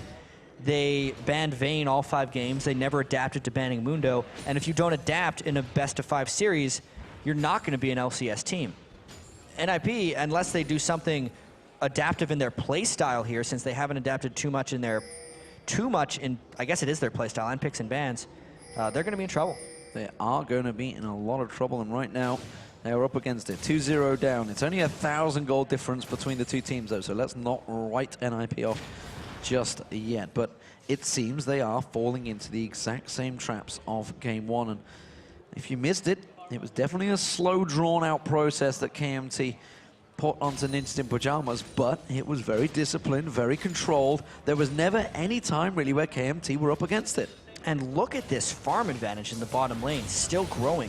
145 to Caitlyn, to only 108 of Freeze. Freeze is in a different place than Caitlyn right now, because honestly, if Freeze wanted to farm against Caitlyn, Caitlyn would just kill him. He would just drop him where he stands. Like you say, there's not even close, 1,000 gold difference building up. Hercubot, again, trying to make the plays. This time around, Zazas is on his own. He has been singled out. We see Zoro0 farming out between those towers once again.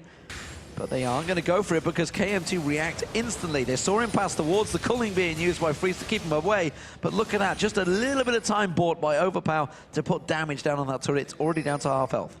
And Zoro0 is desperately trying to fight off Zazus. This little split push game could actually benefit NIP as long as they can hold off another wave in the mid lane. With no culling, though, it's going to be a bit of a challenge. It's going to be very hard, and this time around, both ADs are in there. The Overpower and Salavar. They should put the damage down. Nuke will get this bottom turret, the first one of the game for Ninjas in Pajamas. And we do see that Zoro0 is now waiting in the wings, lingering off the side there to keep NIP that turret. It was a nice hold there because Zoro0 kind of overpowered Zazus while running down so that he was the only person down there, and it dissuaded KMT from pushing the middle turret. So it was a nice rotation there by NIP. How do we see this now? We're up to what? Level 11 between these two champions. Jax has done a fairly reasonable job at keeping up with Zazas. Obviously, you can see it's a 30 CS difference. No doubt about there's obviously Zoro0's out farming him, but he's not at any single time been in danger. No, and now that Jax has a little bit of sustain, he's much more powerful. Once he gets Blade of the Ruined King, he may actually swing that matchup. Look out for Amumu, though. Well, it may be curse of the commentator right now because we see Hercubot coming up. Bandage Toss already missed, though, and by the time they actually catch on towards him, Jankos is going to be joining them. We already see as well, Vander is coming up to help him out there, and he's escaped this, no problem. Yeah, very calm in the way that Zazus decided to avoid that. He knew he had flash. He dodged or just pulled back from the max range Hercubot Bandage Toss. And then he knew he had the backup. He knew he had enough time because Jax at this point in the game is actually fairly resilient. Very hard to pin down as well with that Blade of the Rune King. So you can just see he's just dodging around it as it stands. Overpower having a look towards Nuke. Nuke realizing the danger, getting straight out of there. Overpower's going to follow on towards this one, put a lot more damage down and bully him out of the lane, forcing the flash from Nuke. Wasn't in danger. I'm confused right now because Nuke picked that Riven as a counter. He picked it last in the Champion Select, knowing he was up against a Kayle. He also laned in the first game against a Kayle. Yet every time he looks at Overpow or is in the lane, he's running away. So why did he pick that Riven? What use is his team getting out of this one? I haven't seen it yet. Well, Ninjas in Pajamas, big pressure starting to build on them players now. Somebody in this team has to step up. Somebody has to grow a pair and suddenly make a play, because right now KMT have this game exactly where they want it. Gold-wise, you can see it's close.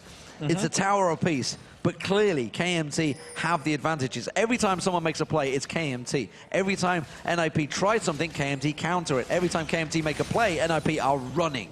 And then the last game, it was the Dragon fight that really started swinging it for KMT. The Dragon is up again in 30 seconds. So far, the Dragons have kind of been traded because teams have been out of position or sneaking it. But now, knowing it's close, knowing we're close to 20 minutes yet again, we could actually see a fight when the Dragon spawns again. Nuke just chasing down the farm. Maybe hits an item he's after. Maybe chasing. Oh, that was a double pink ward from Mithy and Hercubot. Communication is not right. That's 100 gold completely wasted. At least it'll take an extra 5 hits to get vision control back in that. Maybe that'll come into their benefit later if they catch someone with a bandage toss because they're stuck there hitting a pink ward. Thinking, God, I've got so much gold to gain from here. Jankos is going to be the one that's going to find it. And the rest of KMT are all in place. Looking towards the top lane, you can see they are not involved in this fight, so it's going to be a 4-on-4. And it may well be Hercubot coming in. Curse of the Sad Mummy is available. Flash is in. Does catch all 4 members of it. Is it going to be enough to turn it around? Ninjas in Pajamas putting the damage down. That is Salavar down now. Jankos tries to flash away. He's going to be freeze, follows through. Repels in towards the golems. He will escape, but down the bottom you can see Overpower and Vander running for their lives. Nuke is chasing. Hercubot's coming in. Mithy has got flash stun available. Catches on towards Overpower. Overpower will get dropped. Ninjas in Pajamas turning this massively in their favor right now. Jankos and Vander. Bandage toss on towards Vander. That's a 3rd kill. And that is exactly what Ninjas in Pajamas needed. They finally got a fight where Hercubot landed on Mumu ult and Riven could follow up. NIP didn't make it in time for the Dragon, but they still got a lot back from that fight. Despite losing the Dragon, the kills and this turret give them a very slight, or should, gold lead. If I'm doing my math right, it's 100 gold. So, inner turret traded, top turret went down because Zoro0 was making his way. Didn't actually get involved in the fight, but he left that turret, which means Zazas did take that free turret in the top lane. Ace in the hole, not going to be enough. Oh, Nukeduck on 35 hit points there as he escapes.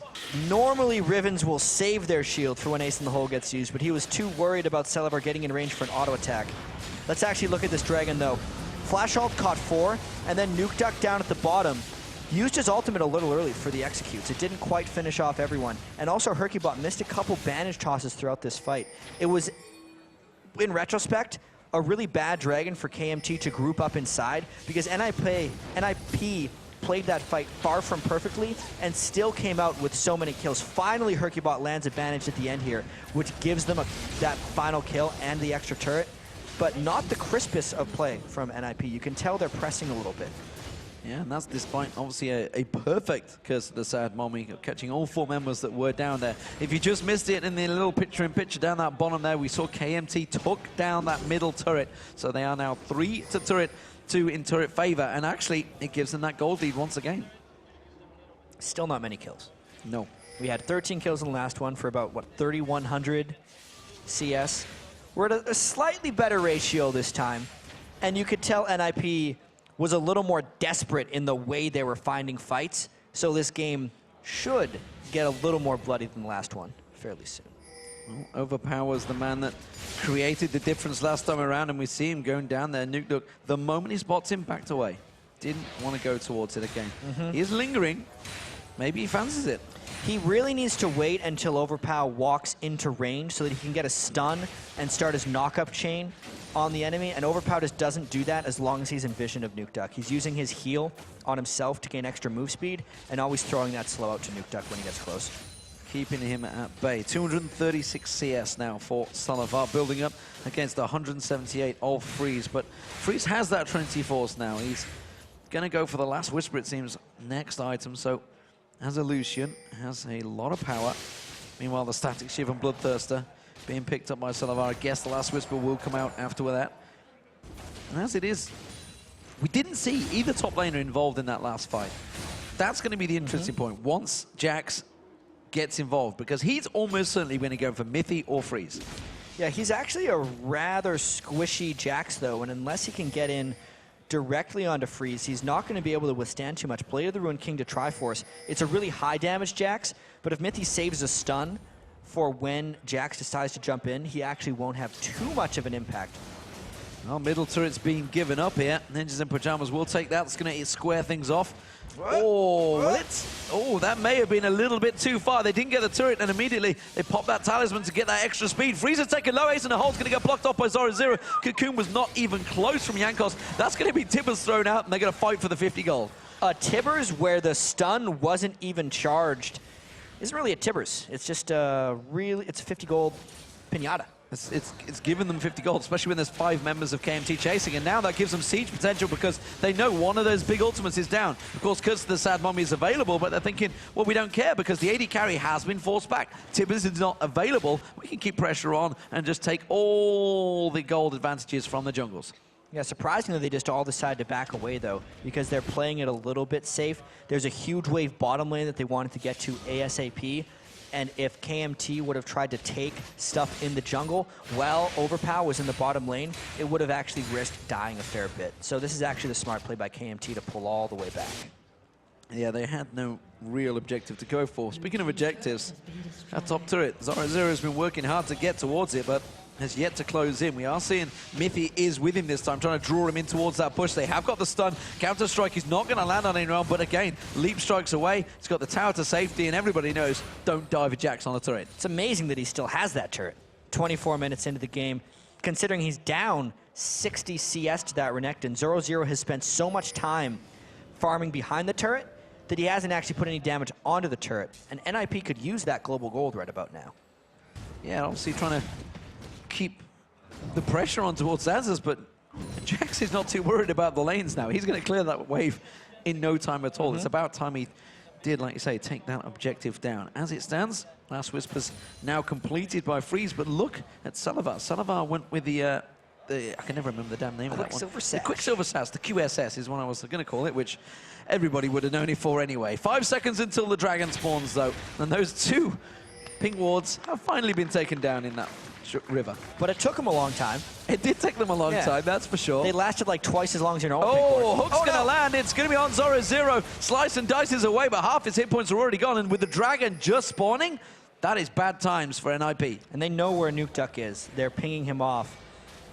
I still feel like Zoro Zero can get involved in this fight. He gains a lot of health from his dominance, and there's the bandage. Maybe there's a fight. Hercubot comes in, now takes Zazas down and low. Ooh. This is actually now an equal trade. You're going to see the stun coming out from Mithy already. They're split heavily across this one. You can see that's going to be the repel away. The damage going back on towards Zoro Zero. Not a lot between the 2 teams. And Ninjas in Pajamas are going to try and create an advantage and shove that inner turret. They still have Curse of the Sad Mummy up, but they've lost Riven Ultimate and Renection Ultimate and Tibbers. So if KMT can find some kind of fight, I think they should take it. You see, try and throw the hook out. Zoro Zero Ignite being put down. The Flake comes out, and Ninjas in Pajamas will back away, and now it's KMT's turn. They are going to push the mid themselves. NIP is trying to dance between objectives because they know they can't fight, but they're getting caught slowly by KMT. Overpower puts the pressure on towards Nuke Duck, forcing him away, and it's Salavar continuing to drive in towards that mid lane turret. This will be the inner turret for KMT.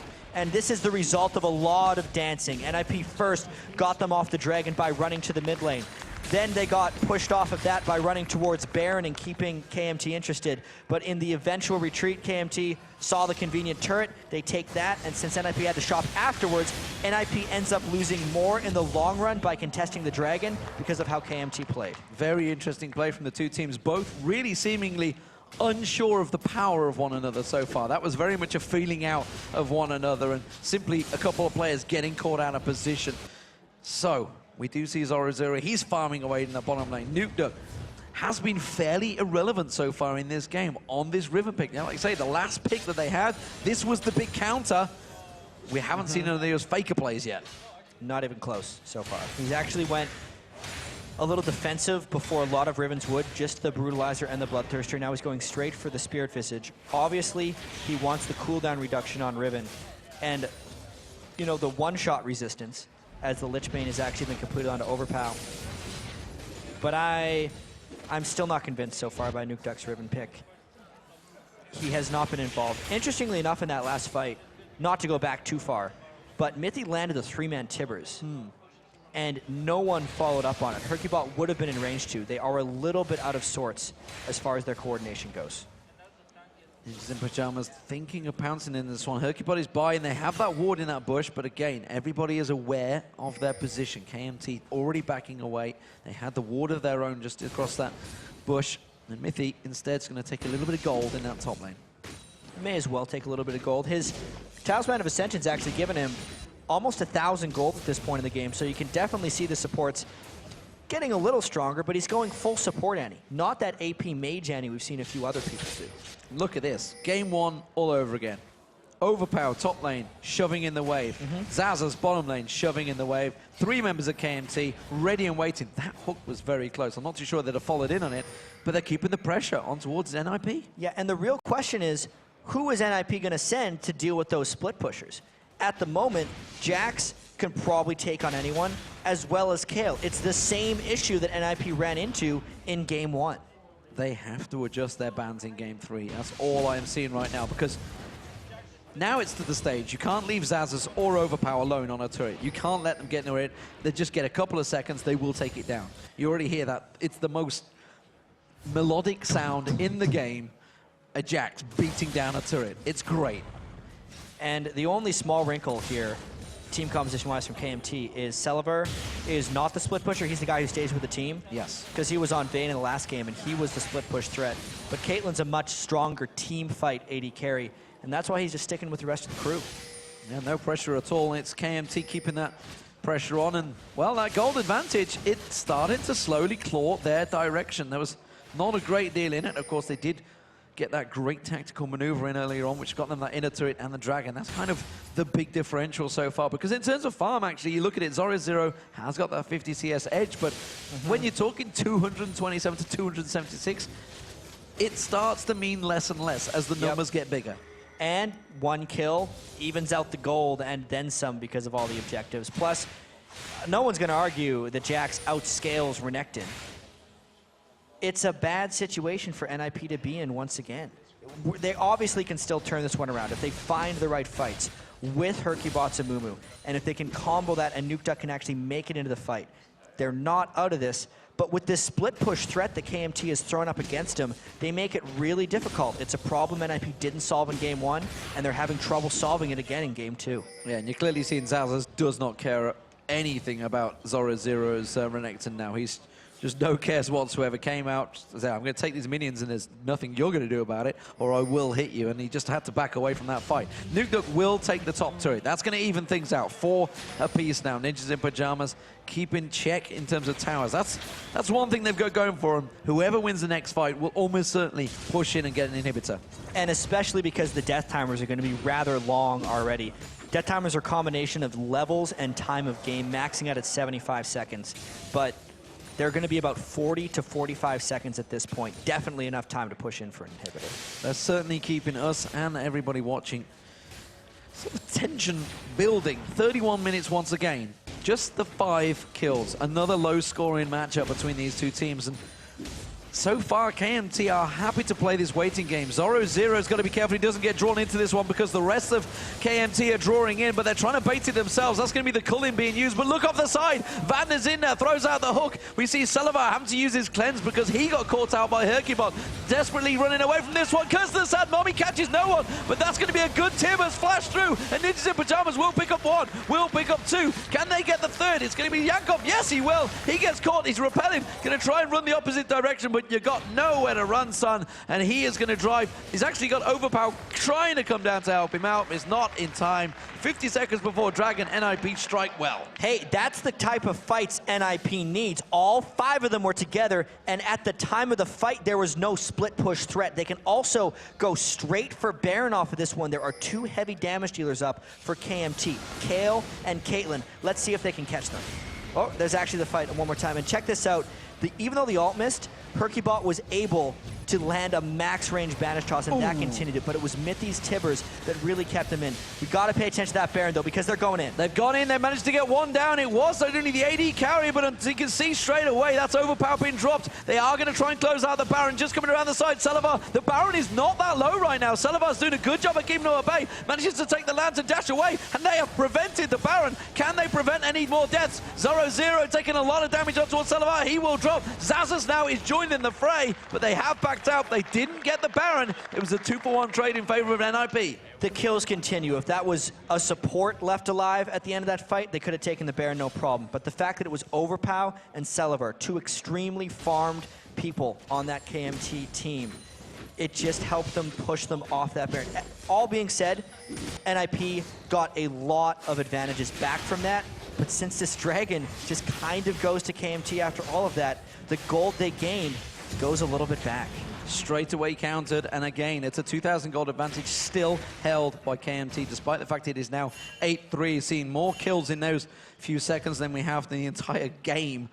But Ninjas in Pajamas still not in the position to drive on KMT. KMT, again, are just going to come back out and slowly push back towards NIP's base.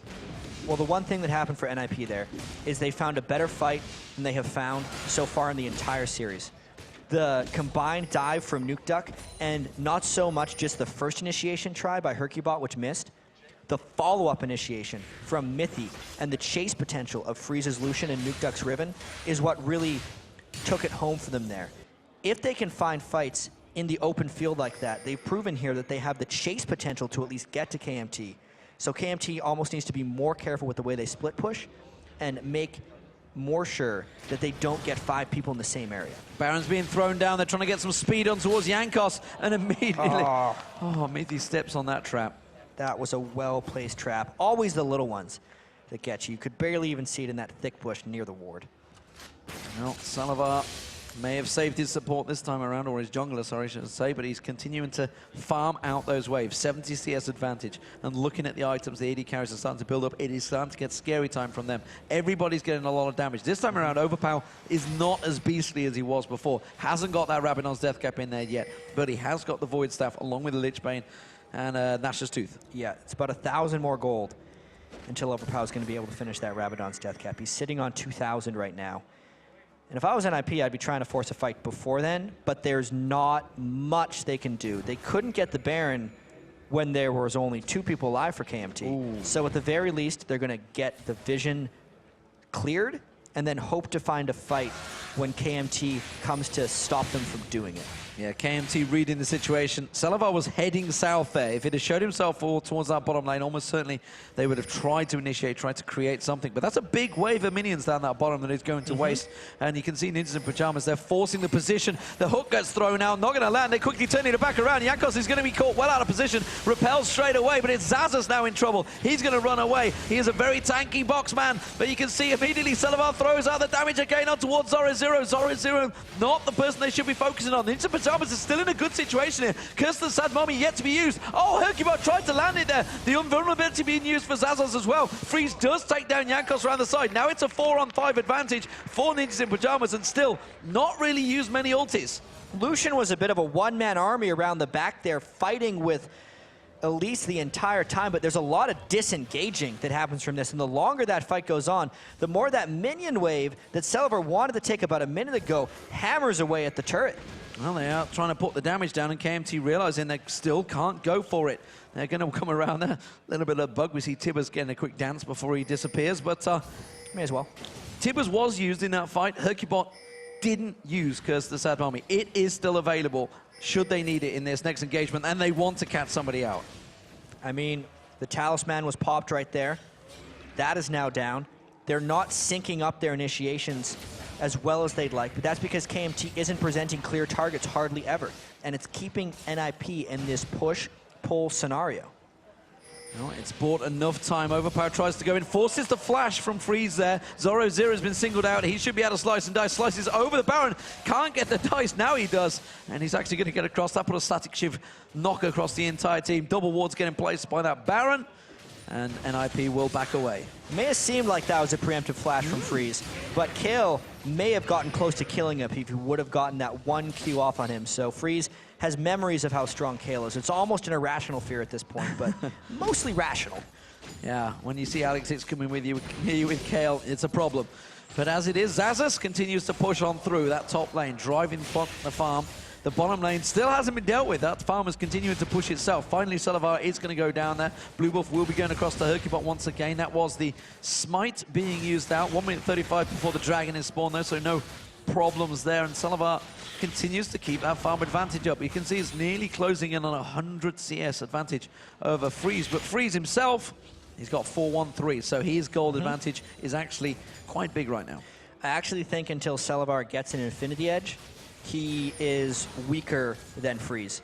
He's actually went with a fairly lane-specific Caitlyn build, the Bloodthirster Static Shiv Last Whisper, and the defensive item, so he's not pumping out nearly as much damage as Lucian is capable of right now, despite the 1,000 more gold he's accumulated. Well, it's a definite Baron dance this time around. Still continuing to hold. They know that this is such a big play for them. Overpower thought he was going to face check for a minute. That would have been a bad choice. Sweeper getting used. They're going to make sure that vision is taken away from KMT, and that's the big difference we're seeing here. A lot of those sweepers starting to be picked up once again, not being upgraded just yet, just the standard sweepers in there, but every time them wards get placed down, they get cleared back out once again by NIP. Nobody being allowed vision. They're going to try and sweep out the Baron here. There it is. You can see Vander. Got to be careful, though, because Zoro0 is close by. At any moment, we could see the fight entirely break out. I think once Hercubot uses an ultimate, knowing that most flashes across both sides are up right now, it's actually Freeze is the only person in the game without a flash. That will signal it. And the very unfortunate thing for NIP right now is despite the 1,300 total gold value of the Dragon at this point in this game, NIP doesn't have an exact timer on it, and KMT does. So this gold is going to go to them once again. Yeah, other than I think it was the first 2 Dragons NIP managed to pick up. They've not even been close to it. And again, all that gold heading back to KMT's direction gives them that 4,000 gold advantage currently. Zazas and Zoro0, they've been going at it the entire game and never yet really got aggressive with one another. They've just continued to farm out, and they think they've caught an advantage here. Instead, they're just going to sweep out the wards once again, taking away the Death Bush, and the boredom continues. I feel like Zoro0 is going for some kind of world record. farm across 2 games without getting a kill yet. He's at almost 800, but this is the Baron rush, and they're a little late on the support. Overpower is a little out of position here. He's now coming into the backside area of this. This has got to be a field fight. They have to go for it. Hercubot's going to look to go in. Doesn't manage to get it. The talisman was used. Instead, they're going to go for the Baron. They get the Baron. NIP, can they make anything with it? There's going to be the curse of the Sad Mommy. He catches 1, 2 members. Zazas has to run away. Overpower puts his ultimate down onto him. No kills yet, but it's KMT running for their lives. That's a good Piltover. It catches across 5 members of NIP. The hook on towards Hercubot. What are you doing, Vander? That's not the target you want. Flashes out of it straight away from that bandage toss. Still no deaths, but it's NIP with the Baron. And, all right. I guess they're just going to back away like that. That is a very interesting fight with no one dying. They're very low on damage here. KMT trying to re-engage a team with Baron. Always dangerous. Talisman used, they turn it back around. There was just a bait. Yankos is now going to get caught out, stunned in there. That's going to be Overpowered now they get caught on. Hercubot's a little deep. That's going to be a good counter-strike coming out from Zazas, but this is a Baron up Ninjas in Pajamas. Yankos does take down Mithy off of the side there. Nuke Duck is in a duel as well, but there's going to be Freeze taking down Zazas. Nuke Duck running for his life. The culling being used, but not really finding much damage onto Vander, and it's actually NIP that lost 2 members to 1. What a chaotic fight we saw there. KMT daring NIP to fight them even though they had the Baron buff. And KMT played most of that fight extremely well while NIP was a little bit scattered. And because they won that fight despite playing a Baroned up team, they're still looking to be on the offensive. Well, let me see Ninjas in Pajamas chasing on. That's going to be the cleanse being used out, 90 caliber net, but Overpower turns the fight around, goes to go aggressive on Freeze, but he hasn't got the damage this time around. Zoro gets in his face. The hook being thrown out from Vander, but the box is put down. That ultimate should stop this chase in his tracks. Because the Baron regen was on NIP, they were much healthier for that fight than KMT necessarily expected, but the actual ability for these guys to engage with each other is low. And the amount of tank items that have been built in this game are making the fights a little bit messy in this case. This one in particular was messy. The thing to track in this fight, actually, I want to watch the Riven and the Caitlyn over on the right when they go for him, because Celeber, I believe, completely outplayed Nuke Duck here. Nuke Duck peels away from the brunt of the fight and just tries to assassinate him. He actually flashed onto him with the barrier, but doesn't do anything. He flashed over the wall, and then he was just able to kill Nuke Duck or push him out from there, and the rest of KMT continued to finish off this fight, and they just destroyed them. Does he end up getting him here? No. No. Thought he died. No. I was wrong. No. He outplayed him, though. He did outplay him. He didn't get close to doing that damage that was required, but it's still a close game. Just 3,000 gold between them, but look at this. KMT up against the Ninjas in Pajamas with the Baron, not really caring, pushing on, and actually trying to catch Nuke Duck out of position. He's already running for his life up towards there. Cocoon's not going to find his target because he's well away, but that's a tower that they may actually go for, even though the Ninjas in Pajamas have the Baron. Yeah, the Baron's still only on 3 people, though, and the Kayle power from Overpow is just seeming to take over. He's almost at his Deathfire grasp once again. And the fact that he didn't even have to burn his Kayle ultimate in that big fight near the Baron buff is more trouble for NIP. They've taken a lot more initiative this game, but they don't seem to have the way of engaging like they really want to. As it stands, KMT got to be careful. NIP looking to try and use a bit of a positional advantage here. They realize that KMT have scattered. They see Overpower in the top. They're going to try and push down and towards this middle turret. It's going to be a 4-on-5, and Overpower's only just teleporting back, so he's got a long time to get here. This should be NIP's turret, but there's no minions to help them out. Yeah, they're not killing that too fast, and it's because their entire team is actually fairly defensive-oriented. Amumu and Renekton are both fully defensive in their build paths.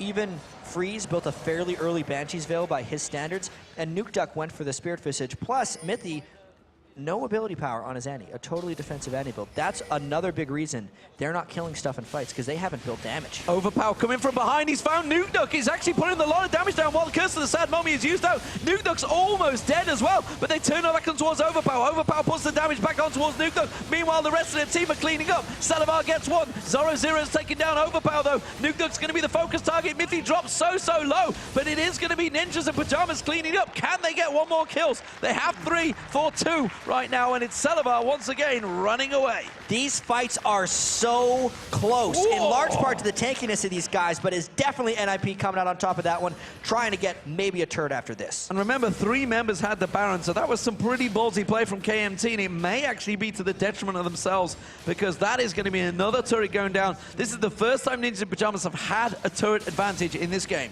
And are they going to continue to try and push this one, because there's definitely going to be a Caitlyn coming at them pretty quick.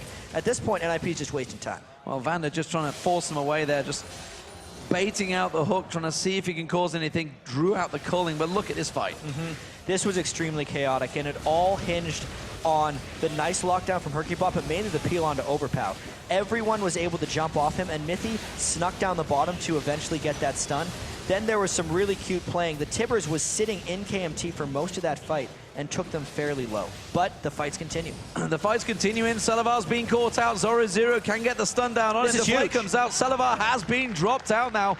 And that is the AD carry down. The Baron's up in 1 minute 23, so time for him to respawn. Only just so. But the Dragon is up, and it is going to be first time. Third Dragon potentially for Ninjas in Pajamas, but more importantly, this is the one that's worth the gold. Yeah, and the gold is even now. NIP finally gets the gold lead back. It is their 3rd Dragon of the game, and it's all because Zoro snuck up on Salivar right there. He was in a place where no one expected him to be, deep within the KMT jungle, while the game was still pretty much considered even, and that's why Salivar got caught off guard. And that was a while ago, but it's still a 30-second death timer, so they're going to look to maybe get some inhibitor damage here. Sweepers back and forward, trying to keep those wards away from the base. Instead, they just throw another 2 down there. It's like, hey, you're going to clear it out. We're going to put more back down. What can they gain from this? Can they take any objectives? Will they move up towards that top turret? That's where we see Zoro going right now, but the rest of the team have all backed away. So instead, they're happy with that singular objective, and they're just going to back off again. And oftentimes, what teams like to do when they have trouble really locking down teams for fights, just go for Baron. It's what NIP has already done this game. It's how they actually, in a long-winded way, got this Baron. The gold is dead even, but it's still NIP that can't find fights. So with the Baron coming up in about 5 seconds, I think that's where NIP goes next. Yeah, seemingly in the fights, it's actually KMT that run into them to find themselves Hercubot throwing that curse to the Sad Mommy out. Every time it's been KMT, they are the aggressor. Not quite working out for them as it was in game 1. They've not been able to get that split push going, that free farm going that they've been enjoying in game 1. And you can see, look at the gold. Gigantic gold farm across the board, really, for both of these teams, because they are, well, even now. It's just advantages gained for each time. The 2 top laners, just 500 between them. But when you're talking 16,000 gold to 15,500, it's not that great. The culling used very early on from Freeze this time around. And Nuke Duck was actually off in the bottom jungle, so KMT had a bit of an opportunity to try and get something there. Culling, obviously, just to safely try and get them off. And I'm looking at the Caitlyn item build right now for Salivar. He's getting close to max items, but it's very difficult for him to cut through Zoro's Renekton, only because Zoro's Renekton is sitting on 328 armor, plus that Thornmail. And it's actually interesting that I think the Thornmail for Zoro at this point in the game is doing more damage to Salivar than Renekton himself can, just because he's hitting for such large amounts of damage. And the damage Thornmail deals back calculates off the pre-mitigation damage that Salivar would be hitting. So it actually hits him back really hard, and he needs to lifesteal a bit extra through that. Well, that Infinity Edge is completed, like you say. Now he's closing in on that big build. That was the item that needed to turn the power advantage. Has it, though? We're going to move into the next fight, and of course, that Zeke's being picked up by both supports as well. Both supports, of course. There's your extra lifesteal. Getting that extra lifesteal, yeah, for their AD carries and for their mid laners as well, because Nuke Duck and Overpower will be gaining from that as well as Zoro and Zaza. So really, both these teams actually very similar in builds, despite the fact there's obviously completely different champions. The jungle is really the only two that's setting this apart. And looking at the builds that Yankov had in the first game is actually closing in on the a similar type of build. Yeah, he's almost hit the exact same items he went for before. And I'm really just waiting for this fight to happen. It's a rather tense situation, knowing that NIP has played this game much better than they did game 1. But also, if they mess up here, 2-0 down is what we thought would be nearly impossible to come back from, but actually ended up happening yesterday in our promotion tournament. it is just so unexpected for NIP to be in this situation in the first place. Yeah, and there is a hell of a lot of pressure on Herkybot and Mithy to land that single keystroke of R. That's all they have to do at the right time. It could turn the fight, but my God, that pressure. Yep. The big minion wave in the bottom lane is going to continue pushing. We already saw them putting damage down on towards that bottom inhibitor turret before. Nobody can go near it, as it is, because as soon as they show themselves, NIP will start this Baron. And if we track kind of what's happened in this game, Mithy's Tibbers have been the ones that are on point. It's Herkybot who hasn't been able to land the ults. Oh, they've hooked him in. He's taken him so low. He's got to use Curse of the Sad Moment because he's already down. Tibbers was also used there, I feel, and that's going to be two big ultimates burned out. KMT already turning their attention towards the Baron. Zoro gets spotted out. Overpower's going to try and bully him away. Meanwhile, the rest of Ninjas in Pajamas, they're just off the bottom here, but you can see it's Zazas, and they got to give it a up. lot of damage. They've got to give up the Baron. The Baron will go across, and it's KMT now with the advantage. And now they have to run out of here as quickly as possible. The fact that they were sticking around means their response time is a little bit slow. They're going after Nuke Duck. They're going to throw out the hook, but he forces the flash. I think it would miss anyway, but he's well out of position now. It's going to be KMT shoving for the inhib. And it can all be about that one mistake. We said Herkybot has a lot of pressure on him with that R key. What if he almost dies before he gets to use it? This is trouble. They shred down turrets, and it's still a 4v5. And the irony is it was him that started the bandage shots before the hook landed on him. It was what he wanted, but it certainly didn't work out how he wanted it. That's going to be the first inhibitor of the game going down. It is KMT looking to try and close this game to 2-0. Amazing. 51 minutes and 30 seconds into the game, we see our first inhibitor death. And it's for the team that is down by 6 kills, only because they have so much power in these team fights and they disengage so well when needed. It's the objective game that KMT has really been able to come out on top of. Overpower in particular shreds people. It doesn't matter how tanky Herkybot thinks he is right now. He's mainly itemized armor because he's worried about Celavar. But that's the threat of Overpower right now. With over 700 ability power and that Deathfire Grasp, nobody on NIP is safe. The pressure on these players now must be unsurmountable. 3 members had their job security in the LCS. Now they are looking at potentially not even being there. Staring 0-2 in the face. KMT have played this exactly how they wanted it. NIP, they wanted to go slow, but it's played into KMT's favor. They can play fast and loose in the next 3 games. Yeah, they've been playing fast and loose compared to NIP in a couple of these games. If you call this fast and loose? Fast and loose. 22 kills in 52 minutes. It's gone. Fast and loose. No, seriously though, the Distortion Boots as well on Nuke Duck is because he's having trouble getting involved in these team fights, and he wants to make sure his flash is up as much as possible. Unfortunately, it's still on cooldown. And this 4v4 at this turret is hard to hold. The culling coming out there. Can they try and throw out any hooks? It did land on Mithy. He pulled in, but they didn't really want it available. But that culling is only going to do so much. And look at this. Overpower. Nuke Duck can't stop him driving them turrets down. No, that Riven versus Kale matchup is just completely one-sided. He won't be able to stop him going for that next inhibitor. He's driving it through, and Nuke Duck's doing what he can, but look at that turret already, almost down. Couple hits. Nuke Duck can clear that wave, but by God, he's already done the damage. He comes in, bang, smacks that turret down, inner turret down in the top. Suddenly, KMT turning their advantage on. It's 8-5 in turrets, and there didn't seem to be a lot NIP could do to stop this Baron up team pushing. They're going to have to try and kill Overpower to save this inhibitor, but that puts their 3rd inhibitor at just as much risk. They're going to go for it, you can see, but he's going to turn it around. Nuke Duck's just getting melted down, drops straight away. Zoro-Zero's got to run for it. A 2v1 from Overpower will be enough to take down Zoro-Zero. He's got the regen. Is it going to be enough? Wow. Yes, it is. And in the top lane, they close it out. KMT going huge when it counts. And just like that, Overpower in game 1 on Kale caused the problems. He does it again, and Ninjas in Pajamas are now 0-2 down to KMT. They have to ban Kale next game. You could say overpowered their entire team right at the end there. That was their 2 solo laners by the end of the game. Max items, and they got destroyed. It was only a matter of time before the rest of KMT finished that one off, but holy crap, that Kale is impressive. Wow, crazy, crazy stuff, and really, we talked about how the pressure was, and you can see it in their faces. This is not the situation they envisioned, and honestly, for myself, this is not what I envisioned as well. No. For what would happen, what would play out tonight. There is gigantic pressure building on them. And honestly, it's down to Deficio to try and sort that team out, trying to motivate them. He is now the coach, the manager, the man in there to try and keep them in the LCS. It's actually interesting looking at the other side of the coin there with KMT. They looked a little nervous now. They weren't nervous coming in, but now that they see that they're now the 2 games up, realization it's just like, dawned on them. oh, wow, we win one more game and we're in the LCS? This is what we Like saw with that's- Super Hot Crew, though, yesterday. This is where the real players come to town. And don't forget, SK Gaming were in this exact same situation and turned it around. They've got to look at that. They've got to look at all the other 4 teams that have done this in the past and think, we can do this, guys. Yeah, and well, they can do it, at least from the first 2. They're not going to have Kale in the 3rd game. I hope, for the sake of getting more games out of this one, because his Kale has been so strong.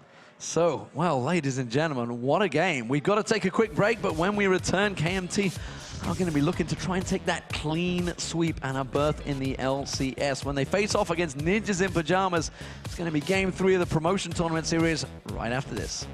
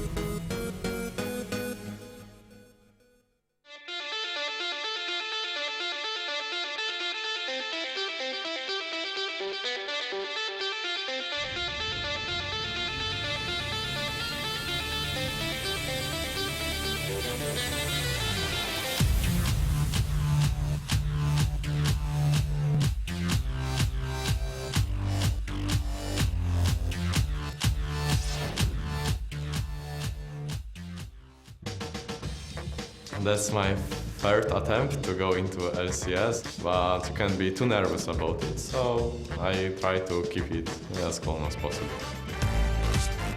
Welcome back to the 2014 Spring Promotion Tournament, live from Cologne, Germany. Before we get to the game 3 between NIP and KMT, I want to get these guys' breakdown of the first 2 matches. Now, overall, I think we can pretty much sum up the matches is nerves. Nerves everywhere. We've seen ultimates going off, no follow-ups in some of the games through those ultimates, and both teams have been doing it back and forth, even from the Baron down to the Dragons.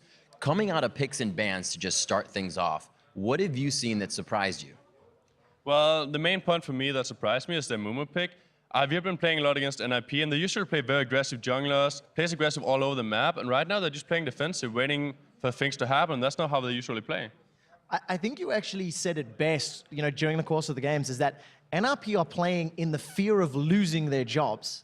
And it feels like that fear, that tension is actually holding them back. So, Hercubot is a fantastic mechanical jungler. He's got great individual ability. Right. And I'm saddened seeing him on such a passive jungler like a Mumu. He can be doing better. And not banning Kayle. Game 1 and Game 2, Overpower is destroying people. I really feel like they have to put some emphasis on that in this next game. Yeah, you can't let something like that go. Knowing that this team continues to play Kayle, that's a staple. Do you think it's going to have to be banned, or is it something that NIP can still work around? I definitely expect it to be banned in next game because all the champions Nuclear plays is not that great against Kayle in my opinion. And it's been working out really well for them. If they ban one of their main picks, they might have a better shot at winning. What's your opinion on NIP's performance so far? From what we've been seeing in comparison to what you know of Ninjas in Pajamas, is this the same team that you've been scrimming against online? So I feel like all of them are just playing too passive. Like, Soso has been playing decent here, but he's still playing too passive. For example, then he played against me. He was proxy farming me, he was ganking all the lanes, he was roaming all over the place and killing people. And I just don't see that from him right now. And we know these guys, Zoro, Nuke Duck, this team, Hercubot, they come through with a lot of theory crafting and sometimes put that before, if it works or not. Does that hurt in a potential in a way? Can they kind of get themselves into a bad situation if they just go for what's theory crafted and not if it actually works?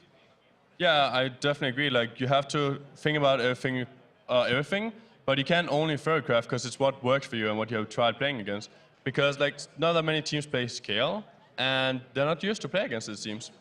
Another thing that we can't let slide here is we have to talk about the fact that everybody on NIP here was already qualified to be in the LCS. What would be the reason that this would happen? A team switches up, it's kind of somewhat like what Alliance did, but you guys are looking to create a team to go farther. Well, I think the reason they did it is because they want a stronger team, and that makes sense. But I don't understand why they just didn't stay in Lemon Dogs instead of going to NIP, because they had a secure spot. They could just have changed players. The grass is always greener on the other side syndrome could be coming into this one. Stepping back, looking at the players, looking at the potential. You and I were talking about the composition, talking about NRP's roster and saying how the 5 players on paper could be fantastic. It looks great. In theory, but does. It's not happening right now. At IM Cologne, they didn't necessarily show up against the Copenhagen Wolves. They're not doing particularly well now. And I also really want to comment on KMT. We've been talking about NRP a lot, but KMT are playing well. They're playing slowly. They're waiting. Both teams a little passive. They're waiting for a moment to take advantage, and then they're converting it. And you have to give them props. If NIP are playing slowly, eventually they're going to slip up, and KMT seems to be finding ways to convert that to Barons, to Towers, and actually 2-game wins. And Wicked, we were saying early between the games, this is kind of the old EG style. We created this lengthy gameplay. What can you do to stop that? What was the worst thing for you guys to face on a team during lengthy gameplay? Well, the main reason that we had the playstyle is because we were weaker mechanical players, as a team. So we just wanted to draw out the games and then outplay them with knowledge because we knew how to play the game, we knew how to team fight, and that was really great for us. How do you counter it? I mean, we've seen 2 very passive, slow games. If KMT keep up this style, NIP has to do something to change it. And then potentially KMT is going to have to counter that. So what would you do if you were sitting in either of these team seats? Well, both teams got really good mechanical skills, so I think it's just about who goes on the offensive first. If you go incredibly offensive, the enemy team won't expect it, and they might not be able to handle it. So Mumu has come out a few times this weekend, and almost not a lackluster performance, but not what the team necessarily needed, especially we're talking about mechanics on a lot of these players. Do you think Hercubot needs to go on something that's going to be more effective in the early game to get them running? Yeah, definitely Hercubot needs to be aggressive so all the lanes can do what they usually do, because they used to have an aggressive jungler. Dexter also used to play incredibly aggressive for Nuke Dog and so they're used to that, and they still need to keep that playstyle. All right, Wicked, final question. Who's got the number for you? Is it going to be KMT going on, or is NIP going to keep in this? Well, I always cheer for good games, and I really like NIP guys, but right now I just want to go for 5 games. That'd be the best. All right. I think I have to sit on the fence for this one. I think if we see Hercubot playing another sort of passive jungle like in Amumu, I'm giving this 3-0 to KMT. If Hercubot picks a different sort of earlier ganking champion like in Elise, maybe even Elise Sin, I think we're going further in the series. All right, 3.14 shows a lot about the junglers, and it stays true here. Let's send it back over to D-Man and Jat for Game 3. Gentlemen, take it away. Thank you very much, Riv, and well, I think they said pretty much everything about this game. Like the fact that the Amumu doesn't seem to be working out for them. And actually, you know, now that I think about it, something we were talking about during the World Championships is Lemon Dogs couldn't adapt to the fast play game. Maybe KMT going to bring that out in Game 3. Yeah, it definitely seems like NIP needs to react to something at this point. They had a very slight adaptation in that last game by picking the Annie for a bit harder initiation. I think the Amumu has to stop, for one. It is nice for Hercubot sometimes, but other than that, not nearly enough. Kaleban, stop doing Amumu. Let's see where we go from there. We will see how it goes, because it is time for Game 3 in this best-of-5 promotion tournament contest between NIP and KMT. And with one more game for KMT, will earn their spot, the 8th and final spot in the European LCS split, much to their surprise of pretty much everybody, I think, in the studio, myself included. I had NIP down as strong favorites coming into this. Yeah, and despite being down in kills, KMT did win that game. You can kind of say Overpow in that game is Kale. It's Overpow's Kale 2 and IP 0, especially in that last fight where he killed the 2 solo laners completely by himself. We surely can't see that again. Surely. Surely. Surely. He said the same thing about Dr. Mundo yesterday in that promotion series, and it happened. We saw it again. We kept seeing it. We kept seeing it through. We will see, of course. Picks and bans. We've talked about it. We think Mundo, well, Mundo's going to be taken out. He has so far been taken out by the red team. That seems to be the way it goes. So both teams have taken out Mundo as the red. Renekton, Jax, all sneaking through. Jax really hasn't been that much of a power so far in the weekend, but Renekton almost certainly is in there. Straight away, KO ban, Gragas, Elise, they've actually reacted at last. Kassadin has been the standard ban for them. Will we see a Lucian ban from KNT? That's what they took out last time. Caitlyn's also been banned out a few times for them. There is a lot of top laners available right now. Yeah, the Olaf is something that's been banned by NIP almost this whole time. And they got to figure out how much they value this. You can see that KMT is pondering this last ban a little bit, because if they leave enough up, then things are going to jump back towards them. Well, Shyvana was taken. That means Zoro will be locking in that Renekton. So far, he's been farming in the top lane. Let's see if he's going to do more in this game, because farming does not win games. And Olaf has been let through. And looks like it's going to get locked straight in. Renekton being picked over the Olaf, despite the Olaf being a ban, and the Renekton not being a ban for most of this. It could just be a ban because NIP doesn't play it. I know Wicked's had a lot of experience against Zoro Zero's top laner, and maybe Hercubot doesn't like it in the jungle, but KMT, they love it. They get 2 really powerful picks for Renekton, who, even though he has a high win rate so far, isn't considered like god tier right now. Well, the next 2 picks, will we see an AD carry? Will we see them supports? Will we see a Mumu? Because, please no. Unsurprisingly, it's not been banned. Please no. And I'm interested to see how Hercubot's going to go with this one. There's a lot of pressure on him. We talked about the pressure on his shoulders of being that's caught his out. classic. This is a champion that he does very well on. This is maybe Hercubot falling back to what he knows. Yeah, what is more of an opposite of Amumu for early game pressure? It's absolutely Lee Sin. And they can do lantern ganks on this. It just gives Lee Sin like a jungle gym to play on in some of these games. This is their change. I like this. NIP is going to go with a highly mobile team comp. I'd expect their mid laner Nuke Duck to probably pick some type of assassin to roam the map as much as possible, because they're going to need to make plays against this KMT lineup. Could have a switch in supports here. Fiddlesticks could be jungle as well, whoever has been very big in jungle lately. So maybe reacting to that Lee Sin. We'll see whether it gets locked in or not, whether that's going to be Vander or Jankos. It would be a bit of an odd pick to pick the Fiddle right now. That's the jungler. It does lane well with Lucian, but if it's a support, it's much more likely support. And Vi has been crushing some kids in the jungle so far. Well, we just saw in season. the TSM Lemon Dogs game how big it went in that. It was a 7-1-1. 7-1 in a game where they were very outclassed. Yeah. Fantastic play. The lock-ins do come in, and it is going to be a Fiddlestick support. First time we see him this weekend, and that means we could be seeing the Draven from FreeZ. It's some champion that has actually benefited quite heavily from 3.14, but he's not going to go with it. He's going to go with tried and tested, Caitlyn. It's what he played the most after Draven was nerfed down in the 2013 season, Season 3. And it's his tried and true, like you say. That with Thresh is a safe, fast push lane. Hercubot's going to have a lot of early game pressure. And the only thing that is a bit surprising to me is the fact that Nukeduck's Orianna isn't necessarily the assassin I was expecting, but another just lane pusher. A lane bully, almost certainly, but could it be against Nidalee? Those spears, we saw Froggen with it for Alliance the other day, 2 days ago. They're all blending into one when you have a lot of best of 5 series. But don't forget, this is KMT. Maybe now starting to play comfortable. Maybe so. They're also having to adapt for the first time. Overpow has been so impactful in these first 2 games. Finally, they push him off the champion. It's a different champion for Zazus. It's a different champion for Celavar. Everything actually is something they haven't played before on KMT, which to me, I give kind of a bravo to NIP to pushing a team that was comfortable in 2-0 onto completely new things for this next game. Well, they are the champion choices. What do we make of these 2 teams? Because, as you mentioned, very different. No Mumu, no Curse of the Sand Mummy being thrown out there. No big, beefy top laners, also though I say that. An Olaf versus a Renekton, something we haven't seen so far. Here's the dangerous thing. NIP's had a hard time initiating on KMT this whole time. KMT has really good disengage and very strong poke.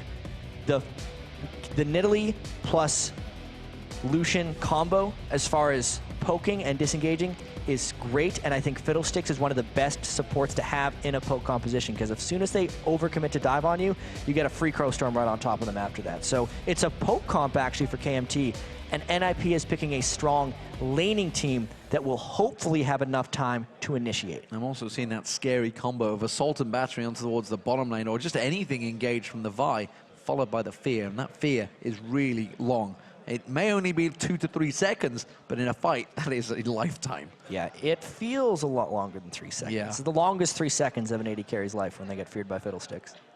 Well, the pressure on these players. This is now, safe to say, the biggest game of both of these teams' lives. KMT, will they manage to get in towards the LCS? The pressure will be on them. They've been underdogs throughout this. There's been no reason to be fearful for them, but suddenly the realization may start setting in. For Ninjas in Pajamas, they could be out. And for a lot of these players, they haven't seemed that great ever since the finals at Gamescom. Because Nukeduck did great coming into that, but then they were very underwhelming at the World Championships, and they were underwhelming on their one LAN event, and then they pulled out of the next one. And then they withdrew from the DreamHack tournament, which KMT actually made it to the final on. So here we go, ladies and gentlemen. Could it be the final game of the night? Will Ninjas in Pajamas manage to drag it out a little bit longer? And more importantly, how long will this game go on for? Well, the first one was long. 50 minutes. Second one was 50 minutes. Also long. Third one was law of averages 72 kills. It could be 32-minute game. We can only hope, chat. We can only hope. We do Not have Lee Sin in expecting to this see one. much from level 1, though. We do have a Lee Sin, and more importantly, we have a Vi. So both of these junglers are going to be looking for kills. Yeah, and as soon as Vi hits level 6, you know some action is happening.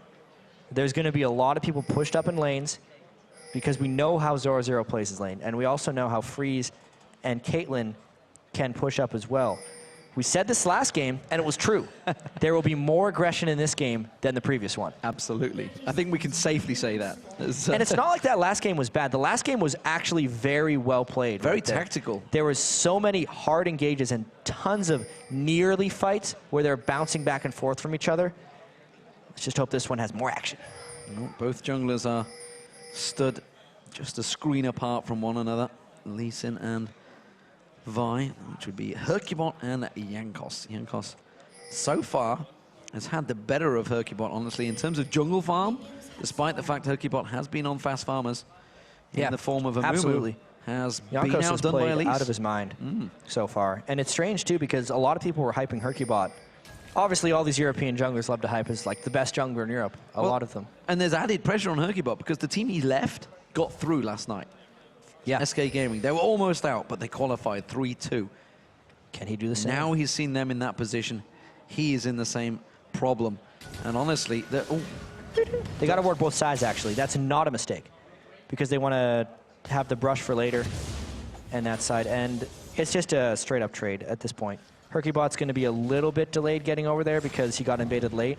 But as long as the Nidalee Spear doesn't steal this, he's got this under control. He's got to land that spear. Not going to happen. Instead, it will be Herkybot. I mean, it's against the Smite. It's a very tricky one, especially with the level 1. That spear is not going to do a great deal of damage. Yeah, you could say the Smite does a little bit more damage. It has been reduced in the 2014 season. Also, the cooldown has been lowered a lot more. So you see junglers spamming their Smite every chance they get. It's actually no longer a good idea to do the Smiteless leash that became super popular in Season 3, because the jungler ends up taking more damage and the Smite's going to be up for the red buff anyway. As you can see, Jankos has Smite for the red buff. So let's look across all the picks and everything that they've taken. Pretty standard builds, in fact, identical builds across every single lane. So no surprises there, really. Oh, no, there is a sweeper. That's very true. I didn't look at the trinkets. I gotta remember to look at those trinkets, but it's actually gonna be the fear. And the party pop was almost going off in that top lane as Zoro was feared and drained by Vander. And for the first game, we have 2v1 lanes. They've been brawling against each other for a rather long time, and this time it's Freeze, Fast Push versus Lucian. And I think this actually favors NIP in the slightest, not only because their lane can push faster, but because Lee Sin plus Renekton has more kill potential than the Olaf and Vi. And of course, we also see the bottom lane. This series game length. I don't need reminding of that one, that's for sure. 51 minutes average game compared to 33 minutes throughout the weekend. It's definitely been a long, drawn-out matchup. The more 50-minute games we have, the higher the average goes for the weekend. It's going to get closer no matter what happens. Maths genius alongside me. I wasn't aware of that one. I knew you were a Rubik's Cube master, but I wasn't sure you were a maths genius as well. Right now, though, we're seeing aggression in the top lane. Zoro thought he could get hold of Salavar, but instead he just dashes away from that stun. Yeah, these junglers have yet to make a bit of an impact. I'm surprised they spent, both of them, actually spent time to kill the white. I personally don't like killing the white until later on in the game because it's so beefy at that point. Nuke Duck, though, is putting on a bit of pressure there mid. Yeah, definitely on a champion he favors in form of Orianna up against Overpower's Nidalee. We did see a very strong Nidalee, as I mentioned earlier, from Froggen. And actually, I asked him, and I was like, is that a champion you guys have been practicing hard? What's your favorite coming into the season?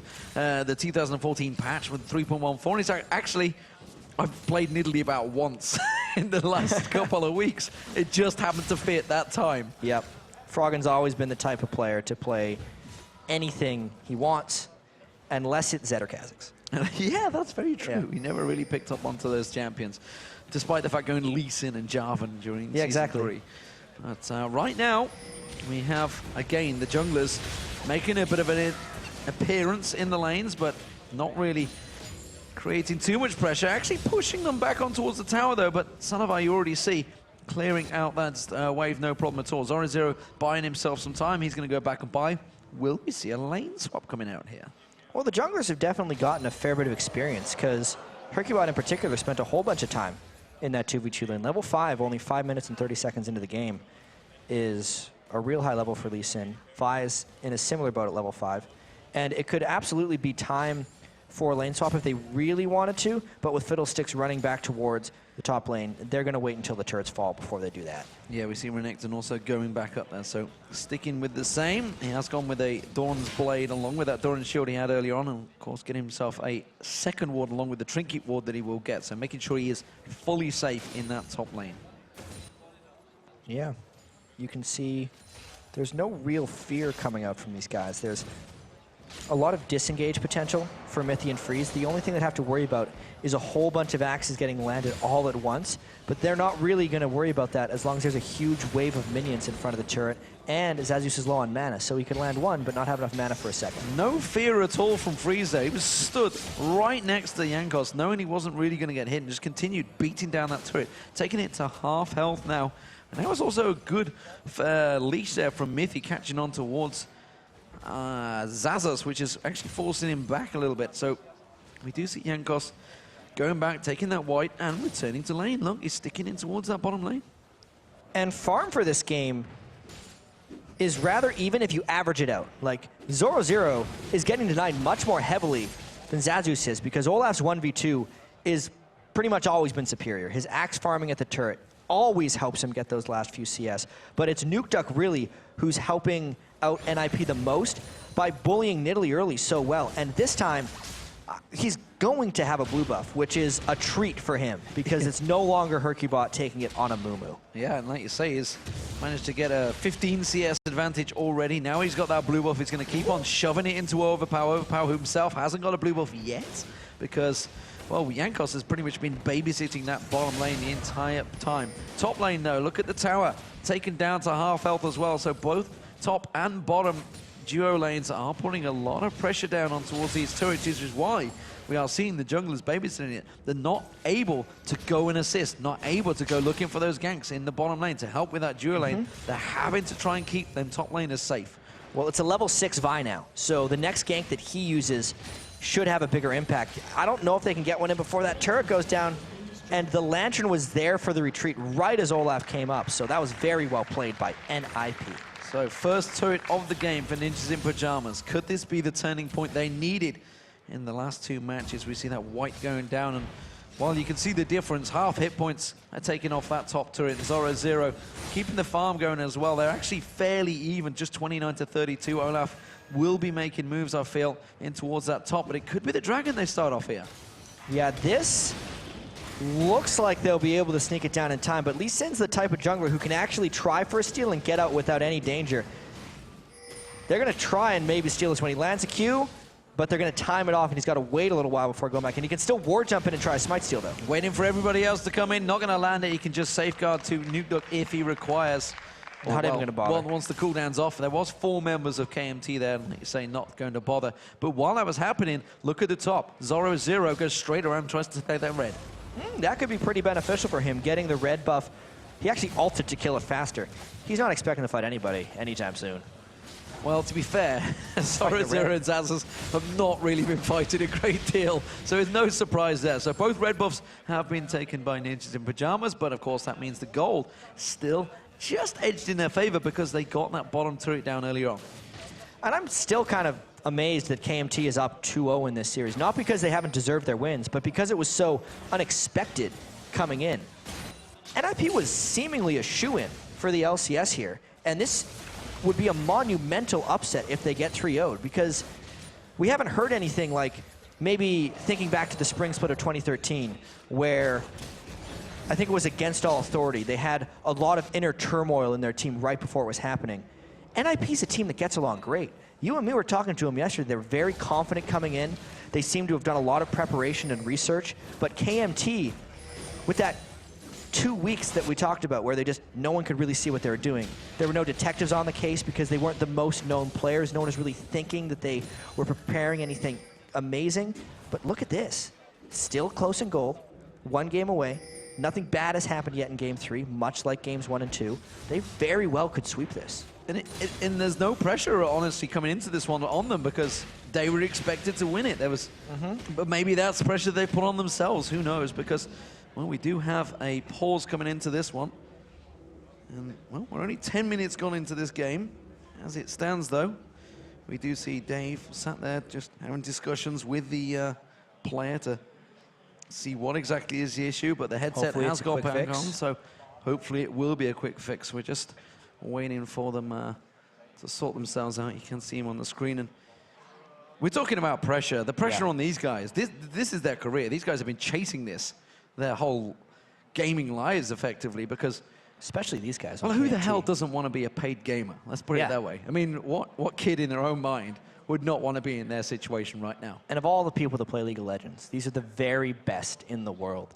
Everyone's watching them because they're so good at League of Legends right now, because it's so entertaining, but you can even see right now, they're sitting in this pause, they're not able to discuss what's going on, and they need to be thinking about kind of their next move in this game, because they, even though it's been slow, it's a mouse have made issue, the it first seems. move in a lot of these games previously. Mouse issue. Mouse issue. So that's not that big a deal. You take it out and plug it back in again.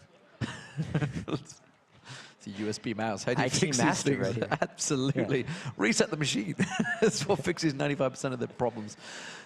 But let's look at the game. Let's see how it is right now. They're going to be unpausing in a few moments, but right now, 1-0 in towers, pretty even. The duo lanes actually have stuck down the bottom. That surprised me. I was expecting maybe NIP's duo lane to move back up to top, but they've chosen to stick back to that bottom lane, up against the Lucian and Fiddlesticks. Which is surprising since they haven't gotten a turret trade yet. Yeah. So it's definitely a mismatch of turrets on one side of the map versus the other now that we're back into the game.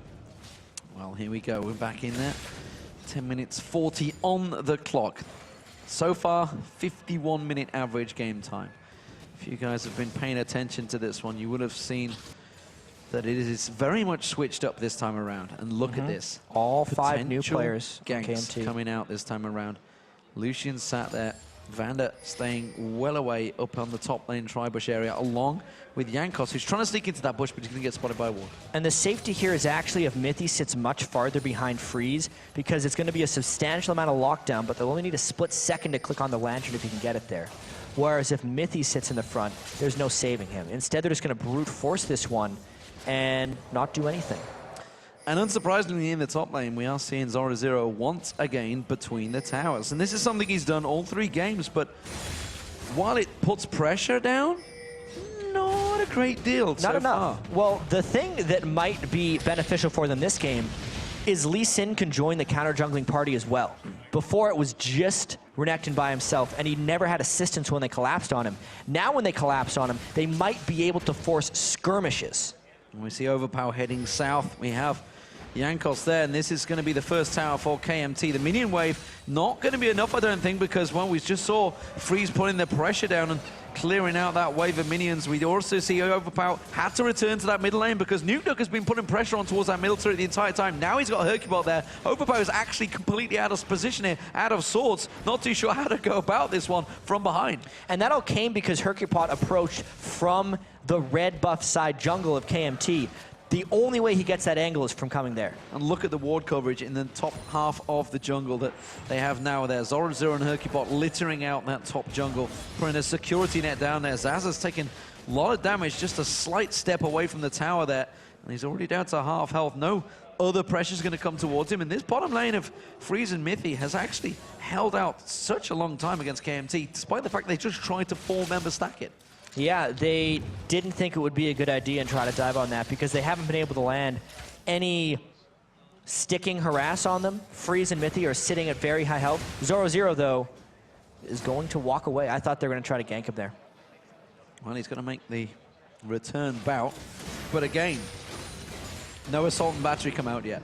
No Lee Sin jumping in and kicking. No aggression at all from either jungler. I mean, at this point, it's really on NIP to do it. Only because KMT has been able to win the slow games so far by being the disengaged team. And they have no reason at this point to get there. Once, they're really just waiting for Overpower to get a death cap or even just a needlessly large rod on Nidalee and a couple blue buffs and just start sieging up.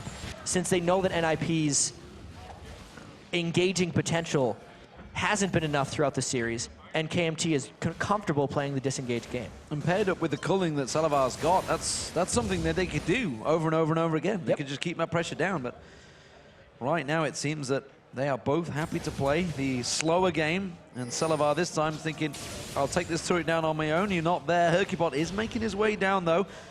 Hasn't been spotted, needs the ping ward down, and this time he may try and land the kick, but instead he has to use it on the opposition jungler, as that was a good counter from Jankos. Well, he did land the kick on a Vi. That's true. Who landed the punch.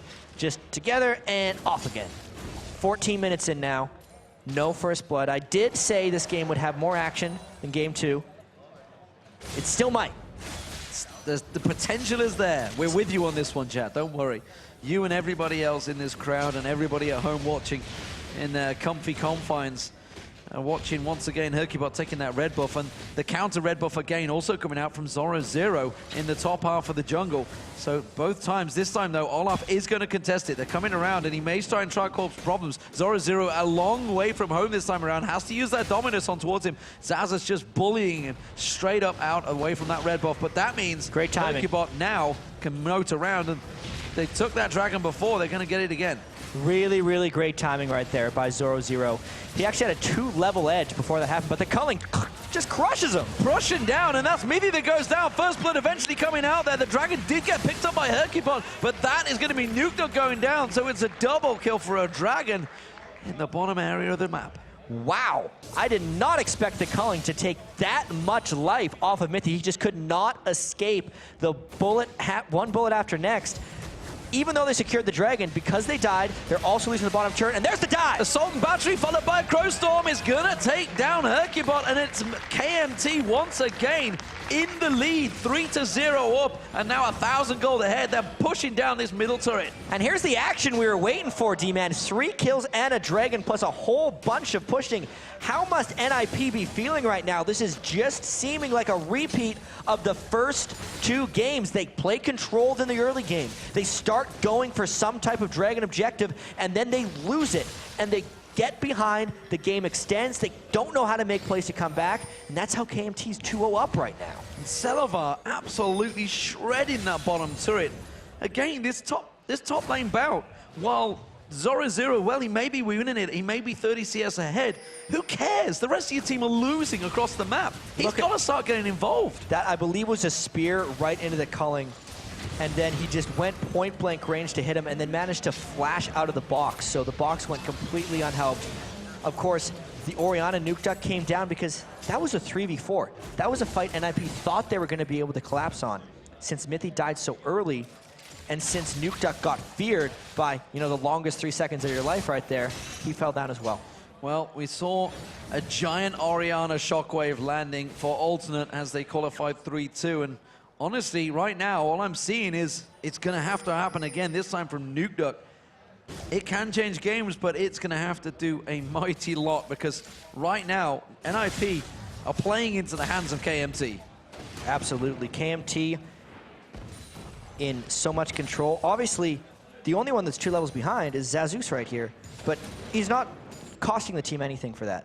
If Zoro could involve himself in team fights that also had Olaf, then we would see that 2-level advantage come into effect. But if all he's doing is farming in between the turrets and keeping the CS even and not even killing turrets or successfully counter-jungling, does not matter, as you said. It doesn't, and that middle turret, that's almost gone. Bottom inner turret, almost gone. While the top turret, Zoro is taking a long time to get it. He's been farming between the towers, and that's not putting the pressure down that he needed. We talked about this in game 2 and 3 now, that he needs to start putting pressure on the turret. He needs to alleviate to get everybody else involved in this. He needs to start joining his team. Yeah, well, at least KMT is coming to him right now. But that's because KMT is very close to poke mode right now. The Needlessly Large Rod and the Sorcerer's Shoes have been completed onto Nidalee. Zazus is trying to keep Zoro occupied, and now everyone is just coming up top lane. Yeah, there's going to be 3 members drawn towards him. That's going to be Dominus running down. He is starting to back away from this one, but is it going to be in time? The spears come across. They're just going to save out that turret. That's going to buy NIP time to push the mid. NIP is trying to take advantage of KMT while trying to assist, but KMT's rotations have been exquisite throughout this whole game. Ooh. That's one of the reasons NIP hasn't been able to find any fights. Anytime KMT adjusts to a new lane, they're not leaving themselves open to anything bad happening. And that's generally how NIP likes to find fights. Both middle turrets very low from both sides. Spears from Overpower, we just saw it landing on Mithy there, almost took his entire life out because Rapidon's death cap is slowly being completed. The Athenes and Holy Grail already on there, and like you say, they are approaching that poke mode. Once he gets that blue buff again, which he's just heading towards now, he's going to start being a real menace, which we've seen Nidalee be so many times. It's very hard to answer those spears. Once he gets this blue buff, the games are really going to start for him. And I'm trying to think back to these 3 games right now, D-Man, and we know that NIP, or at least the 3 of the players that were Lemon Dogs last split, like to play slow, and they try to just make fewer mistakes than the other team. That's kind of what their memo has been? No, that's not it. Motto. They could have wrote that memo, the motto on a memo. I don't know. Too far. But KMT hasn't made mistakes. Most of their play has been, while low risk, completely flawless. They've done so many just smart little things, and it's why they've just grind it out. 2 games in a row and are on pace for a third. They're going to try 2v1 the top lane. It's going to be Zorozu that's going to face check straight in towards Jankos. He clears out that ward though and backs away, and that's just going to buy yet a little more time. But now the Sunfire Cape's completed by Zazas. Zazas can just sit on that tower all day. Spear not quite landing on Mithy, but again, keeping that pressure down. Spear's being thrown out. This time it does land. Half his hit points gone. Mithy, you've got to back away. And Zoro trying to get something on Azazus, but of course, he has backup. There was no pressure on the mid lane, so as soon as he ran towards it, the mid lane feigned coming up top, saves off Olaf. And while this is all happening, Salavar again, back in the bottom lane, continues to keep on pushing that inner turret along the bottom lane. And it is very low, don't forget, because he had some free time on it. Almost as low as those 2 middle turrets. They're just playing the same game. It's a different team composition. This one is more poke-oriented, but they're still keeping pressure, or at least presence, in 3 lanes at a time and keeping NIP contained. 0 kills in 21 minutes for NIP this time. I believe this is the longest they have gone in any of their 3 games without getting kills. Maybe they can control the next dragon, but unless Zoro comes down to fight, I don't think they can win it. Zazas is up there as well with that Ghost Ragnarok, so he's going to keep him busy even if he tries to make a move for it. However, Jankos is backing off. They don't really have the timing on it set down like they have done the last few times. KMT have been straight onto the dragon in previous matches. This time around, they could both contest. It looks a little bit like Zoro's on autopilot right now. Maybe he's checked out of this because he thinks he's doing his job. He is keeping a level advantage and a farm advantage heavily over Zazus' Olaf. But the team needs him right now, and now he's finally coming mid. He's coming down there. Salavar's also coming across. That's going to be the shockwave. Actually called on towards Vander. He's going to get dropped down. That's the play. This may be the play they needed. First kill for them. Ace in the hole's going to come through on towards Salavar. Salavar in all out of position here. He's just been chased into enemy ground, and there's no way he's going to escape it. Has he got the timer, though? Can he run to that tower? Has the time been running long enough? Not too sure it has. That Ace in the hole landed a moment ago, which is why he's trying to bait his time. While this is all happening, though, KMT are closing ground. He's going to turn it back around! Herkibot gets dropped by Salavar, and that is a big mistake by NIP. Salavar pulling the great escape, and now it's right back at KMT. Even though Zoro came down to get them a kill, it all went wrong when they overchased Salavar, who was a stacked Lucian. And now KMT come around and pick up the dragon. NIP, they get the kill, they chase around, they get pulled a merry dance by KMT, and they pull that advantage back. A turret and a dragon, all in a clean sweep. This is getting closer and closer to the end for NIP right now. And KMT will look fantastic, but just check this out. He actually takes a turret shot and goes onto a trap. So Herkibot thinks he has it, but the burst that came out from Salavar, getting his spells out with the double shot and the W at the end, just lets him walk away with style. Incredible stuff. Spears continue to rain through from Overpower. Blue buff is not on him right now, though, so he's going to have to cool it a little, which is why we see him backing off. That's going to be the Rabadon's Death Cap, I feel, being picked up by him as well. And still those middle turrets, he's actually going to stick around a little bit longer.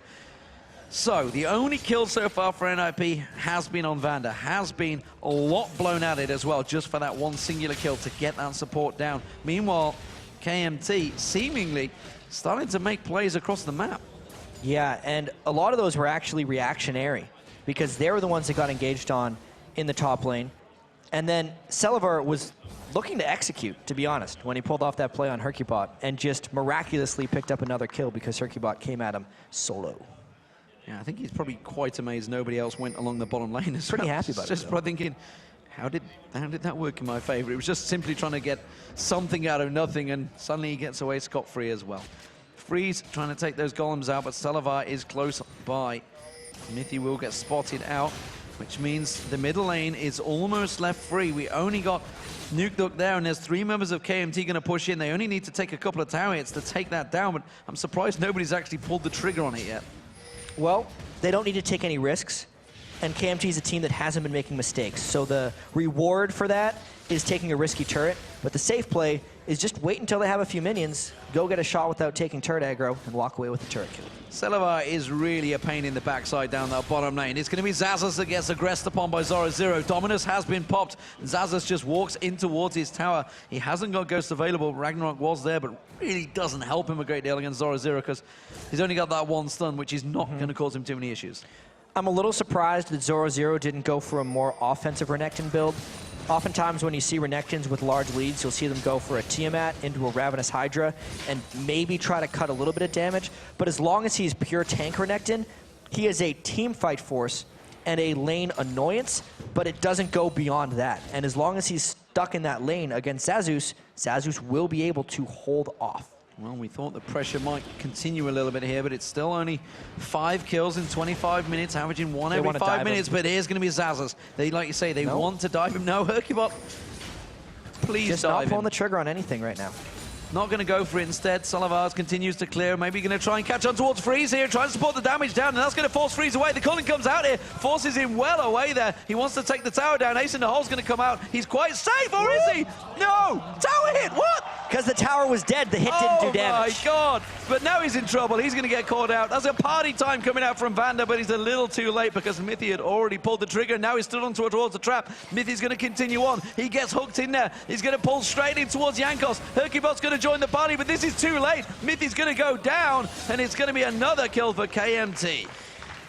Hercubot kind of waved goodbye. He's like, no, I'm not helping that one. And that was another back and forth, but that was a risk that Celabar took, and the shutdown he gave to Thresh wasn't necessarily that smart.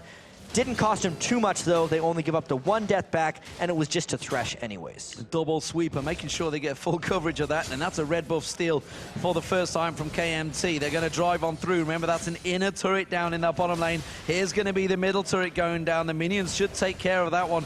But we were about to take a look at it, but instead we saw Maywell have a bit of coverage in this top lane. Yeah, this is an interesting point in the game because KMT has pulled ahead by quite a lot at this point. 27 minutes in. If we go by the averages, 24 minutes away from getting their next spot in the LCS. There's another turret down. It's 4-1 to KMT. It's starting to look disastrous for the Ninjas in Pajamas fans. Their onesies will not be selling like hotcakes, that's for sure, if they get knocked out at LCS. And instead, it could well be 5 members of NIP. They have onesies. Huh. It would be 5 members of NIP possibly looking for new homes. Yeah, absolutely. They're very talented players, all of them. Absolutely. They're considered the best, some of the best players in Europe. That's why 3 of them were on Lemon Dogs, the first place regular season team, second place from the European playoffs. Hercubot was considered to be one of the best, if not the best players on SK Gaming. And then Freeze, the one remaining member from NIP from the last season split, Edward called them the best AD carry in Europe. They're all highly respected players in this scene to a bunch of guys on KMT who have been around for a while but never really made it. And a lot of them just consider them, oh, those guys again, and maybe took them a little lightly. But they've come together and they've found something good. And the thing is, we've only ever heard good stuff about NIP, how they've done in scrims. Everybody's saying they are a really strong team right now. They're doing so well in scrims, but scrims don't mean anything when you get on the big stage, when you get in this pressure situation. There is no pressure on you in scrims. You are just trying things out. You never know the team you're up against, what exactly they're trying and whether they're going to try something to fool you. But as it is right now, KMT have done serious research on NIP, it seems, and know exactly how to counter them. They said it in the videos themselves. We know what they play. We know what we're going to do against them.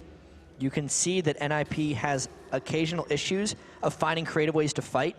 So KMT have brought a style that is very heavy to disengage in all 3 games and very much an anti-fight team. And they've really done that same mindset all 3 games, and it's been a brilliant plan thus far. Dragon, will it be contested this time by Hercubot? Standing by just off the side. Jankos does not know he's there this time around. And he's ready to step away. He's got the rest of the team. They're actually having a little bit of a merry dance just off the side here. Ace in the hole will be used on Van, and that's going to take him low into this fight. Dragon still taking drops. Will they go for it? It's already been finished off. KMT pick it up. Will they go aggressive? Zoro Zero is the focus target. But instead, KMT choose to call it and back away. Going aggressive there would not have actually fit with KMT's plan here.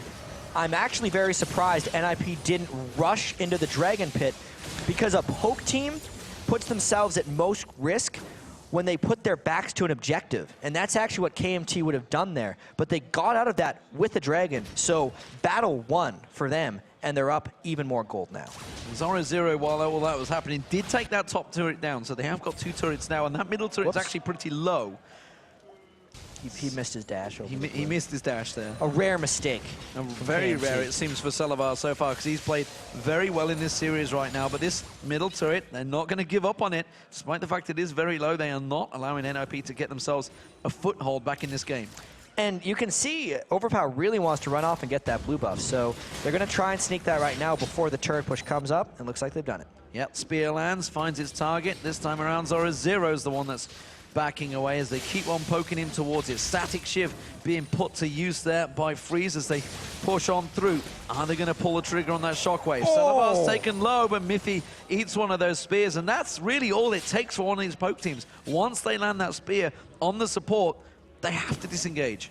And in some regions like Korea, Nidalee is nearly a perma-banned champion. But because there were so many other priorities here, and there's been so many tanks that are being dominant, it didn't seem like the Nidalee spear poke would be that prevalent. It just so happened to be a great pick in this matchup. Uh-oh, that's going to be the top lane wave, and that will be time for NIP to take down that middle turret. That's going to hamper the vision now. Both teams without that middle turret, it's going to mean wards are going to have to get placed deeper. So far, KMT have been the ones being aggressive, though.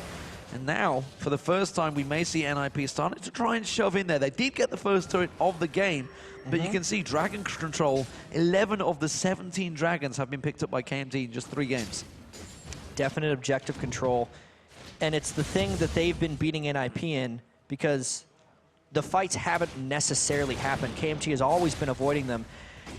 And Xaxus may be at a point now where he's starting to beat Zoro in these traits. He's tanked up, he's got a little bit of extra sustain, and no matter how tanky Zoro gets now, Olaf's true damage is going to be able to cut through him. Yeah, and especially when he returns to lane with half hit points. That's a juicy That'll target help. for anyone, really. Xaxus is not going to let that one slide. He goes back. What's he going to buy? Bilgewater Cutlass, it seems, has gone there. So he's got the standard Spirit Massage and Sunfire Cape completed already. But look at this. Middle lane, Overpow. Now got himself that Rabadon's Death Cap and the Void Staff in there, along with that Athene. So those spears are going to be coming for days and doing a lot of damage. Meanwhile, Nuke Duck, he's got that Rabadon's also completed. Going to be going towards seemingly Liliandras. We'll see whether he completes that, though.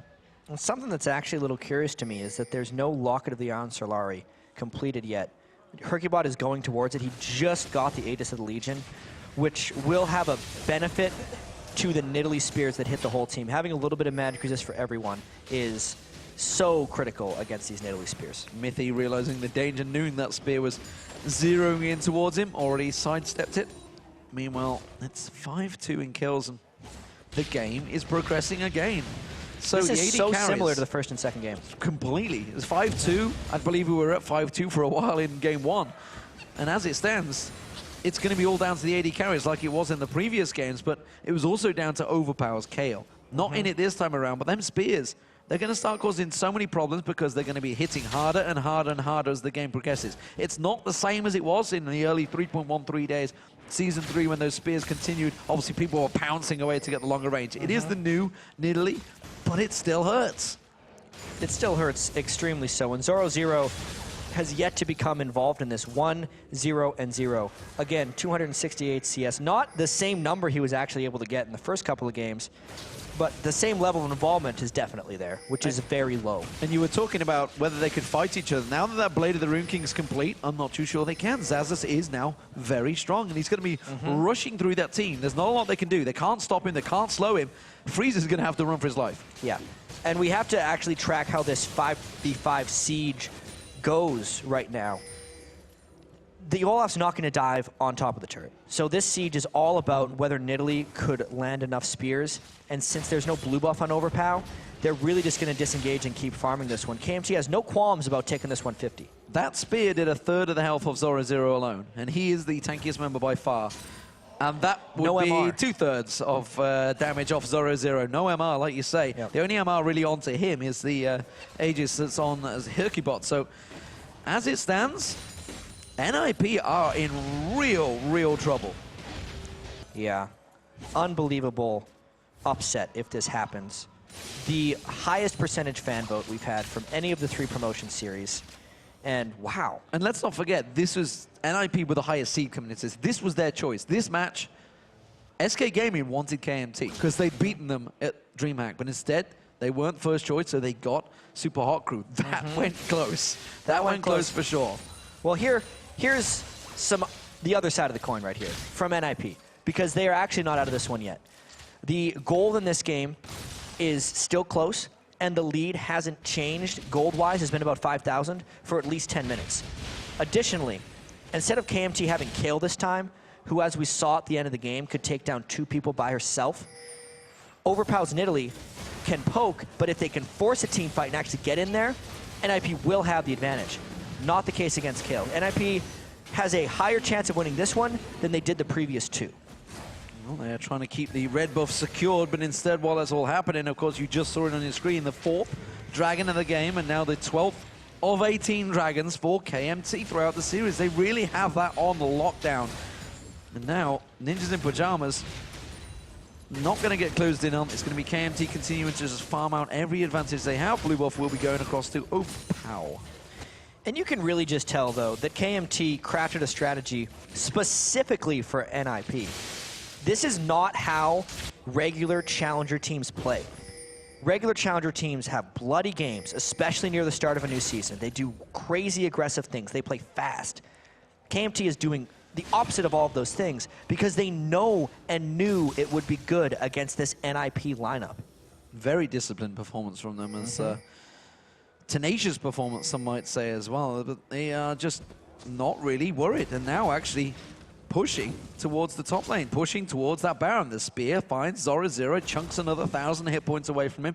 He may well be the strongest member of the team, but have NIP caught them out, or have KMT turned it around? Assault battery on freeze, tries to get away. The box comes down, but he finally gets dropped by the culling, and that's going to be the 2nd kill. Double kill now, both carries down. KMT can just push straight on the base. It took them 36 minutes, but they found that moment. They knew they had so many more people in that fight, and they will push on this turret, no matter if they have minions or not. They may go for the inhibitor turret as well because they're tanking through this one, no problems at all. Of course, the heals that can come out from from Overpower should be enough, and that means it's going to be Zazas that's going to tank this one out. He's got plenty of damage in there. That's going to be an inhibitor turret going down. NIP are in desperate times. And they only have 3 people up, but their 2 main damage dealers are down. Clean push through for KMT. What a performance thus far. Serious panic mode now for Ninjas in Pajamas. They are in almost an unsurmountable position because KMT are just turning and running for Baron. And they're still down 2 people because KMT was so decisive once they started this. There is a potential for a Hercubot steal. He has to try, but KMT can so easily shut him off of this. Surprise party thrown out. Vander chasing down Hercubot. The Baron is not available to smite yet because they're purposely delaying. They gotta stop hitting Baron. They've got to stop hitting it. They've got to back away. They're going to go for Hercubot, and they're still tanking it out here. The Lantern pulls him away. The Baron's low. They're going to try and help him. He might get it. Will he go? No, he doesn't get it. Hercubot gets taken down, and now they're turning and burning. Can they get on towards Zoro? Selavar fancies it, pops the culling. Meanwhile, Nuke chokes a shockwave just off the side, but he gets caught out with his own battery. He's going to get dropped down now. He's in all sorts of trouble. He takes the Lantern once again, flashes away, but look at Selavar. Selavar deep in trouble, but he's got a Guardian Angel, and he saves the day. Now it's the Baron of KMT trying to find their place in the LCS. And they're just going to continue. Double kill by Nidalee. This could be it, D-Man. Well, Ninjas in Pajamas suddenly turned this game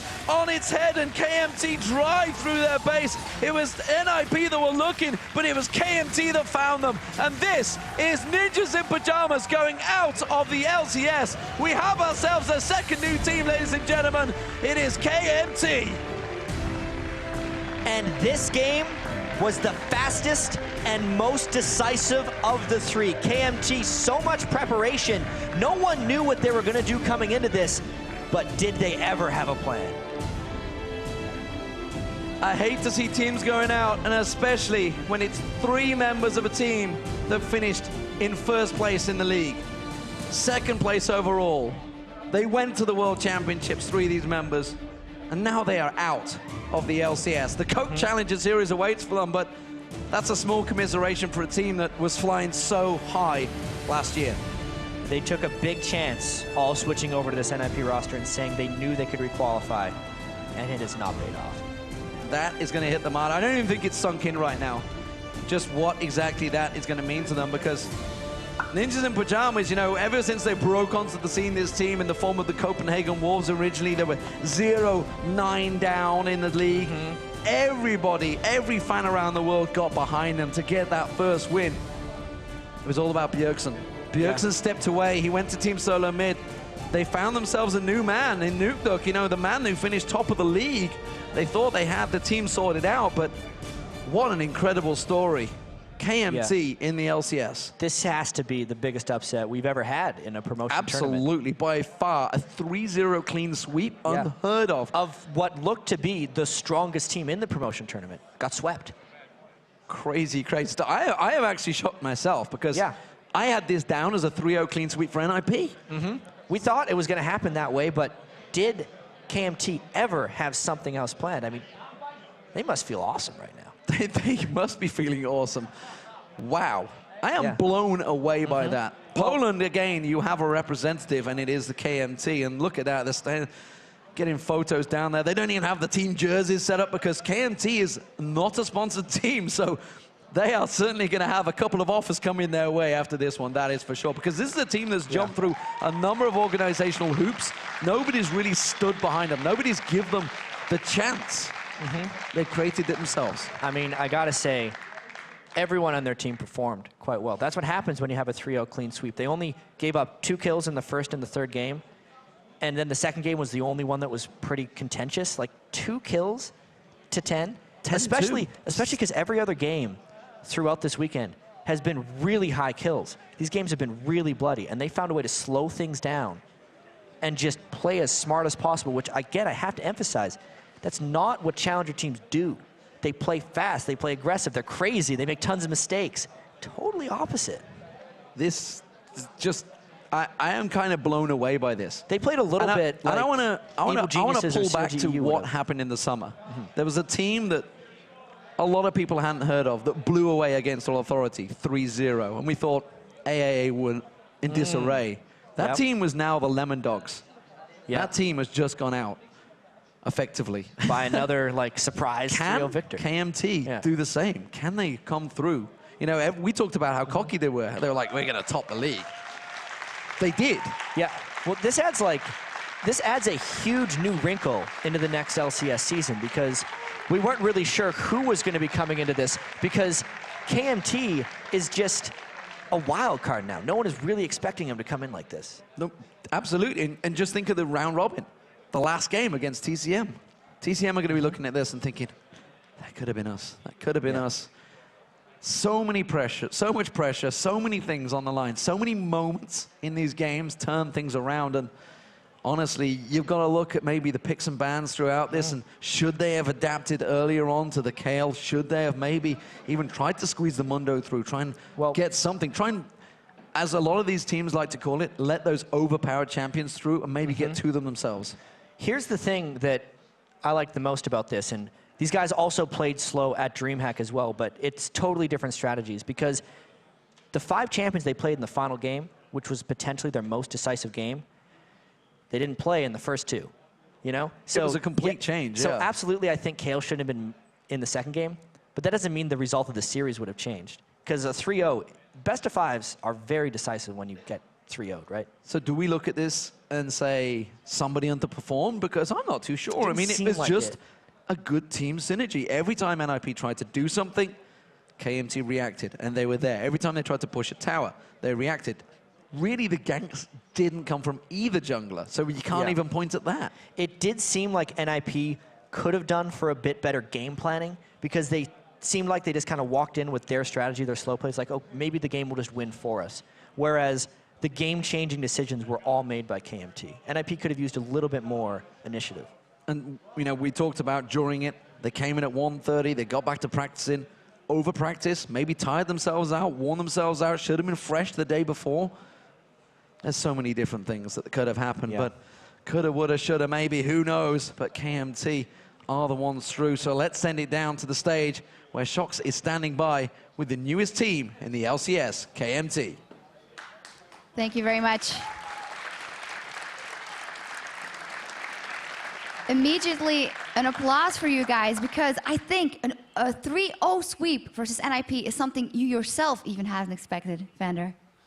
It's really unbelievable. It's really hard to say something smart now. We are so happy and yeah, really thought NIP is a tough opponent. It will be hard, but we felt that we can really do it. And you absolutely did. Tell me a little bit about the story of those games, because I can imagine the moment that you're 2-0 up, does it start to be a little more nervous in the team? Like, guys, we can do this. Yeah, it was like we are 2-0 yesterday. Super Hot Crew was in the same situation. They were winning 2-0. They were playing so good, and suddenly they started to lose. And yeah, it was the third game was, I think, the hardest one for us. Yeah, tell me a little bit about that, because the first game you guys played, immediately going for you guys in the bottom lane with a Vayne pick, very risky versus an Ezreal.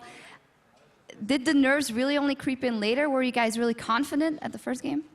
Well, about the Vayne, they had Ezreal, so Vayne is like really strong against Ezreal. Later in the game, he can't 1v1 her, so she can speed push all the time. But on the lane, the Karma, we were expecting them to play this champion. And he went full AP, so he was doing really a lot of damage, and it was really hard for us in the early game, but later just the Vayne pick did the work. Now, tell me a little bit about you guys as a team and as friends, maybe, because a lot of you guys have been trying to qualify and trying to get to that biggest stage for a long time. How come this time it's clicked and it's worked? I don't know, we just play good now, and I hope we will do even better. We started like, we lost in DreamHack Winter against SK. I thought it will be easier like to win the DreamHack against them than now. But then we like lost our minds like when we were winning hard, so we were like, don't do it again and play calm, and this time we did it. You absolutely did it. So this is only the beginning of the journey, even though this might feel like already a very big achievement for you guys, which it is, but you've got an entire LCS season to prove it. So how are you looking up going against the best teams in Europe week after week? I hope we will go to World Finals and we will do good, I think, in the LCS.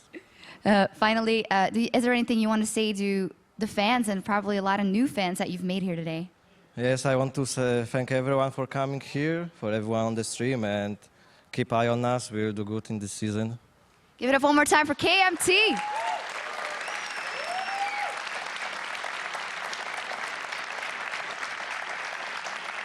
Congratulations, guys. You have clenched that spot in the LCS. And now let's send it over to Riv, Quickshot, and Wicked.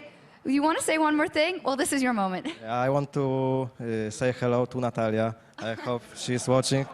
I bet she's watching.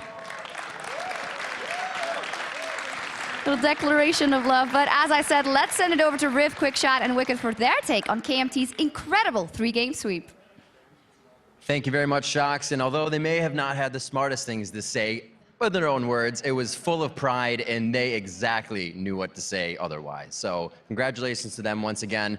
One thing we're going to talk about first is NIP. D-Man and Jat mentioned it right before they cut down to the interview, and that was practice. Maybe too much. Is there ever a point in time when it does become too much? I personally feel like, yes, you can practice too much because you get into bad habits, and you kind of need to take a step back and think about what you're doing sometimes, so you can get refreshment and you start playing in different ways. With that, how do you fix that? What do you do? Because you yourself said, you know, too many games on a champion, the bad habits. How is it broken? I think one of the best ways to break it is just take some breaks, go out with the team, have some fun for dinners or stuff like that, and just have a great time with the team overall instead of focusing only on the game. And I think that game showed us a lot. It depicted that goes a bit longer when the teams play to not lose. Not many people were playing to win there. It was a bit scary for both teams, but they both wanted the victory. The passivity of the series was, I think, the slowest of the entire weekend. You know, the first two games averaged 51 minutes a game. I think that one was in the late 30s, early 40 minutes as well. And it was interesting to hear that KMT was saying that the third game was the most difficult for them, but it was actually the clearest victory for them. They didn't get caught up, they didn't give away kills, they didn't look like they were at threat, you know, in a threatful position where they could get shut down. And it was very patient, slow play. I really want to touch on what Jat said as well, that these amateur teams, this amateur team KMT, played more patiently and slower than anyone else, because normally you see bloodbaths, normally you see them all inning at a moment's notice. I think I can, I know I can. I did it in solo queue yesterday. And this time around, these guys played with patience, they played with control, and it worked in their favor. You know, Wicked, you scrimmed quite a bit against this NIP team before coming in. Did KMT do their homework correctly? I believe they did incredible homework because one of the heroes that really we had a tough time against was Gragas. Then we played against them. Like Gragas used to dominate in the jungle. Hugabot was really good on Gragas, and we just didn't know how to handle it. So then banning Gragas definitely shows that they did the homework. Coming into this matchup, not knowing much about a team, how do you practice for that? I think you don't always have to know everything about a team. One thing you have to do is just focus on your team and have different strategies, because they can research one of your strategies, maybe two, but if you have 4 or 5, they can't know all of them. Quick shot coming in, the Kale was a huge factor. A lot of people thought didn't need to be banned out, needed to be banned out. What's your take on the Kale? It's a difficult one because Kale was such an influential champion in games 1 and 2. Eventually, NIP decided to ban it, for game 3. Right. But I feel like that, in conjunction with the Amumu pick, is what I think cost them a lot. In game 3, it's almost like the damage was done. Hercubot didn't really have an impact. There wasn't any, fast level ganks or anything like that. And Hercubot wasn't necessarily playing to the standard that we've seen him playing elsewhere. When he was playing during the regular season, he was aggressive, he was getting ganks, he was making plays. And it felt like this whole team wasn't necessarily making plays. You highlighted Zoro. He was playing well, he played solid, he was, out CSing Xaxus in the top lane. But that was it. That was it. That's where the sentence ends. There was no more pushes. And all credit to KMT. When they invaded for blue buff challenges, when they did pick team fights, it was always on terms that they were happy with. There was very few times that you felt KMT got caught with their pants at their ankles because they had good vision, they were roaming well, and if you play slow and passive, the chances of being caught are significantly less. But again, it was just the KMT countered what NIP were doing today, and I feel NIP really needed to get faster go picks earlier in the series. Wicked, if in this situation as NIP just was, what would your pick have been if you were able to get it? Would it have been Super Hot Crew or KMT? For me, we have been scrimming both the teams, and KMT is the only team out of all teams we've been scrimming that have a winning record against us, so I would definitely have chosen Super Hot Crew. All right, Trevor, looking at all these last few games, we always see new teams coming into the European scene, more so than not, getting flipped and flopped out. What's the lesson we can learn here? Really just seeing so much power from Europe. I think the biggest thing that we can learn from this weekend series, when I think of all the promotion series matches, is that decisiveness and aggressive play wins you games. Go look at the SK series. The first 2 games that they lost was because they sat back, played passive. They didn't do anything. Right. And when they did decide to, oftentimes it was too late, it was too far gone. They look at the KMT games, they played passive, they played slowly. And at 25, 30, 35, 40 minutes, depending on when they wanted, they hit the go button, they won a team fight, and they won the game. Very CLG EU last year-esque, get to that late game and win a fight. And I think what the teams need to learn to do is figure out at what point they can actually win those fights, take those objectives, and then push it through. The earlier, the better. But if your opponents are playing slowly, hey, play slowly too. Play into your opponent if you can. All right, well, Wicked, I'd like to thank you very much for hanging out with us today, sharing your wealth and knowledge, and giving us a little bit of insight into the games. Thanks for letting me be here. Absolutely. And now let's send it over to Demon and Jet one last time to break down this weekend's results. Thank you very much, Riv. And with 2014's European Spring Promotion Tournament in our match history, let's take a look at the teams that will be fighting for the Spring Split Championships. As you can see, it is going to be 5 teams that were already locked in. That is, of course, Fnatic, Lemon Dogs, Alliance Gambit, and Team Alternate. Yeah, but they've now been joined by the 3 teams that won their promotion tournament series this weekend. Copenhagen Wolves, the returning SK Gaming, and of course, the huge upset winners, KMT. Yeah, the Spring Split teams are, for me, strong. Very strong. This is going to be a really interesting season. I mean, you look at previous play-ins, we look at it, it was what? Fnatic Gambit ended up in the finals. Evil Geniuses could have easily been there. Now, obviously, also in the guise of Alliance in there, the new Alliance team we saw playing just yesterday, they looked strong. Yeah. You're looking at the other teams, Alternates, they started off incredibly well in the summer. Will they do the same? They had to hit the ground running. The regular season record was amazing as well. I mean, if I have to try and think of favorites for Europe and LCS, Fnatic, obviously. Yeah. Because they're the incumbent. But Gambit, Alliance is completely retooled. I think those are my top 3. Well, honestly, favorites, but they could all split up. And the irony is, for me, I would have had NIP as one of the dark horses, but now I don't even know what the hell to think. I mean, SK Gaming yesterday pulling something out. KMT played fantastically well. Who knows KMT what would is still to come. count as a dark horse, I think, because they're still relatively unknown. Let's not discount it. We talked about it yesterday. Teams that came back from 2-0 down, 3-2, struggled. So SK Gaming, they know they've got a fight on their hands. It's not over for them. They got into the LCS, but they don't want to be in that relegation series again. I'd say the Lemon Dogs roster currently is a little shaky, as well as, SK Gaming are the ones that need to do the most retooling, but every other team that I can think of seems very strong. We're obviously going to see more when we get to the Battle of the Atlantic next week, but for now, holy crap. Of course, it's crazy, crazy stuff. And of course, you can watch the 8 European LCS teams fighting for the title in just under 1 month, as the 2014 Spring Split will be kicking off with a 3-day Super Week. Yeah, of course, this European LCS Spring Split will begin on Tuesday, January 14th at 7 p.m. Central European Time, which is 10 a.m. Pacific. And while we've locked in the 8 teams here in Europe, there is, of course, 3 more up for grabs in North America. Yeah, I'm excited. And our coverage for that will kick off on Friday with the Battle of Atlantic as Counterlogic Gaming looks to defend its home turf against Team Alternate. Then Snoopy, Crepo, and the Evil Geniuses take on Determined Gaming in the first match of the North American Spring Promotion Tournament. Wow, they've changed the name from TBD to Determined Gaming. Because they're very determined. That was determined, that's for sure. The action begins, of course, that will be on Friday, December the 20th at 11 a.m. Pacific, 8 p.m. Central European Time. And of course, while that is it for us here in the 2014 European Spring Promotion Tournament, I'll get to say that eventually, guys. Congratulations to the Copenhagen Wolves, SK Gaming, and of course KMT, who have just got an impressive win this weekend. Now for myself, Jat, Riv, Quickshot Shocks, and the entire broadcast crew, thank you very much for watching. We'll be seeing you on Friday in North America.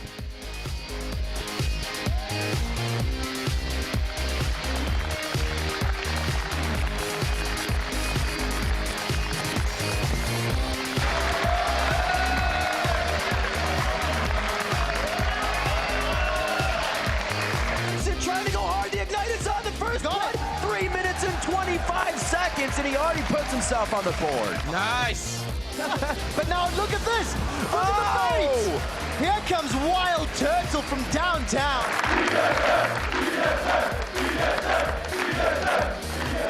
And he can't. Oh, the Ignite! He's got him.